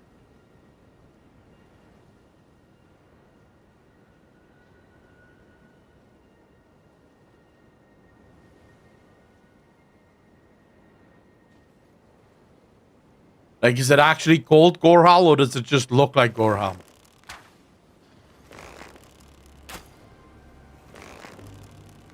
Oh, fuck me, I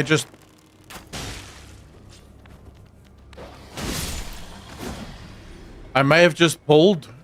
Yep, I just pulled.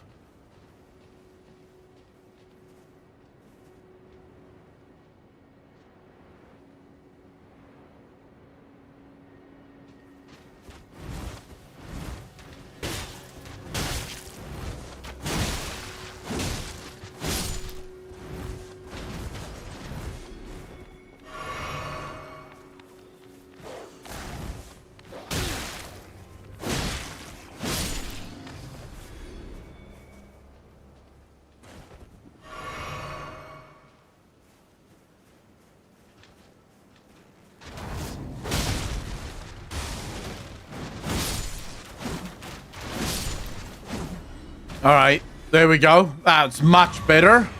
Much better. That's how you deal with that. Yeah, I have an arrow everywhere. So where's these other fucks? There they are. I wonder if I could, like, quickly... Let's see. Oh,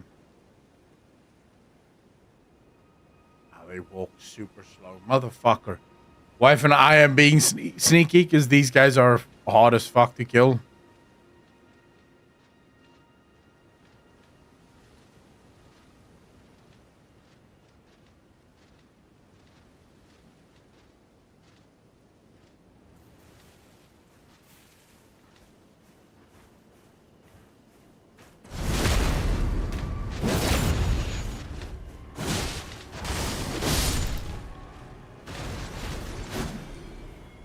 All right, boys, that was fun. We should do that again. Absolutely.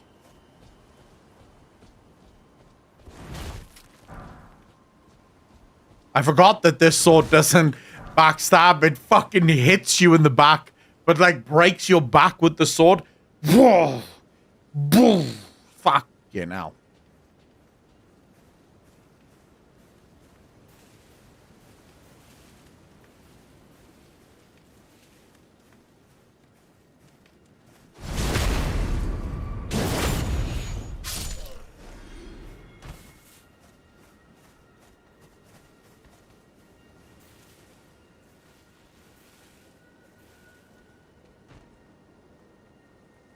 What colossal hammers do? You should see the frontal execute with the brick hammer. Just like that, huh? Savin, how you doing? Yeah, I'm assuming everything has some kind of significant power setting, I guess.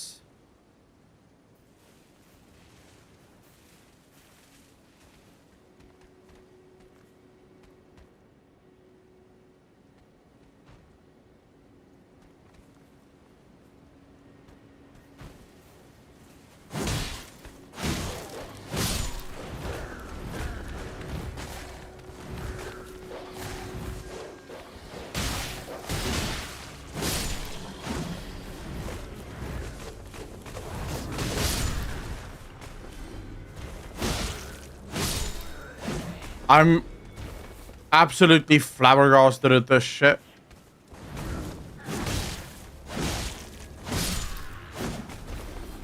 How do you do the... You guys know the special power attack from this weapon, right? Where you sort of do a massive attack, but then you're supposed to jump out and then jump right back in. How the fuck do you jump right back in? Yeah, it's shift right click, but then it won't do the full combo. I do.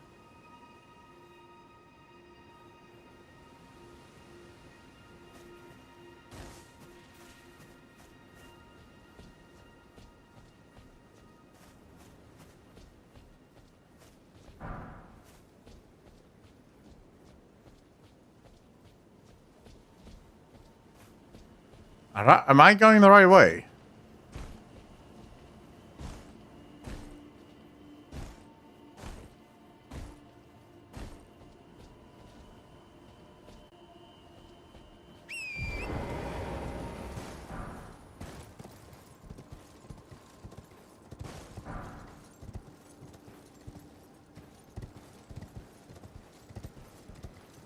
Generally, the back jump is a strong attack. It's better than the full combo. I don't know. The full combo closes that window again, so you can move quickly in and out, right? You move out for one attack, and then you immediately move back in for one attack, which is quite cool.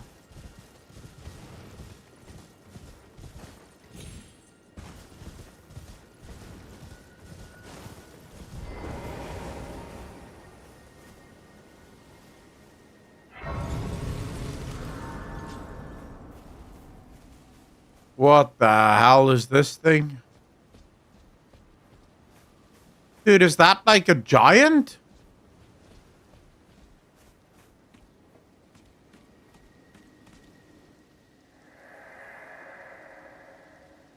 Another glaive.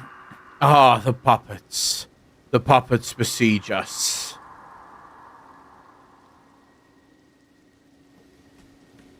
Okay. Cool story, bro. I need to pee. I'll be right back. I'll be right back, boys.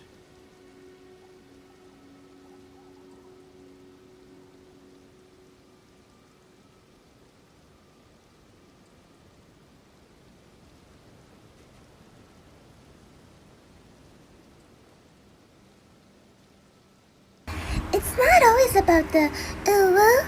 Sometimes it's about the ara.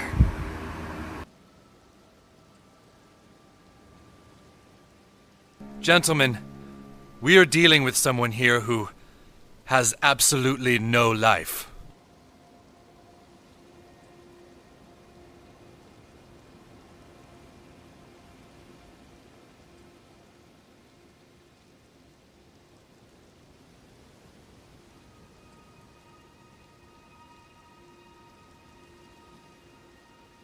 Can I get a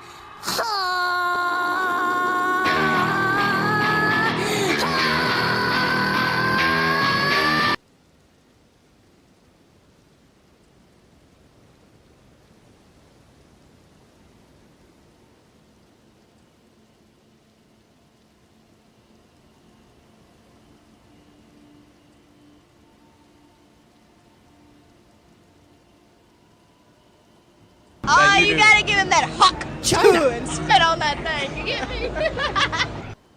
This is loud, dude. Should I turn it down just a little bit? Because it feels super loud.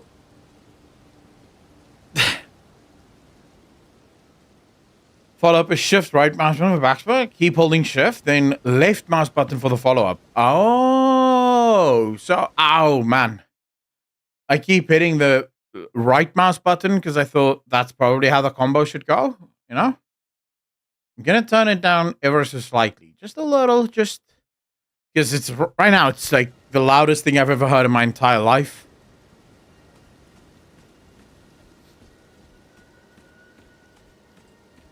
Is this where I came from?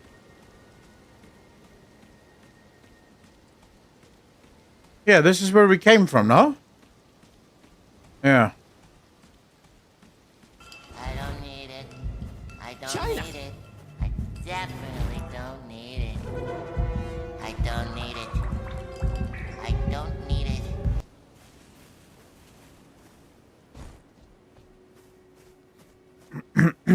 Yeah, that's much better, I think.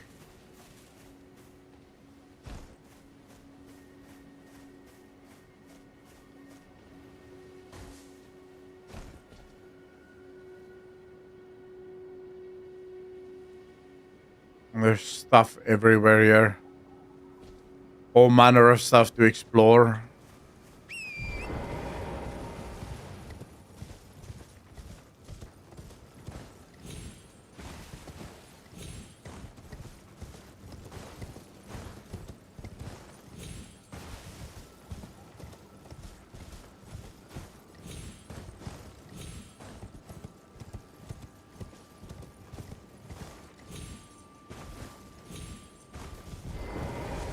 Alright, so what the hell is this now?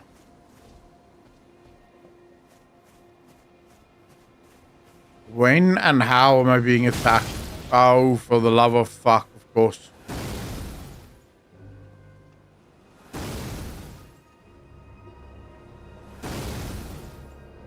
It's a sorcerer.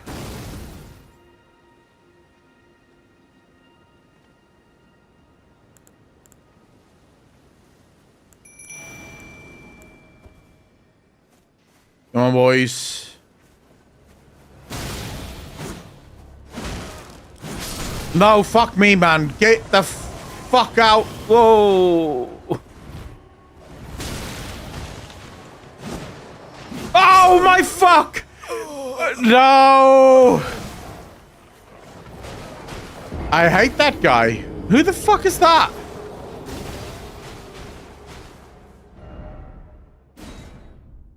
Stake of Marika. Is it better to just run straight through?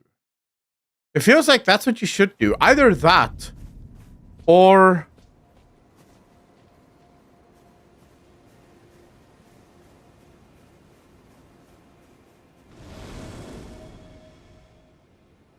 pull them one by one, maybe.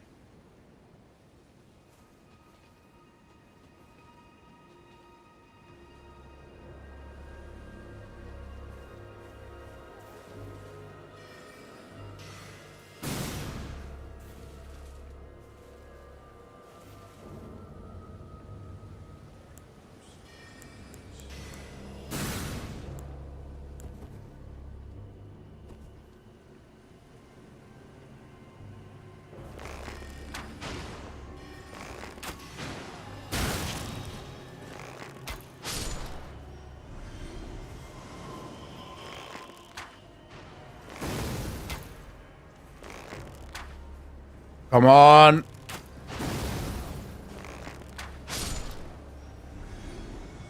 Fuck this guy.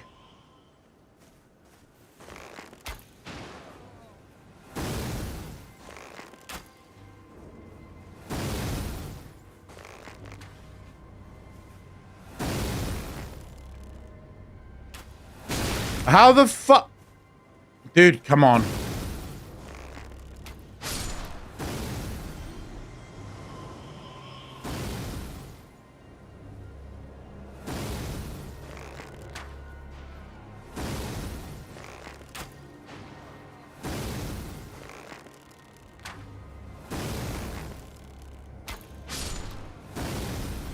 Fuck this guy!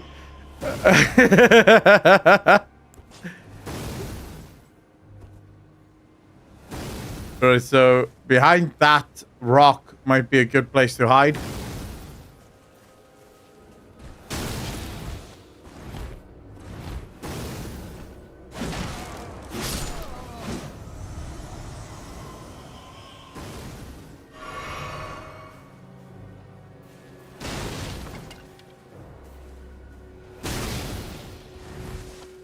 How the fuck did he hit me there?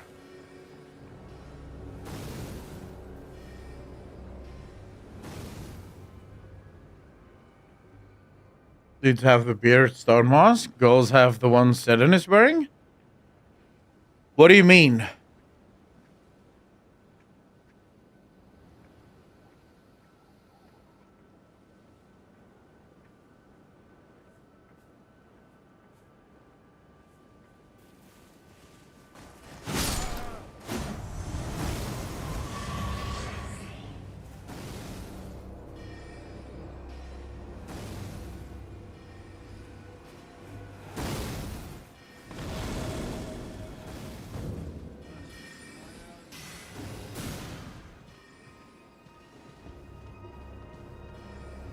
Come on, bitches. Bitches be crazy. You guys can do it. Get up here. You want to get up here? Wait, boys, come on. Don't do this to me. Please, I'm not coming down. Fuck you. Yes. Come on. Nice and close.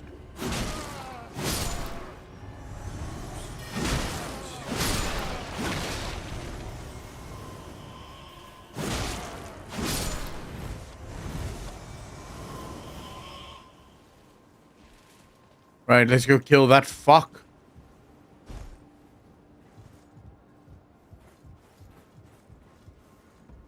If this is some boss bitch, I'm gonna be so angry. Because this is pretty difficult to get through.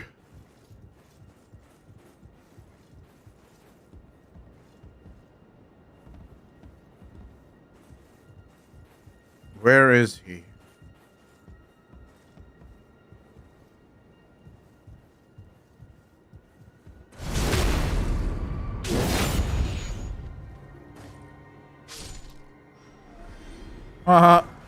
Lol.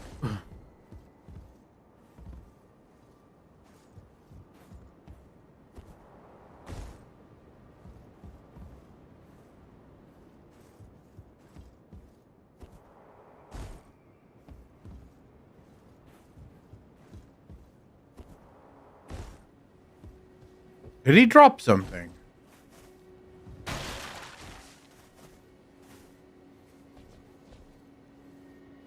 Why can't I have this mask? And why does his body not disappear?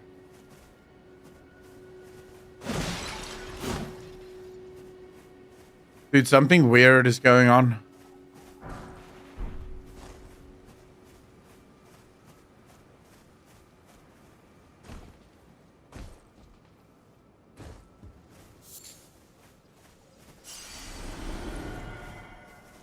He's human, not demi-human? Oh, okay. So it's human bodies don't disappear, human bodies do disappear. Oh. No, I can't remember. I remembered something interesting, but then I completely forgot again.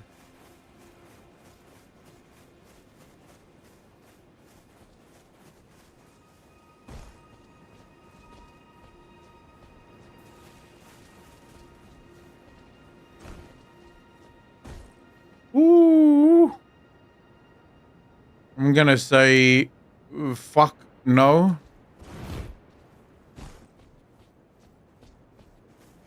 But I did see a statue that shows a dungeon.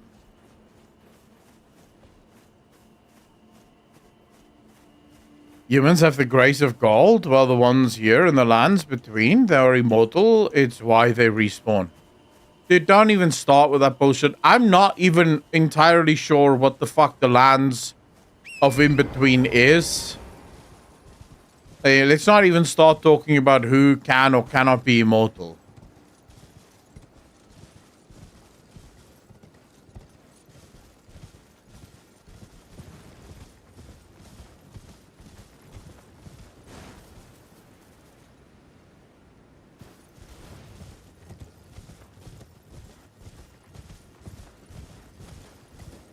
Who has 80 to 100 hours what?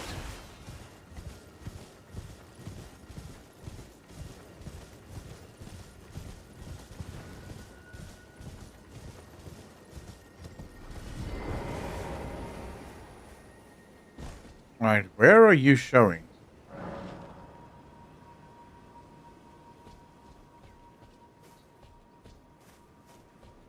Guide to the gatekeepers.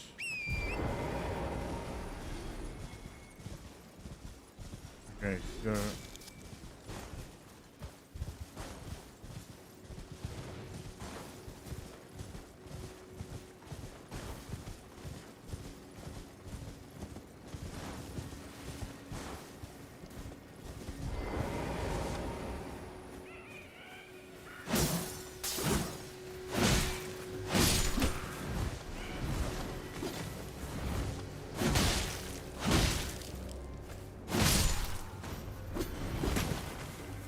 What ninja motherfucker is this?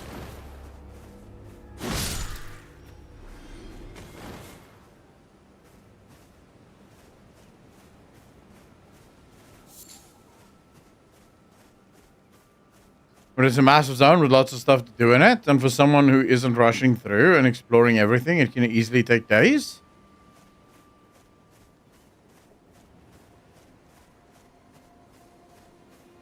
Who's worried about the amount of hours that it's taking me?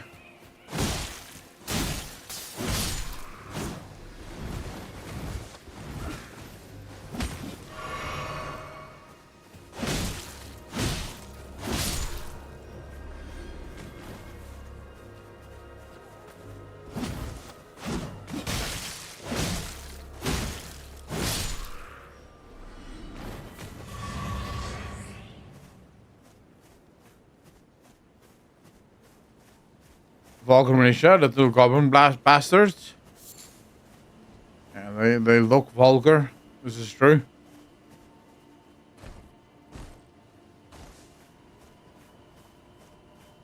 But all that means is that this fucking... Yeah, this is gonna be... This is gonna be a dungeon with goblins in it, isn't it? Or a crypt, rather.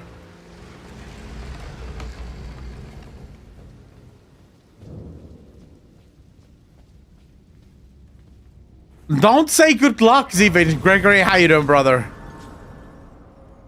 The hell's that, Z-Vengeance?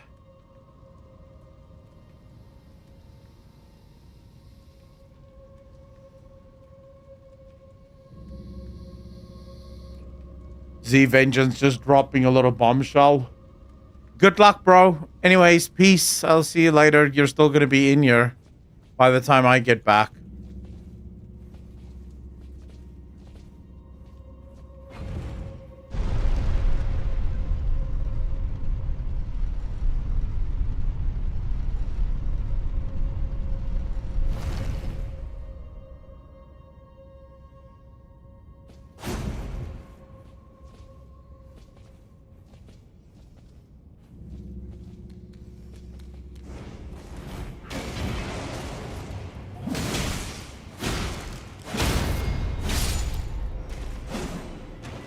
Oh, it is the little goblin assholes.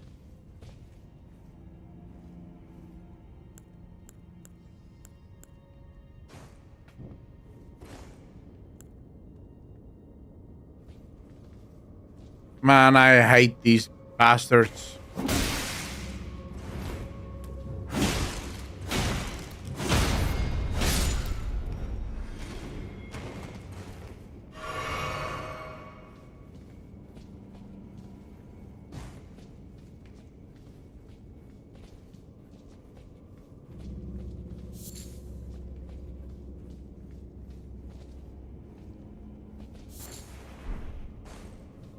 Your earphones died? Man, I found a secret super hard mode in this game.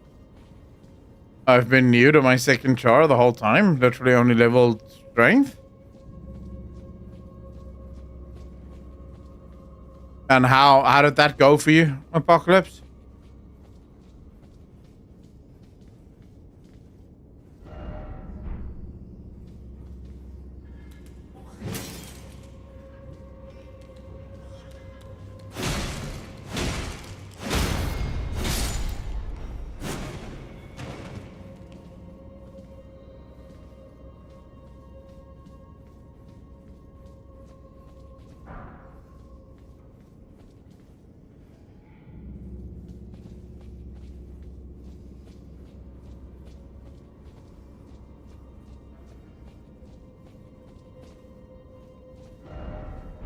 Jumping.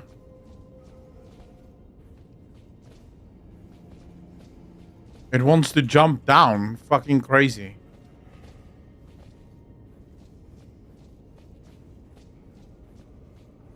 Have you seen the crust on Steam? I have not.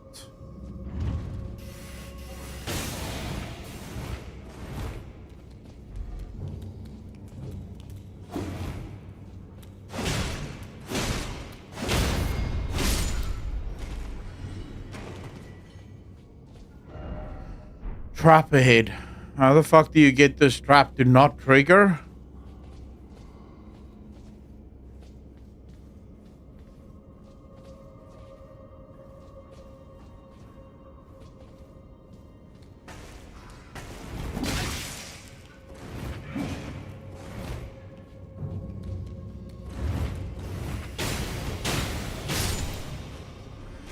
Haha. Peace, bitch.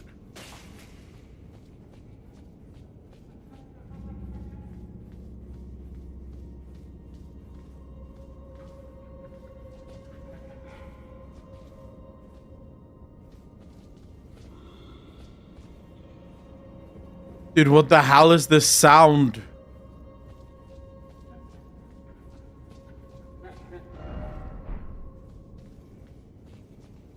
Oh, what the fuck is that?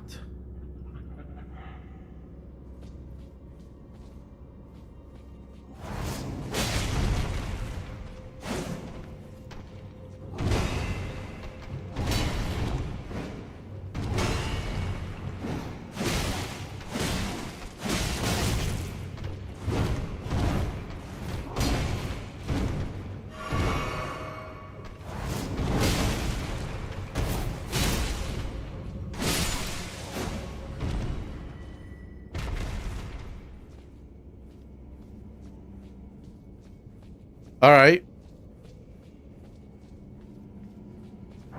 That wasn't scary at all. Yeah, this sword is actually not bad. Oh, fuck me. Another one.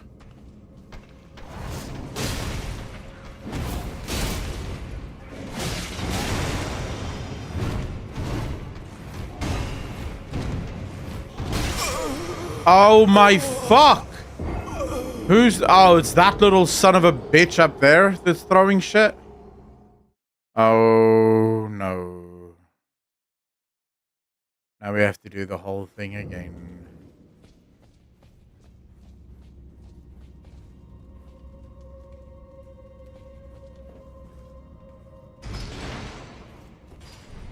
Yep. I hate bomb throwers in this game. I hate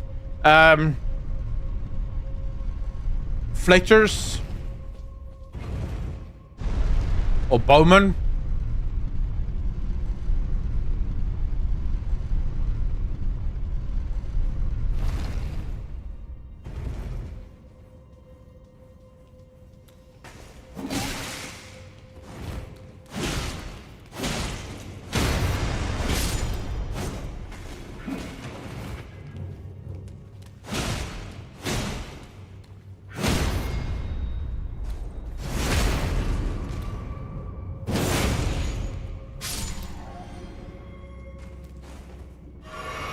And that's how we do it. No regard for personal safety.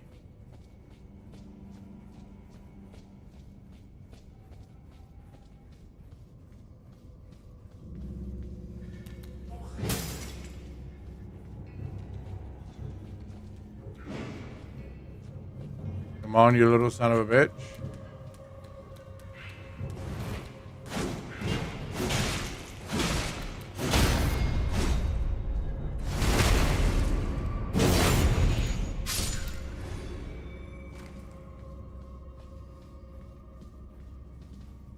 It's like every other weep, your downfall is people keeping a normal distance from you?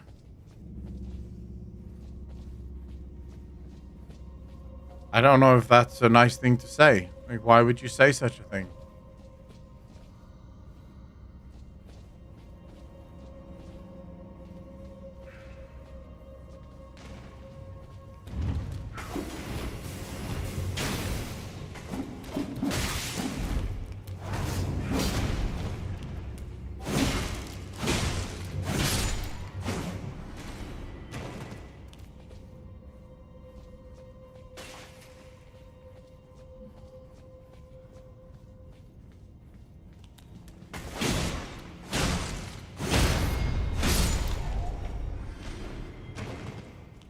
Alright, I need to grab my runes first before I even start pulling things.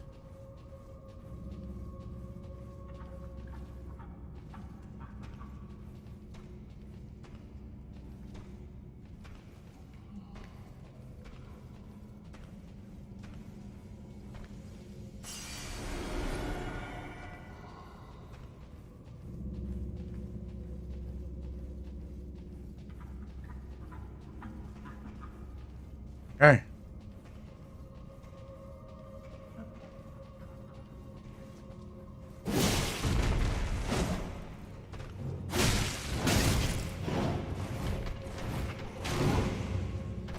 I can't get out. What the fuck?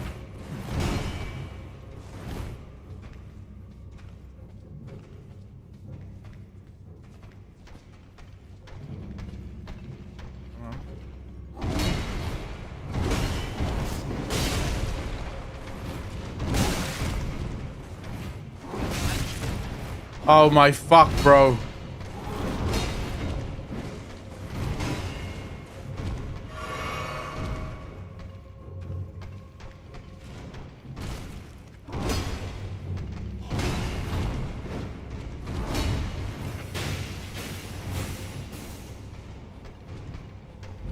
Alright, come on, bitch.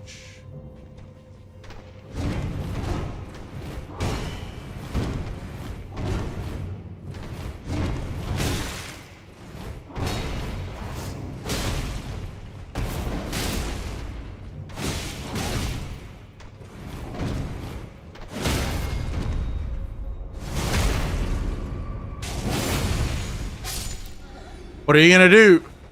Slut? Alright, so where's the other big fuck? Is he still here? He sounds like he's right around the fucking corner. Oh, there he is.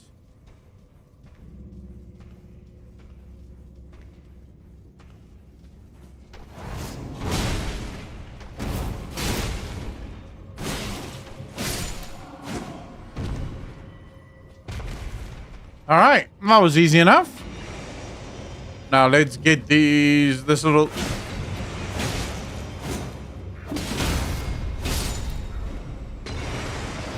Oh, there's another one? Holy shit.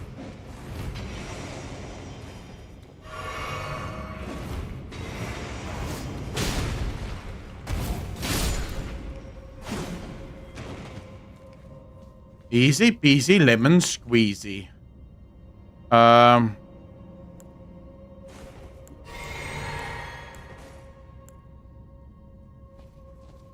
You know, I've never done a single one of these stone key things. Arthur, how you doing, bro? Gregory, the runes is what you'd use to upgrade. But you basically use it for everything.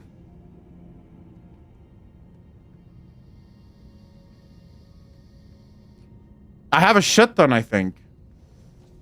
I've just never used it. Because I get afraid the whole time of using it. No, wait, what? What happened to my stone sword keys? Could have sworn I had one at least.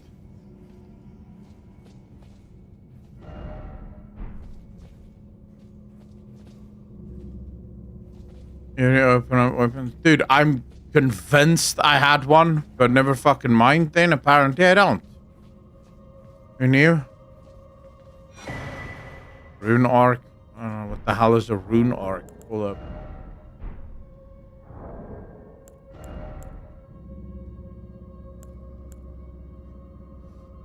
Grants the blessing of an equipped great rune upon use. What? I don't have a great rune. Oh, isn't that... I have that other guy's great rune, don't I? Godfrey's? Or Godric? Or does that not count?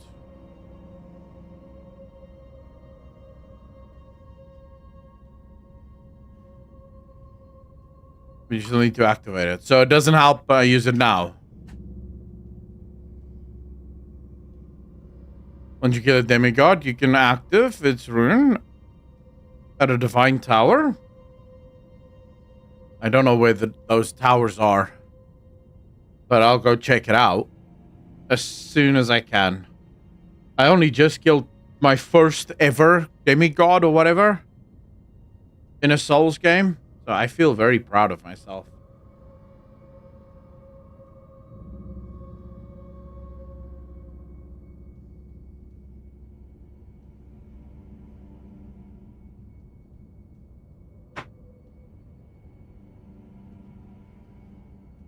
Is it wise to refill above your keyboard? Yeah, this one is pretty empty, so even if it popped off, not much would happen.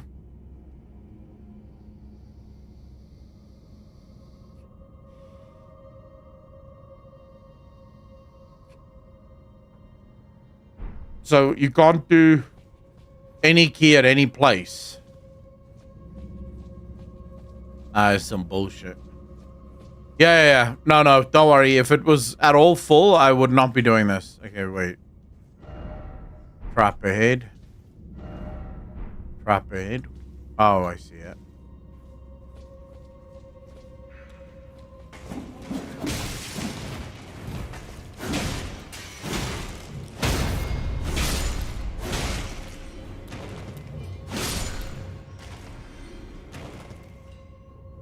What are you gonna do? What are you gonna do? No! That is most certainly not what I wanted to do.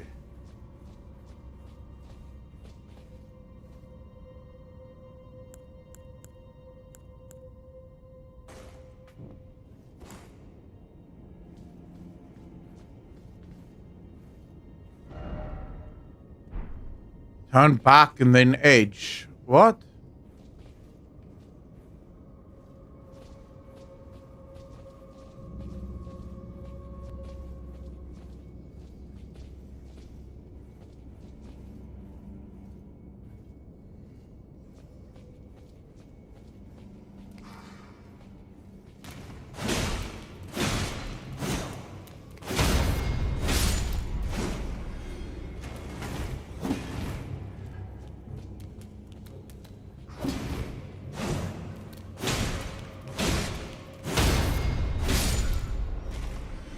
Righto.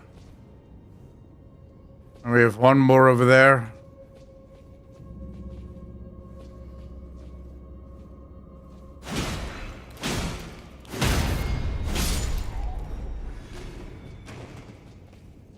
Man, these guys are just sitting there really fucking awkwardly.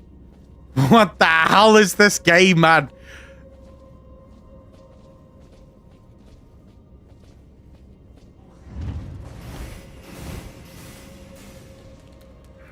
Ooh.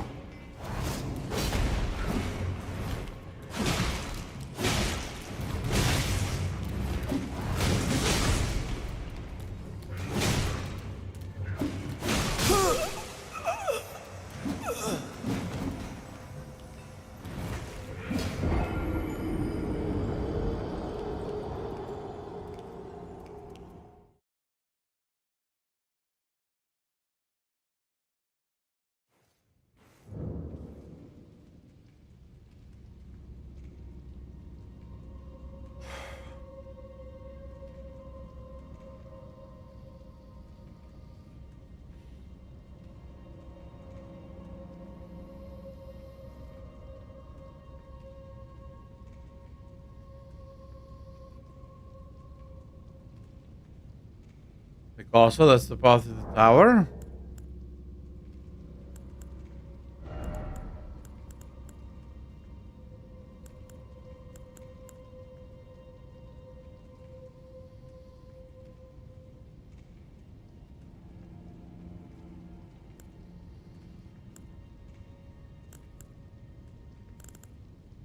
Dude, fuck this, man. Like, really?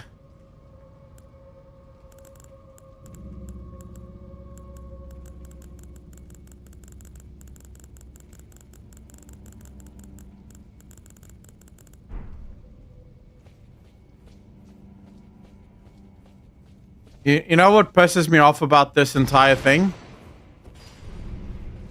Is the fact that I now have to go through this whole crypt again and not die so that I don't lose my fucking runes.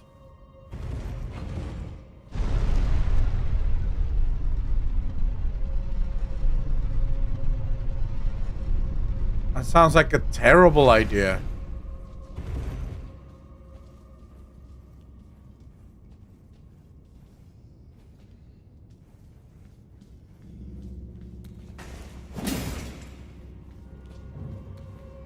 Come on, you little shit.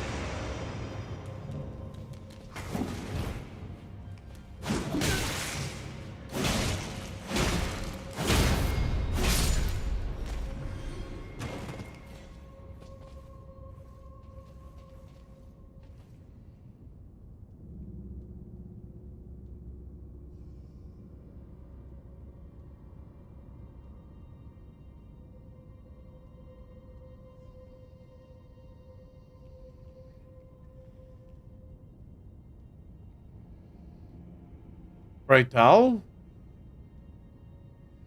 Wait, pray tell your nerfs or is the boss in games like these? Wait, wait, what? I don't understand. What do you mean? Your nerfs are...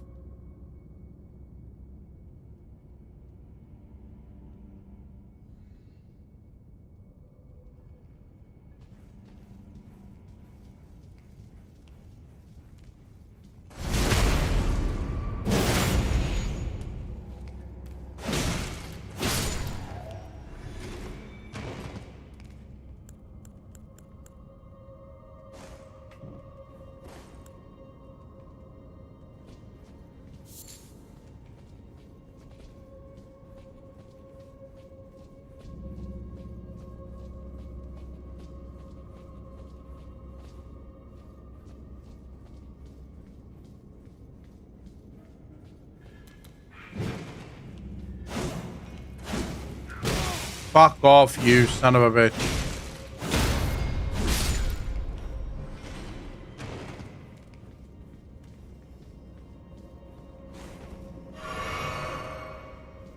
Oh, your nerves. I can see that. I can agree with that. I think your nerves play a big role in it, that's for sure.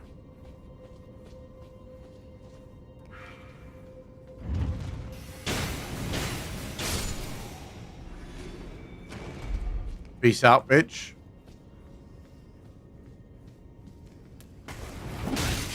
Whoa.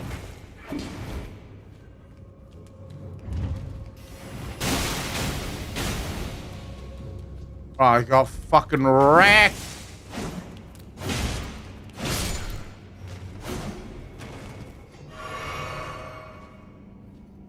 With or without swearing, cursing? I don't know if you can actually finish this game without cursing, if I'm honest. I don't think that's possible.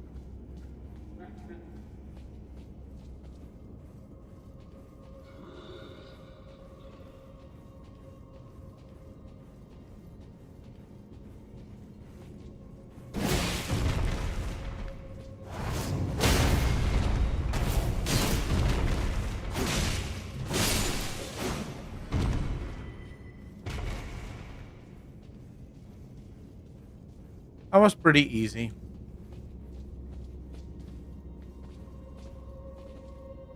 Now.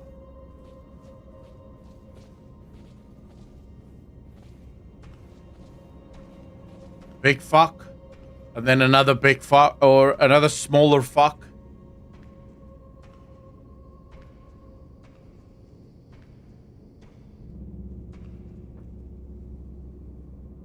See if this big fuck can see me without pulling the small fucks.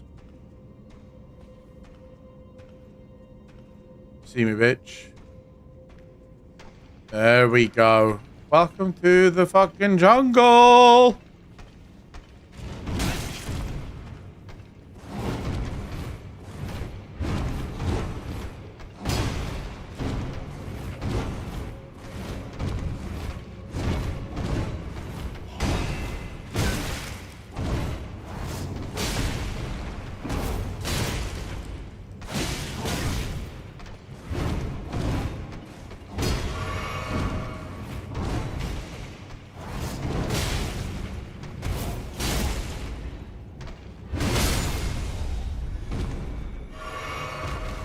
Man, I'm using so much fucking HP potions.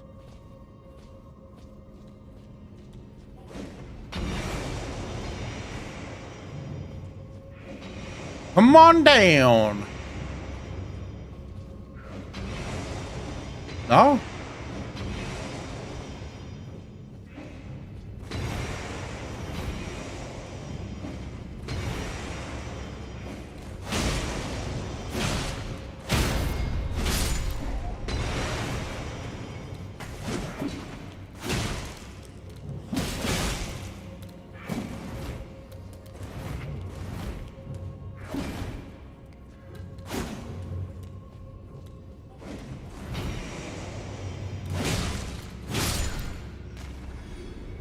Oh, okay.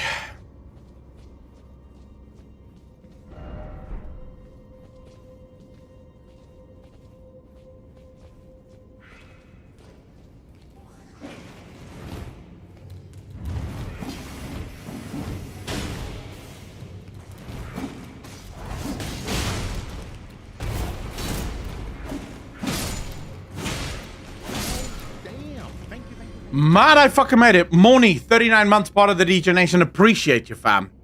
Thank you, thank you, thank you. You're far too kind, sir.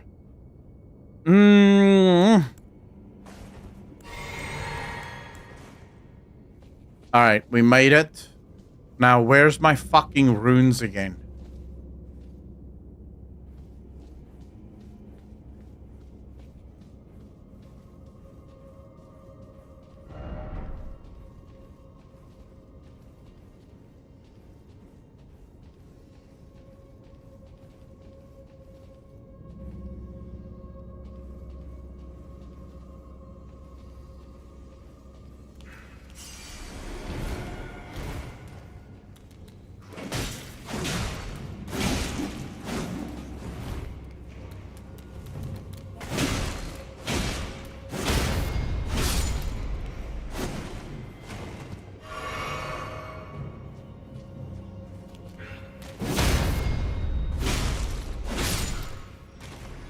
Man, if I knew that big hits fucking stun them instantly, I'd probably do that.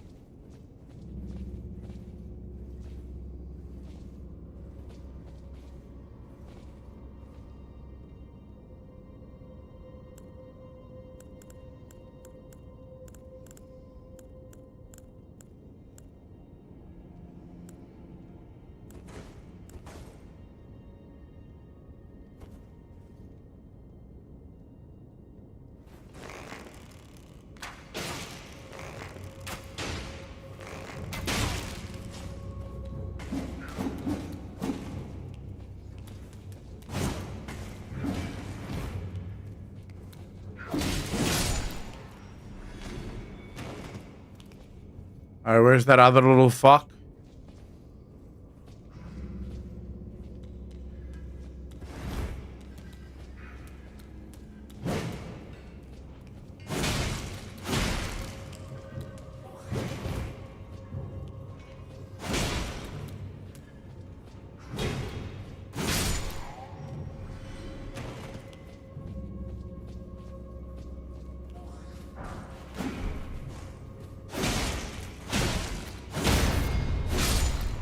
Okay. Easy. Now, how the hell do I get on the other side? Because I'm assuming that's where I have to go.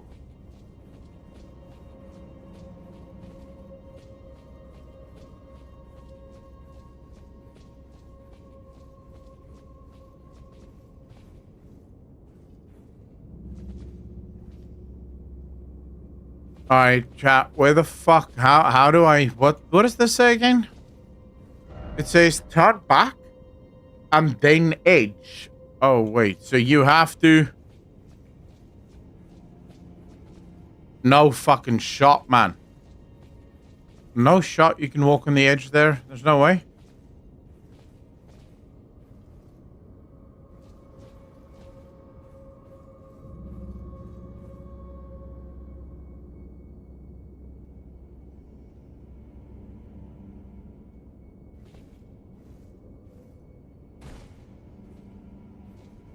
What do you mean under the left?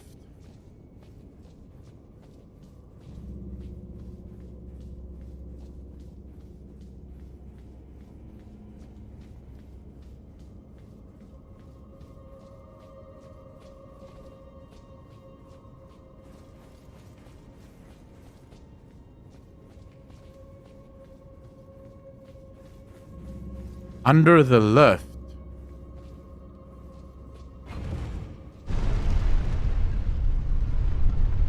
No.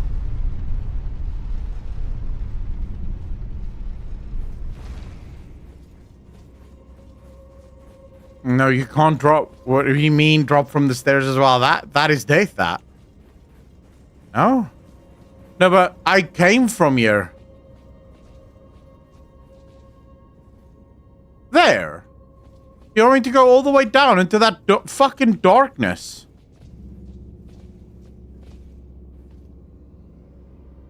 Oh, there's a big fuck there. Man, I'm gonna die there.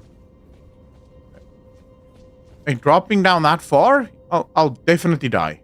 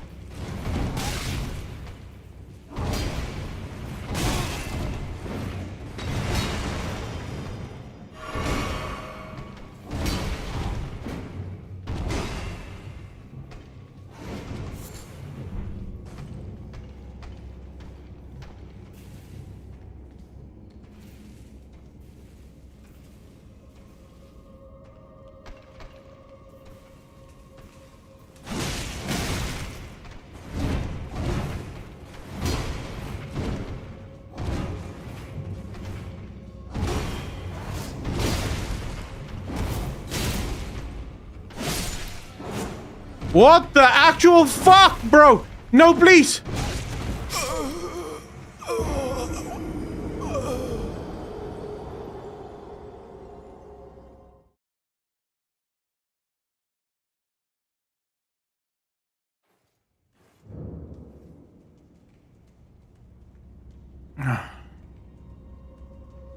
How is there two?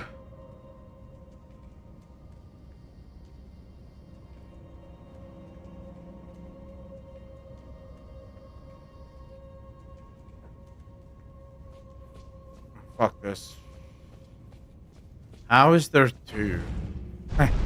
Holy shit. Reclaim, how you doing? Fuck my life. I don't understand how that's even normal.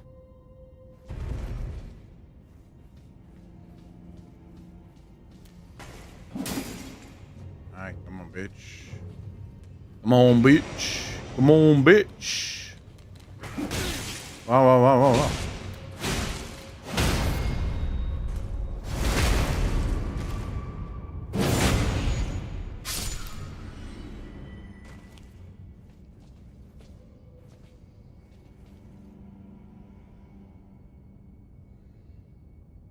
Reality tropes, how you doing, bro?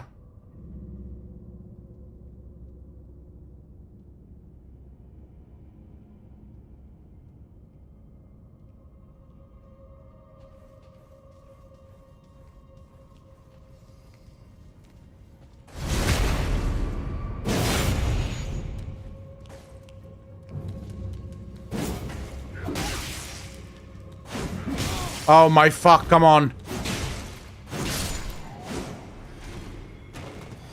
No! I just fucked myself. Oh man, I did not focus on that. But alright, it's fine. We'll make it work.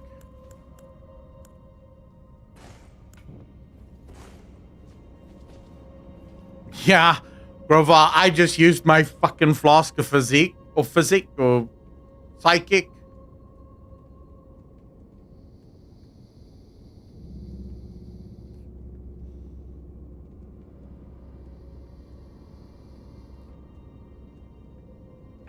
I wonder, do you think parrying would be a good idea here? I don't even know if I want to fucking figure out how to parry these sons of bitches.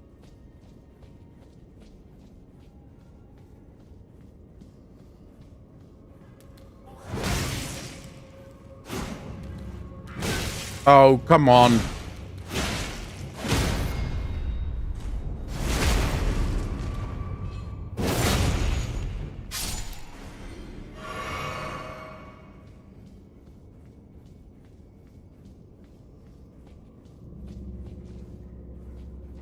Can I drop down right now?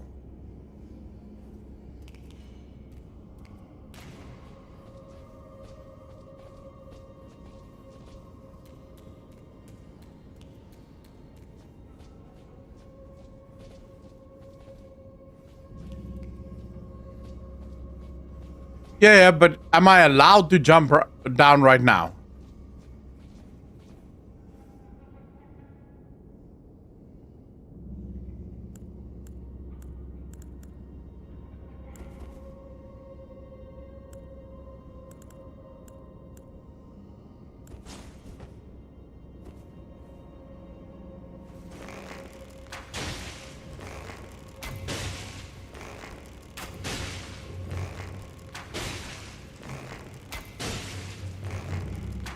I mean, I don't do a lot of damage, but it's better than fucking jumping down.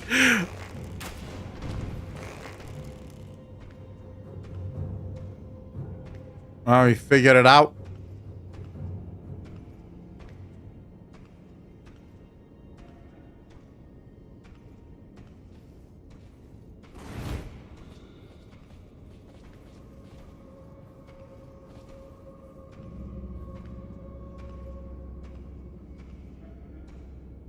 Where did he go?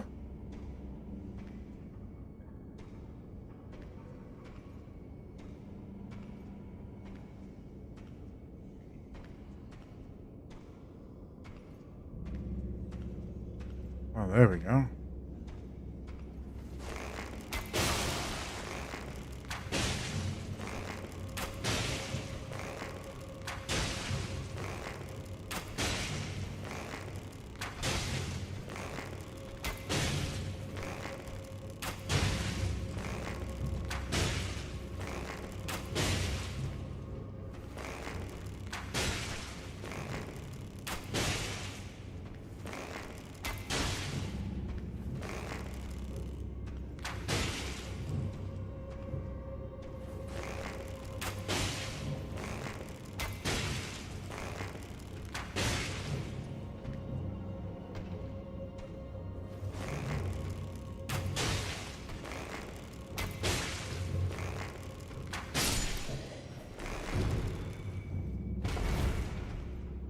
Okay, boys, that's it. That's all I wanted to do.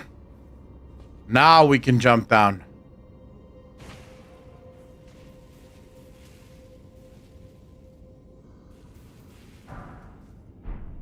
Okay, where's my...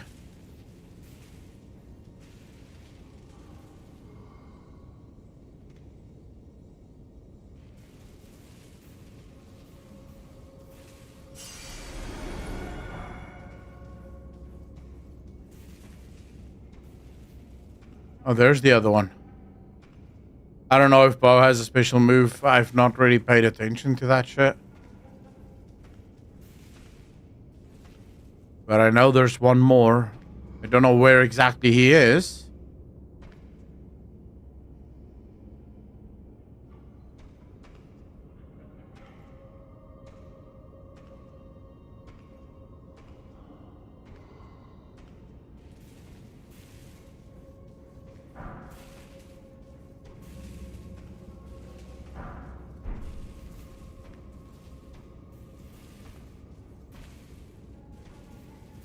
Does he walk in a circle?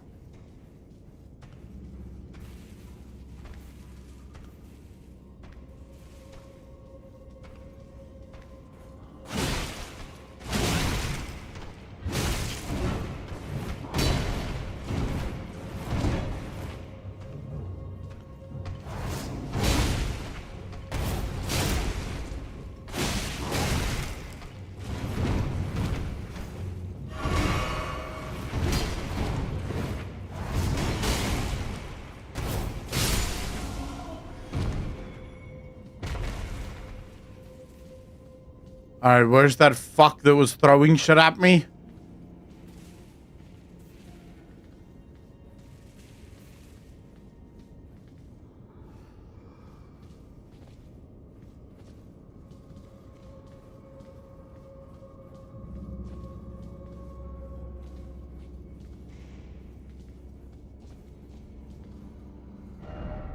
Likely trap. Oh, fuck me. Oh, there we go. That's him.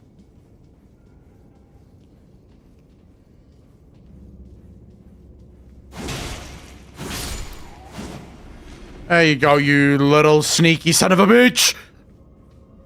Yeah! Woo! How did I not see him? How did he not see me? Like, what?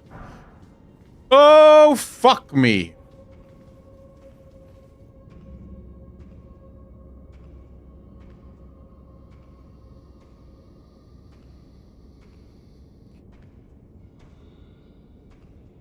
Wait, this is a different one.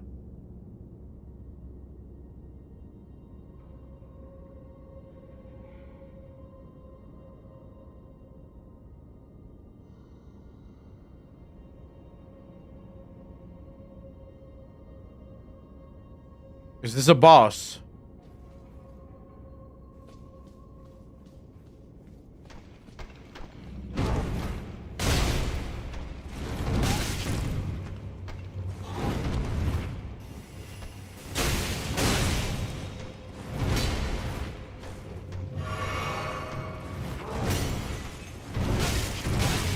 Mother of fuck.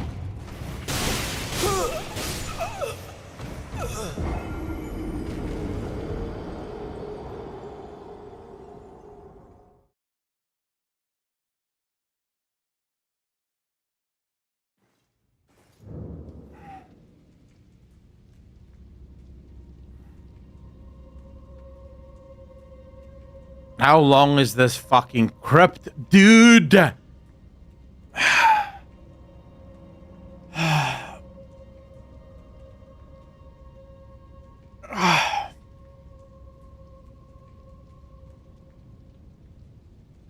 You're actually quite close to the lever.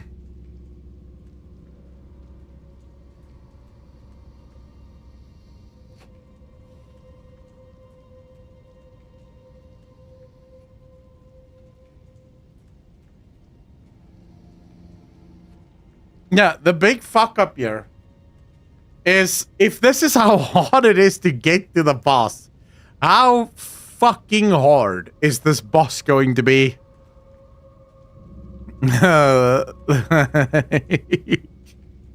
They should really, you know what they should do is if you and the mob die at the same time, you come back to life.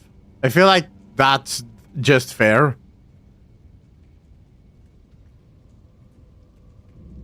That to me just seems like a fair fucking trade, man. Sweet, another Elden Ring stream. How's it going? Benny, good on you, fam. Good on you. I'm just relaxing for a little bit.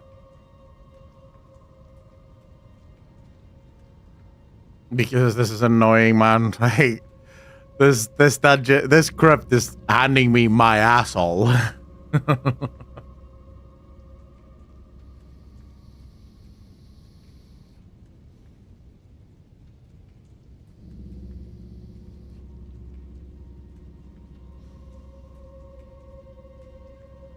Going into new rooms, reality trips. That's why I never use that strategy, because you never fucking know, right? You never know when you run into a room. I did that at one point, and I ran into a giant dog thing with fucking swords on his arms. That was a very fun trip, actually.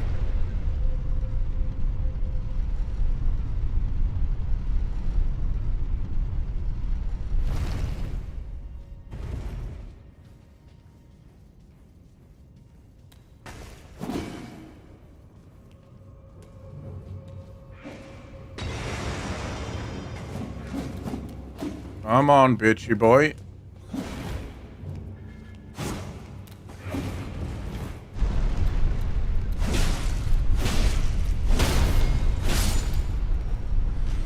Oh, this could get fucking dangerous now.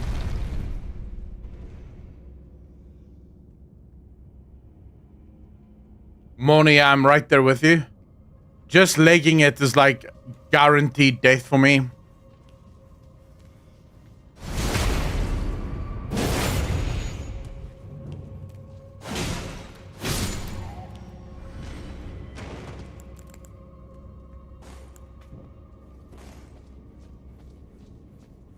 Thing is, you never know when you run into like a boss and you can't just run past the motherfucker because, well, he wants to kill you.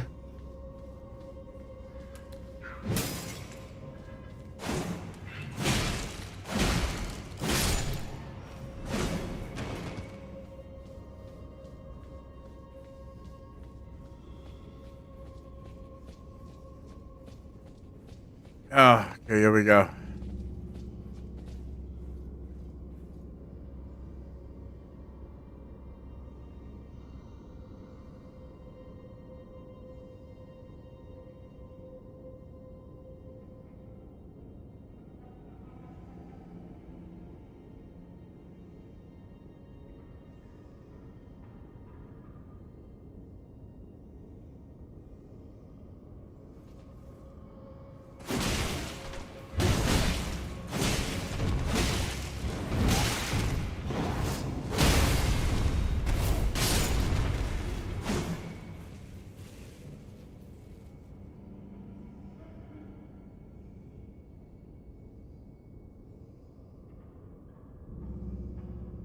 We good, boys? I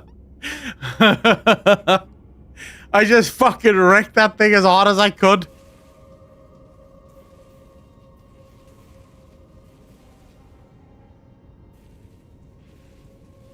Where's the other one?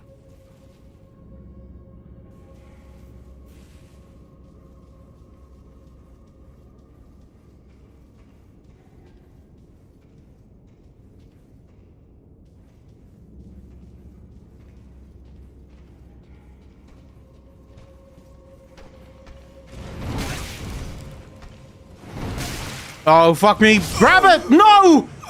Fuck no!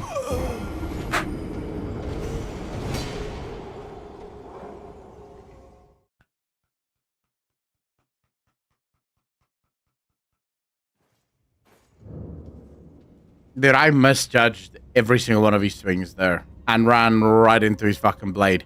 And there goes 12,000 runes just about. I'm now triggered. This is triggered right here.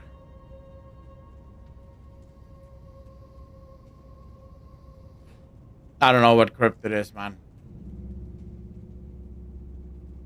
I don't know what crypt it is. I don't care. Like, fuck this crypt.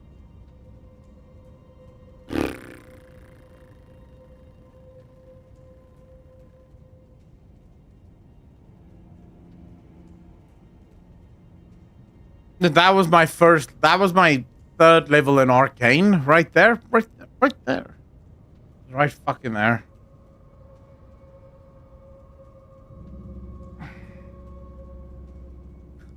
What do you do now? What do you do now, chat? Like, after a devastating setback like that, how do you even come back from this? Like, I am so fucking annoyed. Yeah, I should actually.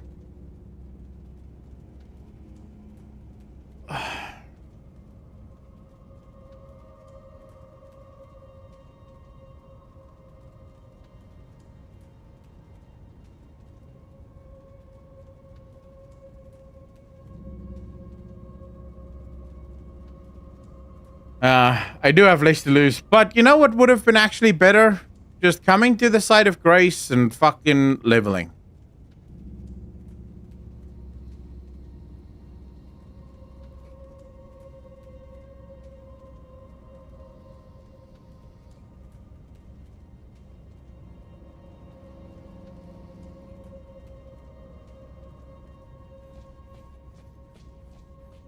I am going to have the time of my life killing this motherfucking boss, to be honest.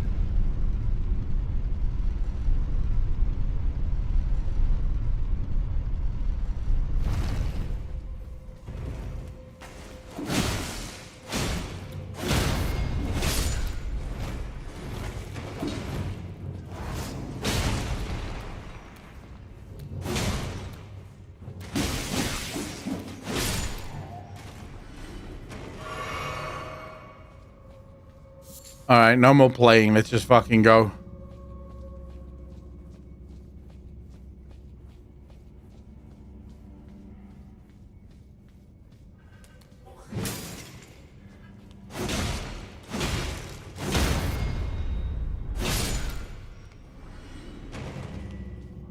In my opinion, I think runbacks is an antiquated idea. They never helped me play better, but I love From Software and they love their runbacks.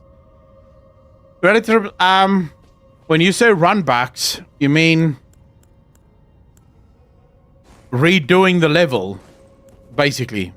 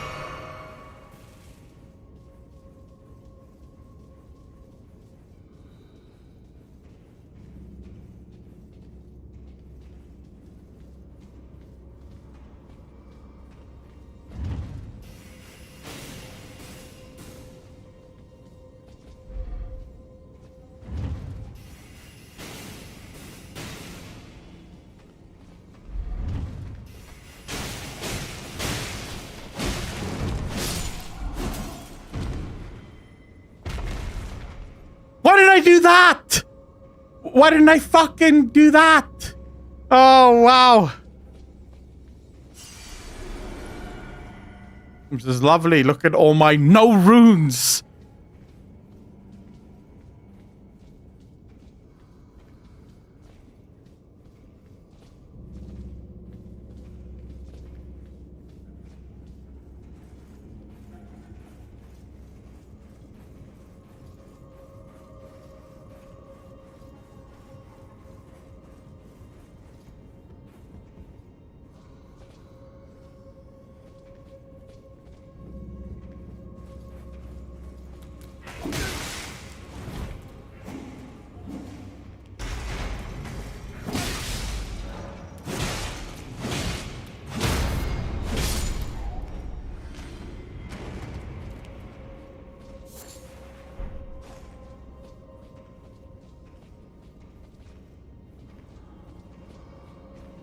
Can you backstab these big guys?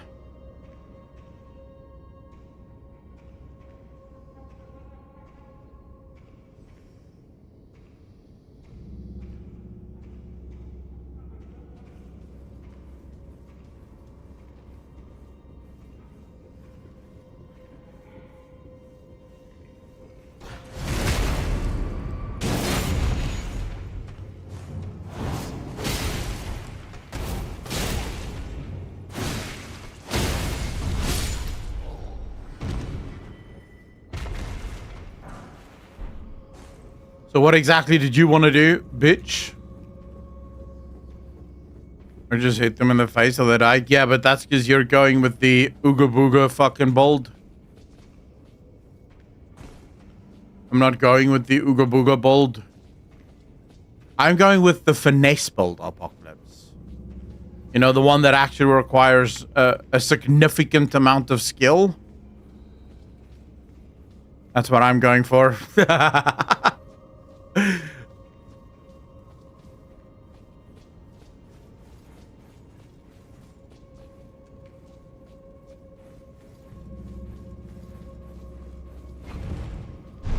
I'm just here for your sexy voice while I work out. Rivenello, how you doing, bro? I appreciate that.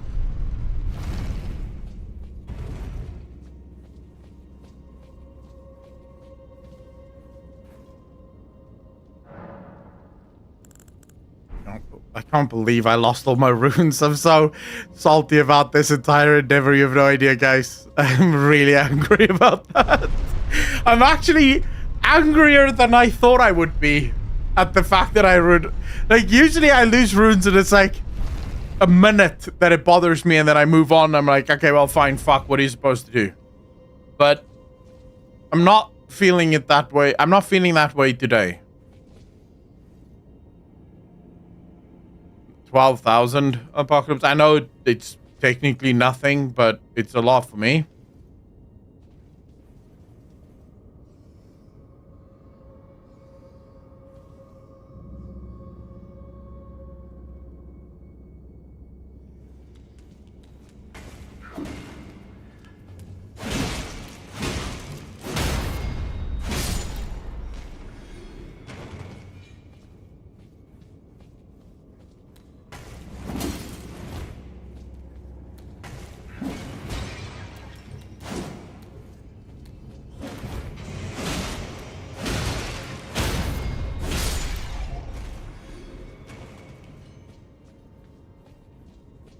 WH physics cocked me. I lost 400 plus. Yeah, that flaming strike is me over. No longer playing. Everyone can go fuck themselves. Although, to be fair, for me, 12k is one level, right? So it is kind of an important thing for me.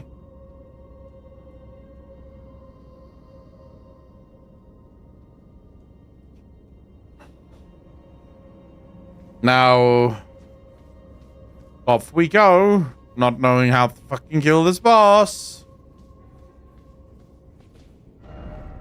Dog ahead. What dog? Oh, fuck me, man.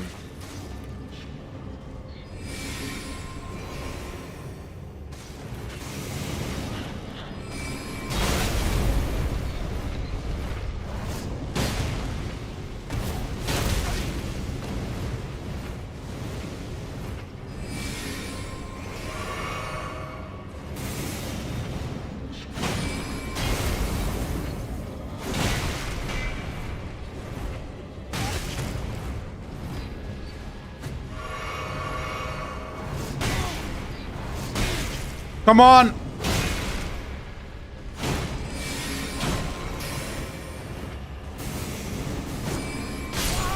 Man! I got so greedy there. I got so greedy there, man.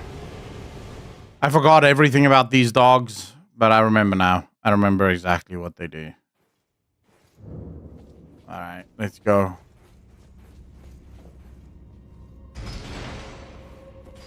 I forgot they don't bleed. That's the problem here. I forgot the motherfuckers don't bleed.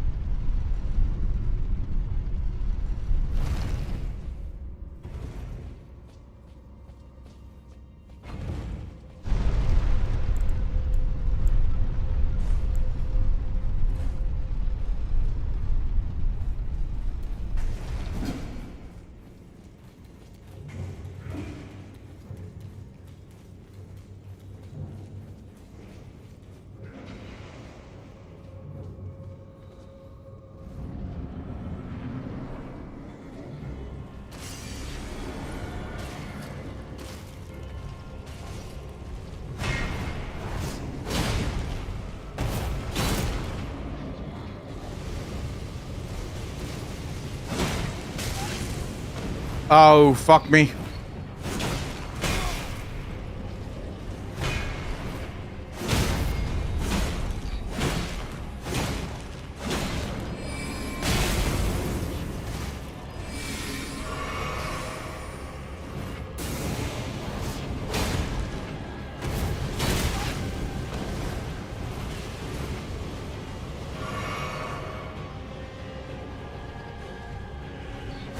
Oh my fuck.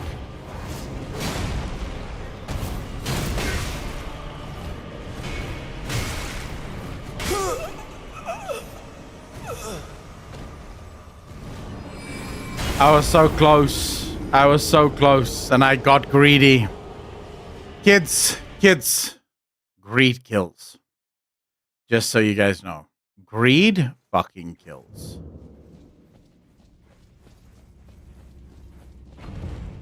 Trust me. Trust me on this.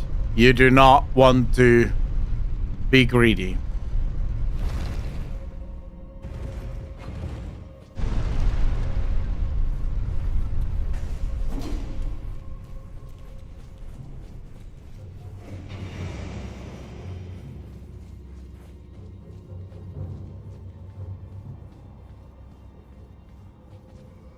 I wouldn't even say greed is good. Greed is a fucking serious killer in this game.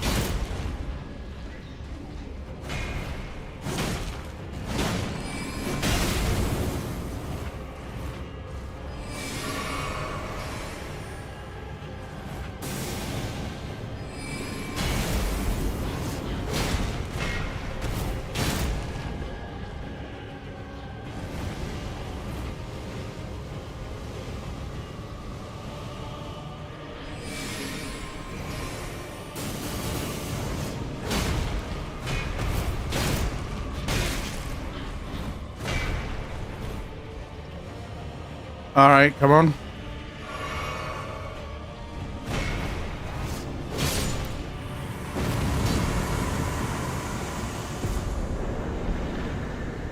Fucking great.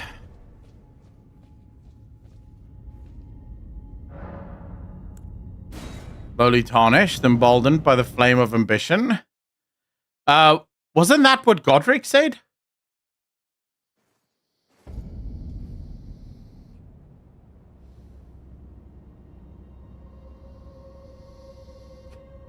That Margaret. Oh. I did not know that.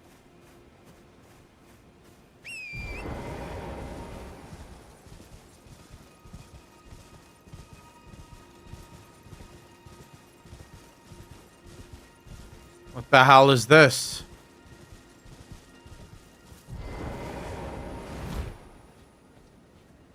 Hello?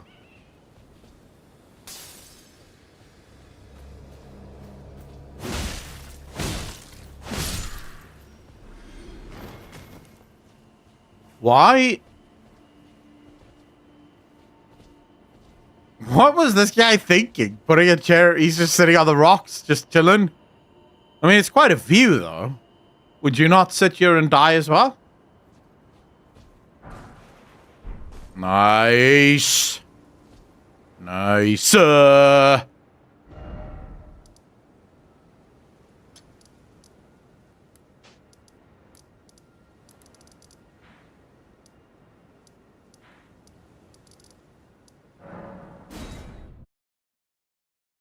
He was painting and you found the location?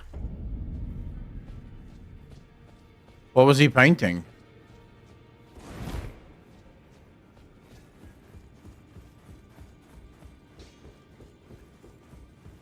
Now, look at you. Those eyes tell a story of a challenger who's felled his mark. Find 'em well. Now lay out your arms. JB, how you doing, bro? I killed Godric.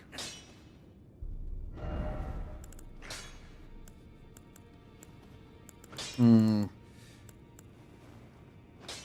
I can't upgrade this anymore. Or at yet.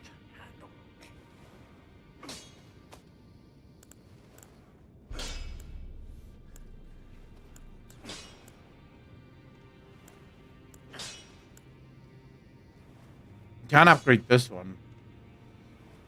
The question, of course, is should I?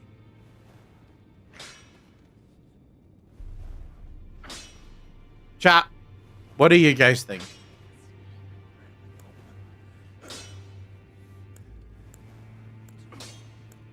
Yay or nay on the... I feel like these blades probably do more damage, in my opinion, than the big blade, but the big blade stagger is ridiculous.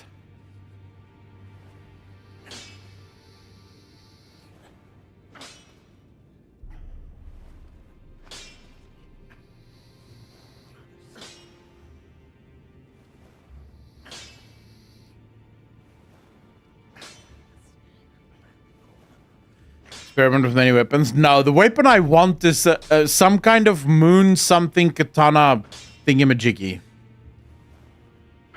Keep smug about it. I don't know what the meta build is.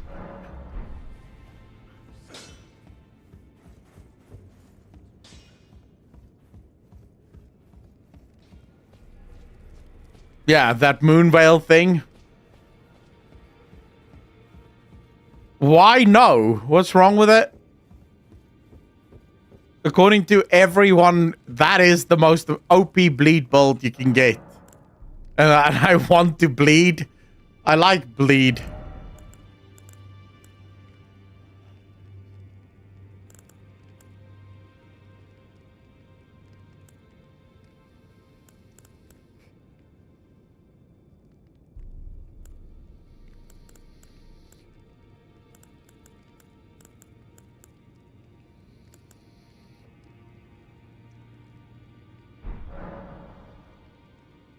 It has bleed, but that's not the main thing. It's an arcane weapon. What do you mean it's not the main thing? How is it not the main thing?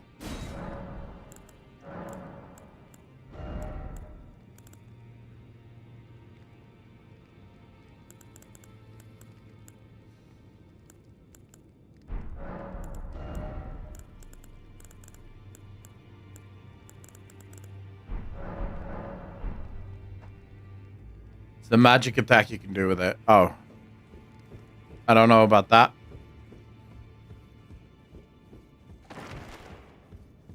Questions are as questions do. Wait, she's new? Greetings. Nice to see you again.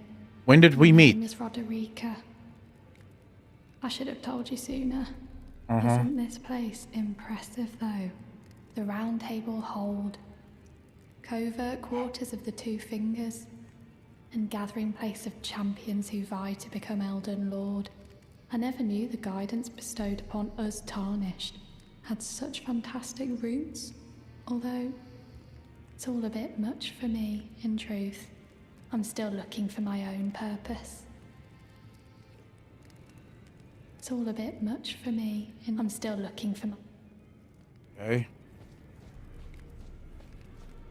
But she is new. She wasn't in this round table place. Ah, you appear to be doing well. Very good. Well then, would you like to learn any... May the Golden Order shine through... Alexander are like the only people that are nice? Be sure to tell me if you meet a young woman named Lanya. She's a servant to my house. She's been my companion since childhood. I've lost count of the number of times I've had to find her like this. Honestly, she's such a little tomboy. Be sure to tell me if you meet her. She's a servant to my house. She's been my... I've lost count, honestly. I haven't found that lady yet, have I? Wait, but where's the other dude? There were... 3 people in here. Now there's 3 people, but the one dude's gone. What's going on?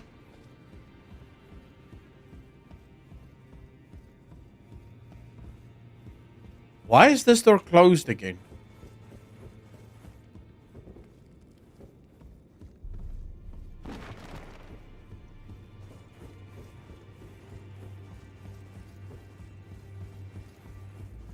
Oh, is he the dude that's in the study? Never jump down there. That is a bad idea.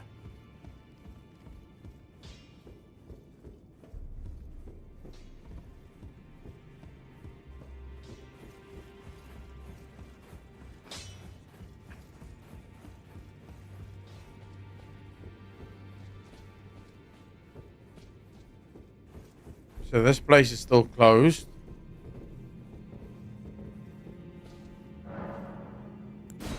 I wish I had that.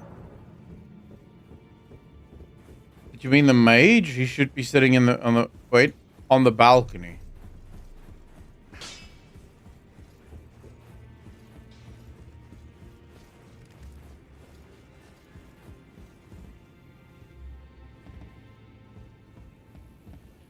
Oh, hey. Ah, we meet again after all. I apologize for any offense given by my bearing, but I'm quite unable to move, you see. So, what do you need? Ah, you defeated Godric and claimed yourself a great rune. Looks like we both got what we wanted out of Stormvale, didn't we? Well done, friend. Something to mark the occasion. Go on, take it. Roger's rapier. +8. As you might have guessed, I still can't move. My fighting days are behind me. No need to be polite. I've no use for it anymore.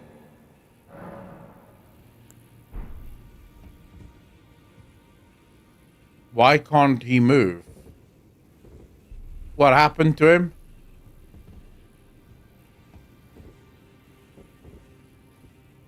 Why is there flies all around him? What's going on?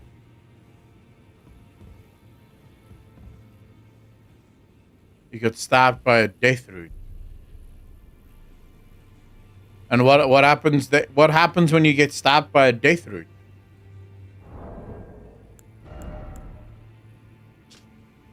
Piercing sword of superior quality, featuring intricate ornamentation, signature weapon of such sorcerer Roger. High dexterity is required to wield the blade to its full potential, but mastery is a sight to behold, characterized by a flowing style which excels in successive attacks. Skill used by the enchanted knights who serve the Carrion Royal.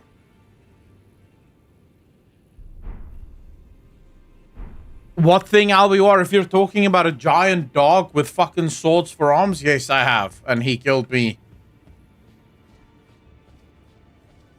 Like fucking no one's business. No, I'm talking about this door was open. Now suddenly the door is fucking closed. What's going on?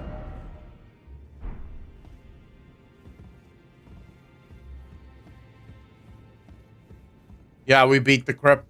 Finally. But we did. Kicked it right in the nuts.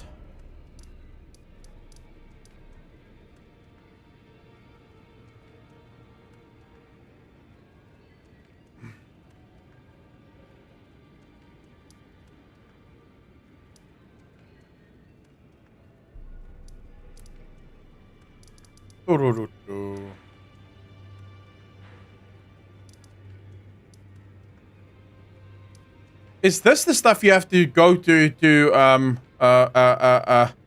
unlock the map? Is these little thingies? What was that shit called again that you have to go to click on to open the map? The map fragments?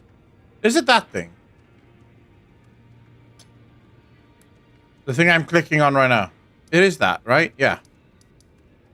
I need to also remove.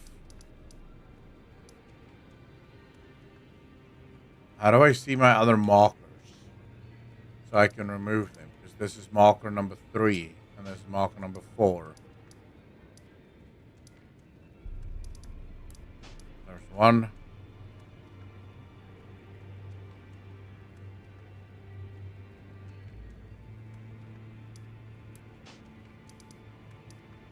Right.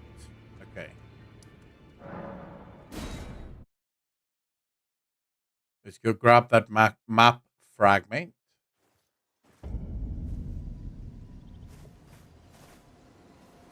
Oh, goody, goody. Back in the swamp, boys. Back in the fucking swamp.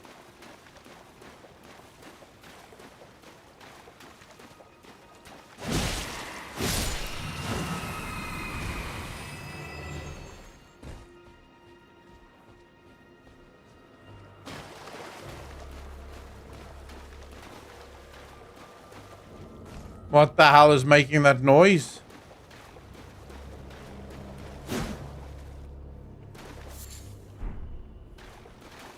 Three of them at once. This is going to be one hell of a fight.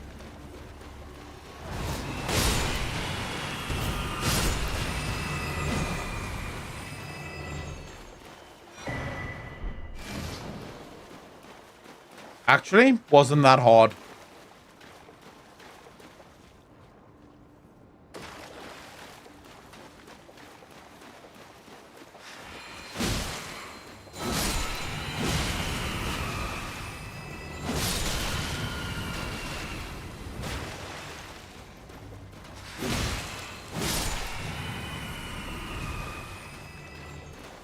What the hell is all this shit about? Don't get cocky now. On normal mobs, I feel like getting cocky ain't that bad.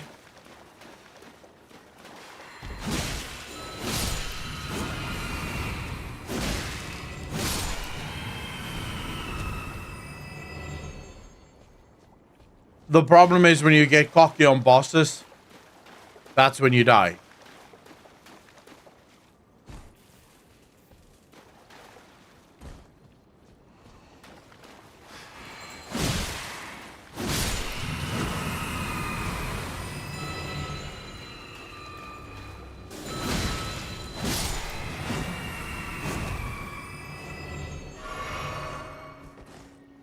That is a dead thing on a horse.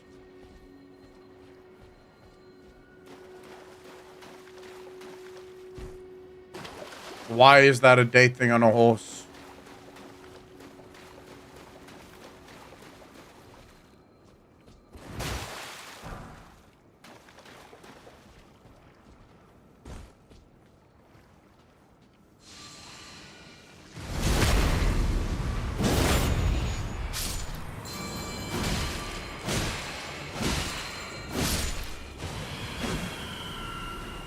Never mind.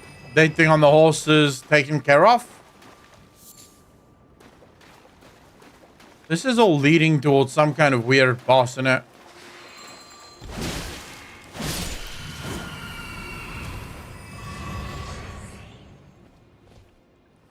Like it has to lead to some kind of weird boss. Did you think you're the only dead thing on a horse in the lands in between? Wait, am I dead?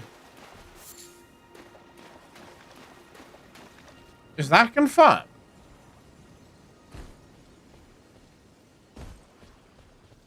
Oh yeah, I am dead. Never mind. I am dead. I died in order to get here, no?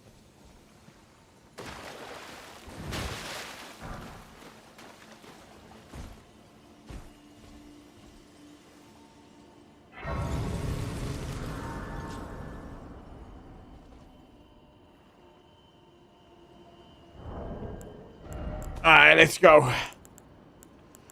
How much runes do I have? Whew. The rune of death was stolen. No one can die, as we understand it. I don't know what that means, but I'll take your word for that.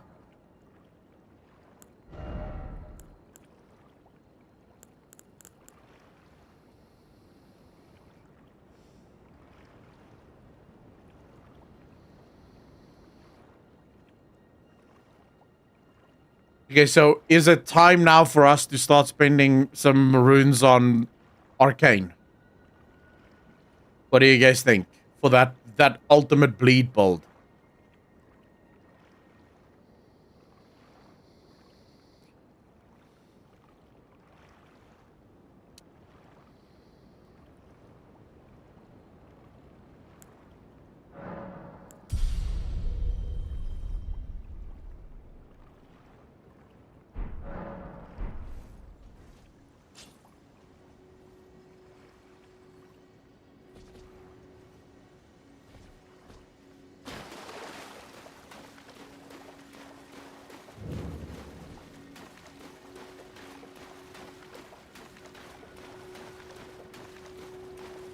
Drops of what?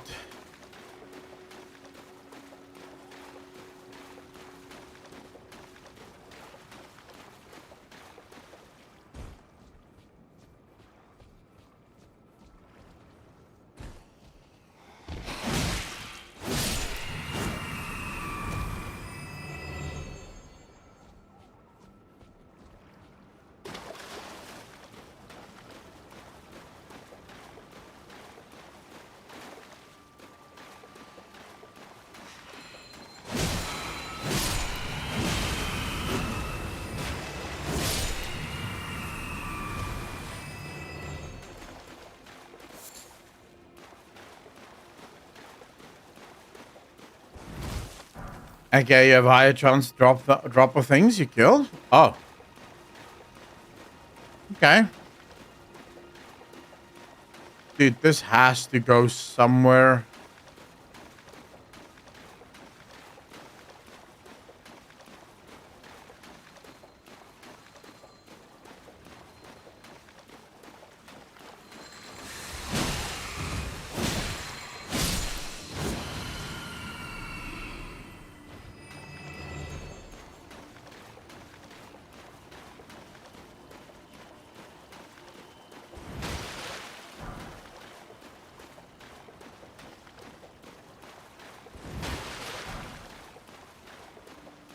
More runes. I'm gonna get... There's another fucking dragon waiting, isn't there?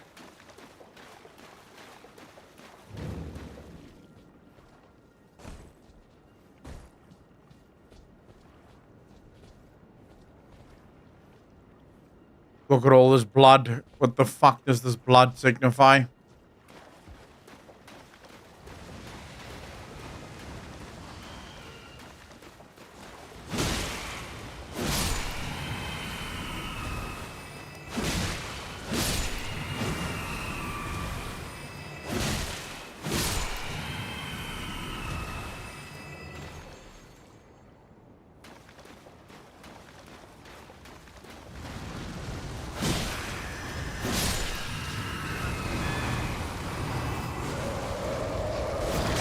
Oh my fuck.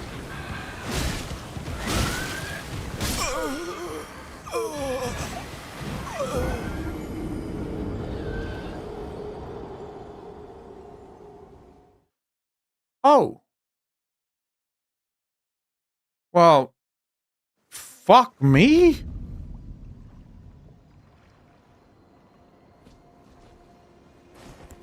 No, no, no, no, no, no.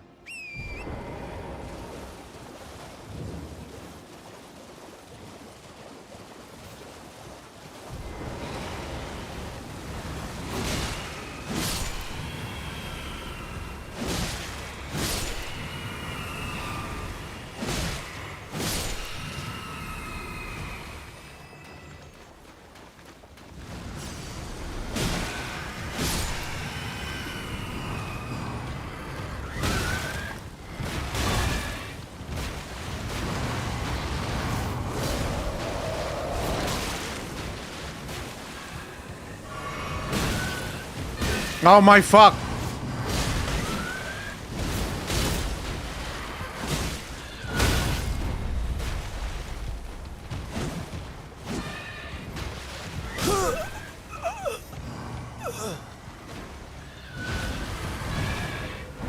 Oh man, I was so close. It's a long way till you become Elden Lord. Yeah, well, fuck me, man. I'm not planning on becoming Elden Lord anytime soon.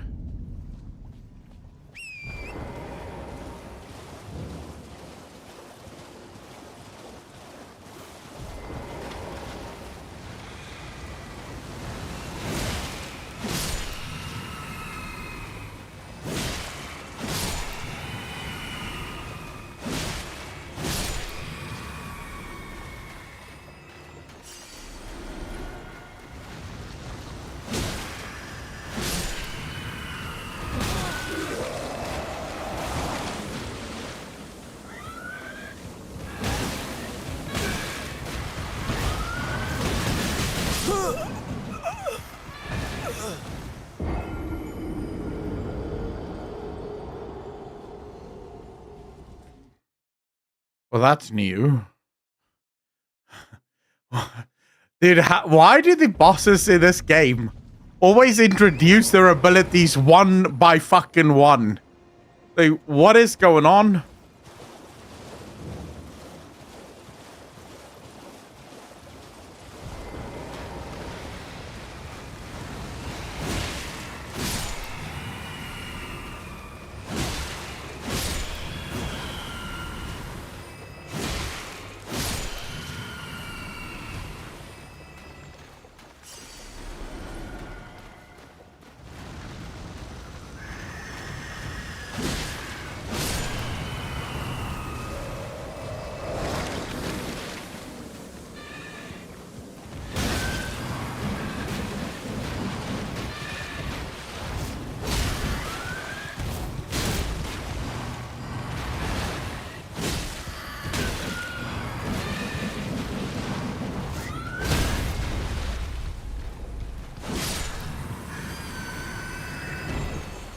Thank you. Now you can go fuck yourself kindly.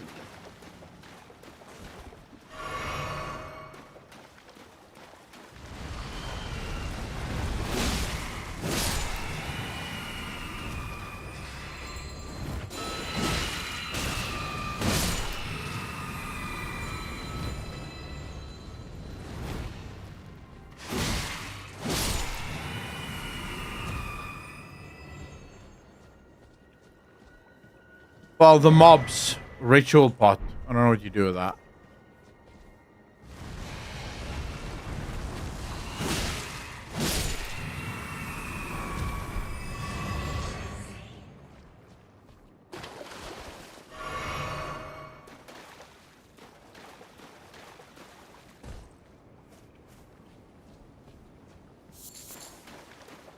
No, those teleporters. Can't remember where it leads.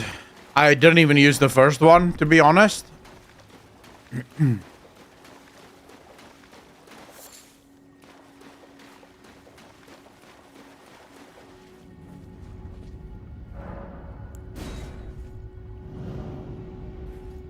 Off we go.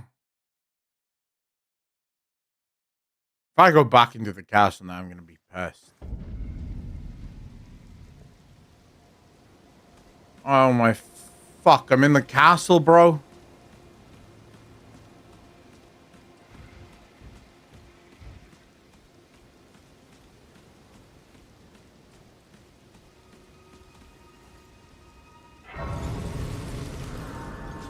Oh, so this is Hogwarts. I don't have anything to go into Hogwarts yet, though. Yeah, I don't have a key. I do not have a key.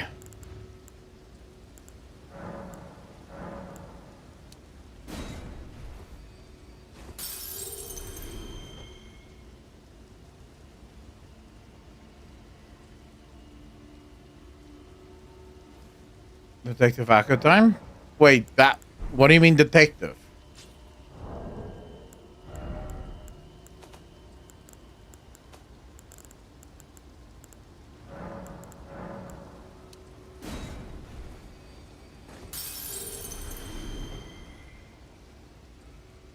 I wonder if I can make it all the way.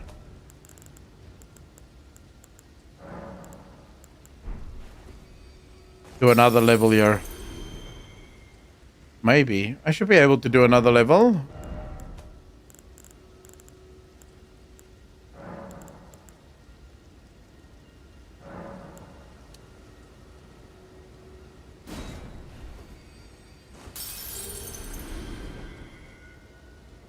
Yeah, bitches. One more level.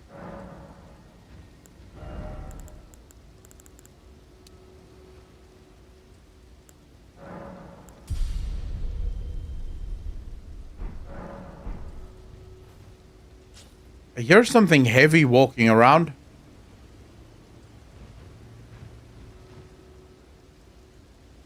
Oh, it's a rune bear. Item to the right. What do you mean? Meeting place map. You found a simple map. Check your inventory.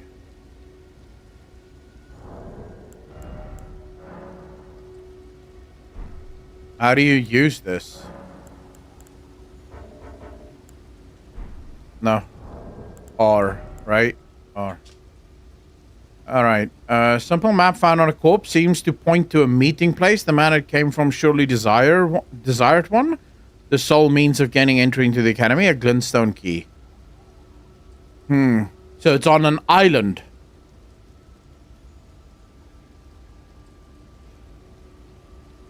The question is, island where?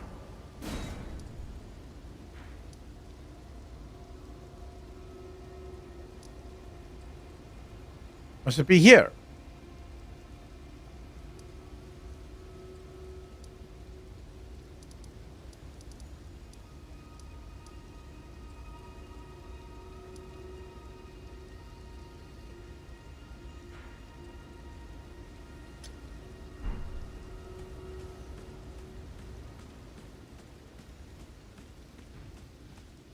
DC Chronicles 4? Yes, I have.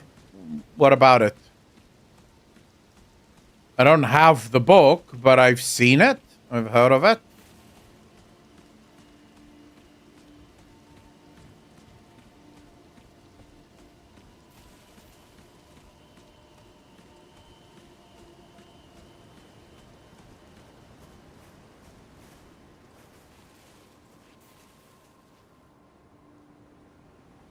By God, Waste, how you doing, brother?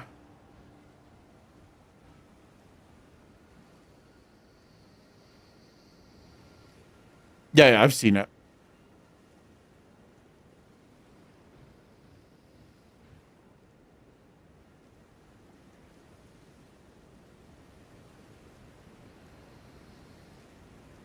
I'm looking forward to it. Hopefully we don't have to wait months again in South Africa to get our hands on it, though.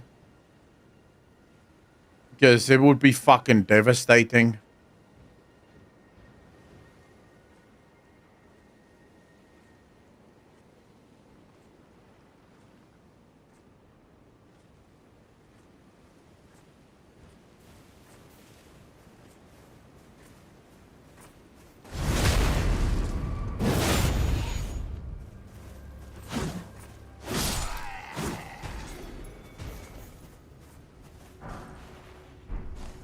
Wooden shield.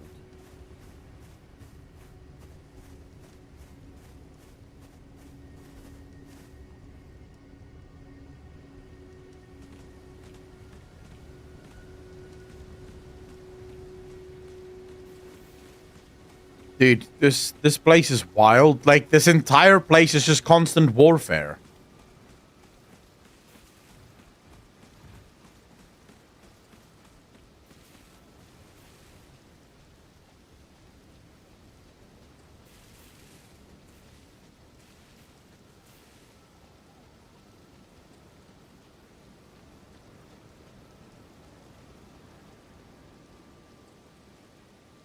Just ride the goat horse, Akko. Ride it like the wind. No, I'm gonna fight my way through this. What do you mean? In the grim darkness of the lands between, there is only war? Yeah, but I want to know why. I want to know what exactly is this war? And why are they fighting so much? Like, I know it has something to do with the goddess or the like, whatever that lady's name is.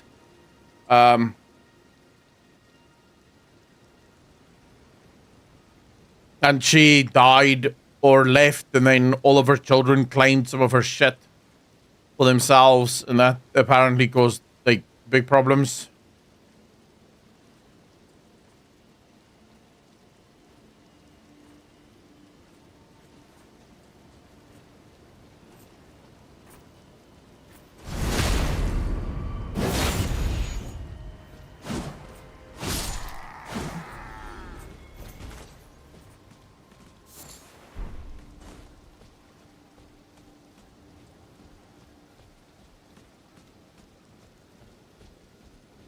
Into it, Vatividia is your guy.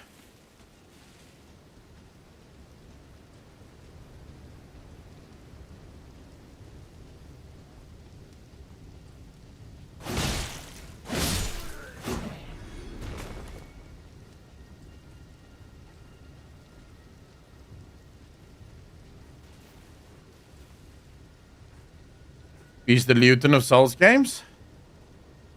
Nice.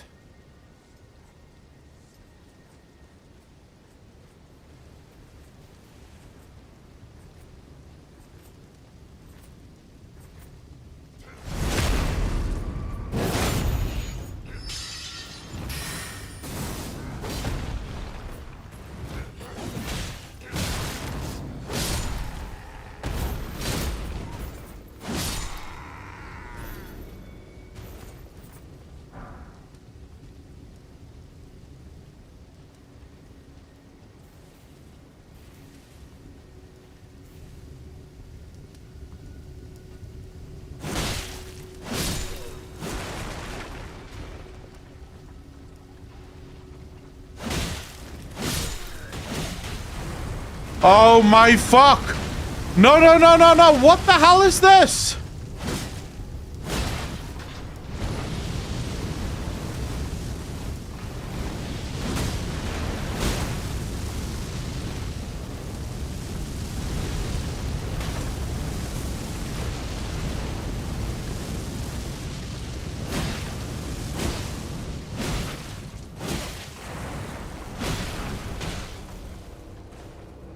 Oh, so there's a dude sitting behind it. Okay, that makes sense.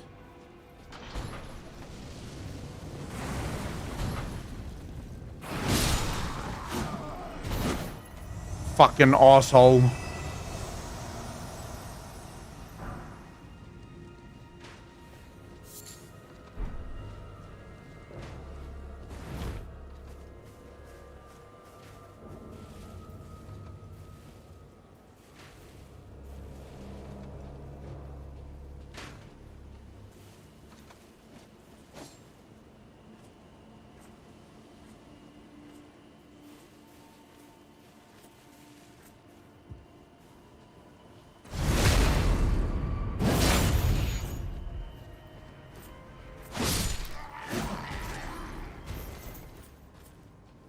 Their version of a dreadnought? Well, it's my version of a fucking nightmare.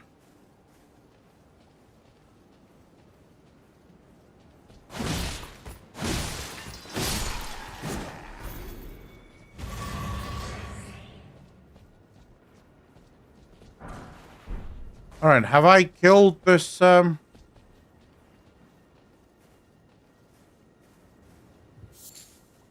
Have I killed anyone in here?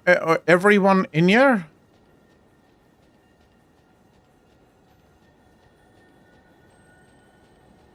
I hear a tingling thingy-majiggy.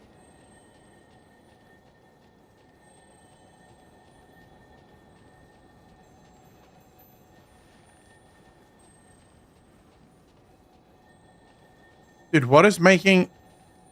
Oh, it's this.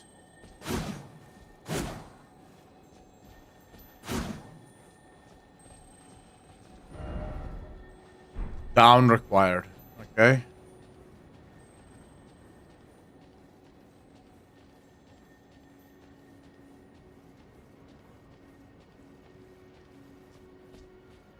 What in the hell is this? You. Please. I can read them. Your fingers. Please, your fingers. Oh, bless you. Oh. Michaela's favor can be yours. Slaughter. Slaughter. Slaughter. The all-hearing slaughtered. But alas, it was for naught.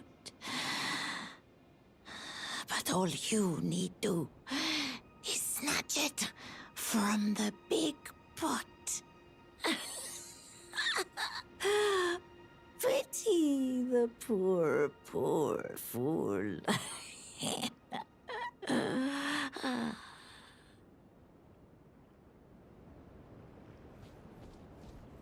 I have made finger crowns. Okay. I'll take your word for it. I've Don't remember, but fuck me.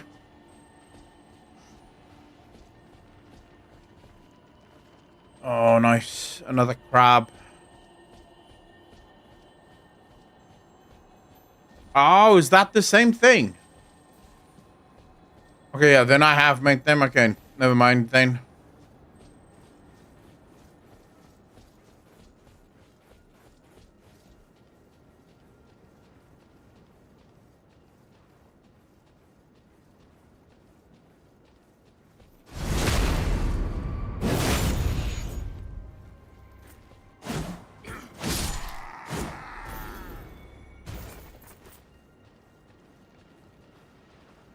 Well, this is gonna be fun.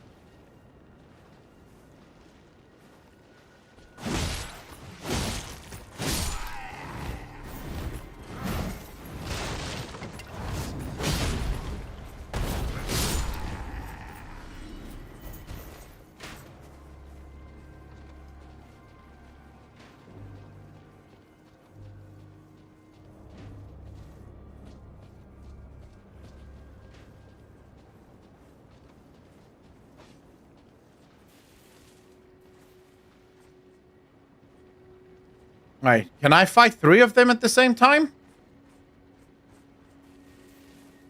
It's super doubtful.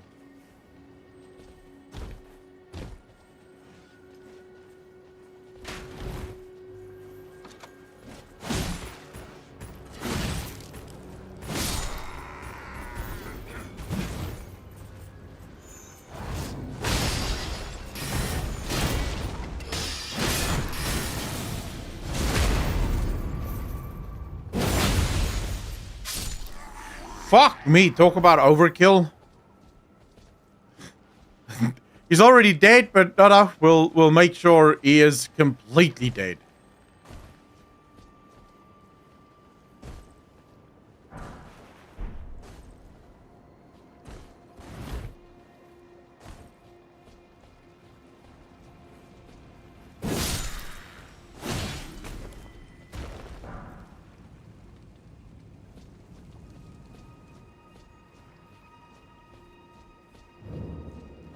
All right. I don't think they were equipped to deal with someone coming from behind. Just a guess, but I think that's what really fucked them up here.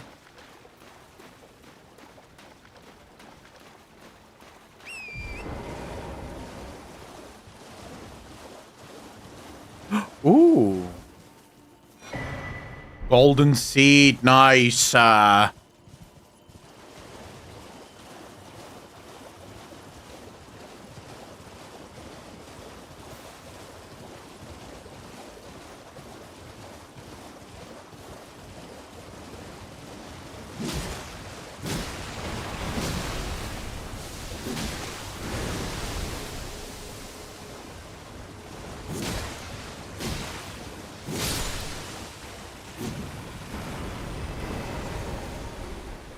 This is a new kind of thing that's happening to me. What kind of poison is that?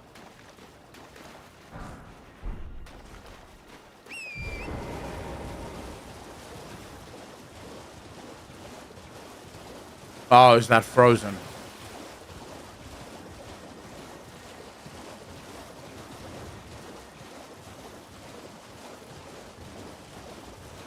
By the way, how many of those golden trees should I have found by now?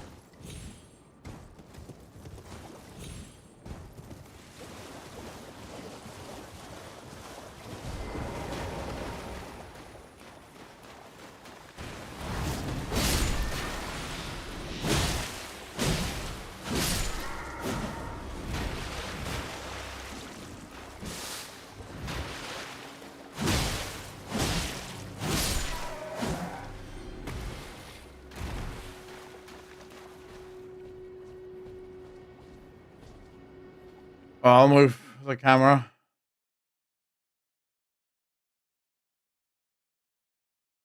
Where? To there?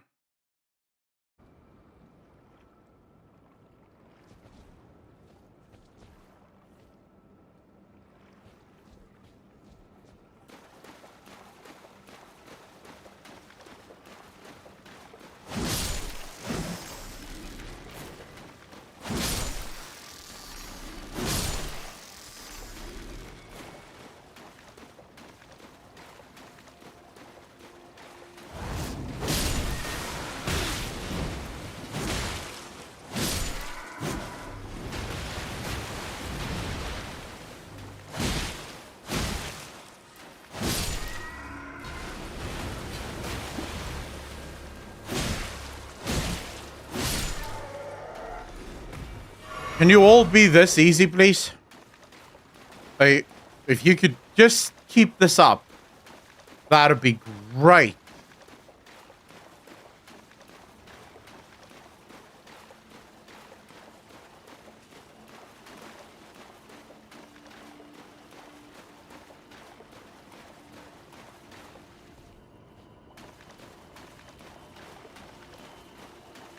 +5 is about right where you're at. All right.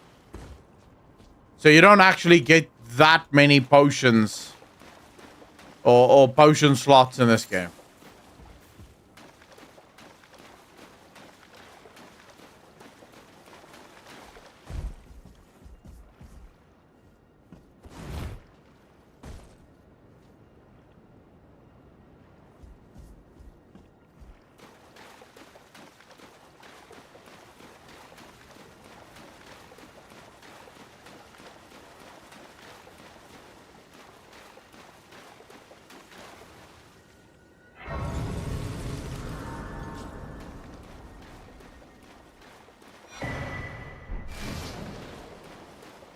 You finished it at 9 and you skipped places. Why would you skip places, bro? What are you doing?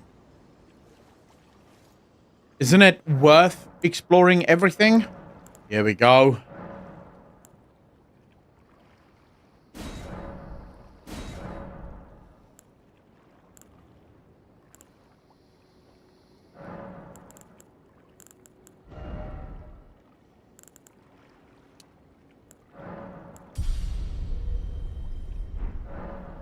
It is, but I've beaten the game a bunch, so I wanted to rush the DLC.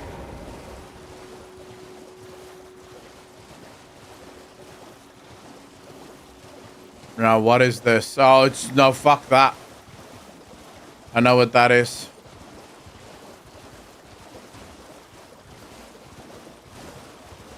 I didn't fully explore the Lake of Rot. Can you guess why? Why is that, Albiwar? Why is that? Explain to me, sir. Explain to me why you didn't.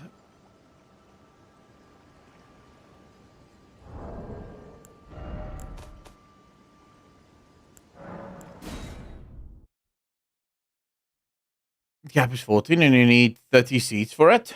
Oh, you'll find out when you find said lake? Wait, so is the lake impossible to be explored? Because it's the Lake of Rot, it gives rot and therefore you'll die. But there are items in the game that can stop that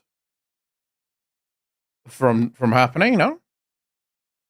Or am I being a sweet little summer's child here? It's just very annoying. That's fair. You can build up rot resist and cleanse rot. Oh man, this game is super fun. Fuck my life, this game is fun. Not gonna lie. I am having the time of my life with Elden Ring. It's annoying. Don't get me wrong. It is annoying. But at the same time, that annoyance is, I think, what makes it so fun. It's the fact that you just get dragged into this fucking cycle of self-abuse where you can't help yourself. You just have to keep going. You have to keep playing. But I need to go buy some food. So I'm going to go. Ugh. I'll be back tomorrow. Same time. Yeah, same time as today, which I think, yeah, should work. It's similar in that to Nyota, in my opinion. What the hell is Nyota? Yes, about 10 in the morning. It all depends, Grofile. So today I had to make one video and I had to make a bunch of videos live, right? Or just schedule them for live. So it wasn't really that big of a deal. But I can't tell you what happens tomorrow morning. I wake up, I get home from the gym, and there's like 4 fucking videos that needs making. Then yeah, obviously I'm not going to be live at 10 a.m. I'll be live maybe then at 11, maybe 12. It all depends on what videos there are, what the topics are, what I think about, because that can happen also, right? I can think of something that I want to do in WoW. I already have an idea for a video that I want to make in WoW. Then tomorrow I might decide, okay, fuck it, let's make this video. And then I'm definitely going to be late because WoW videos, videos for the Clips channel or the Echo TV channel take about, let's say, half an hour to 45 minutes to record. Just to get all the facts and all the sides of the story and shit. Videos for WoW take about 3.5 hours to record. So, yeah, that's going to be a lot longer, obviously. But I will be live tomorrow. That you can count on. I will be here tomorrow. All right, ladies and gentlemen, thank you so much for hanging out with me. Thank you so much for spending your time with me. I hope you enjoyed it. I hope you had fun. For those of you that is still at work, good luck. Have fun. I will see you tomorrow. For those of you that is off and going to go do your own thing, Dominus, how you doing, fam? I really appreciate all of you for hanging out with me, for spending your time with me. Thank you for that. And as always, ladies and gentlemen, be good to each other. Be kind to each other. And I will see all of you in the next one. Peace.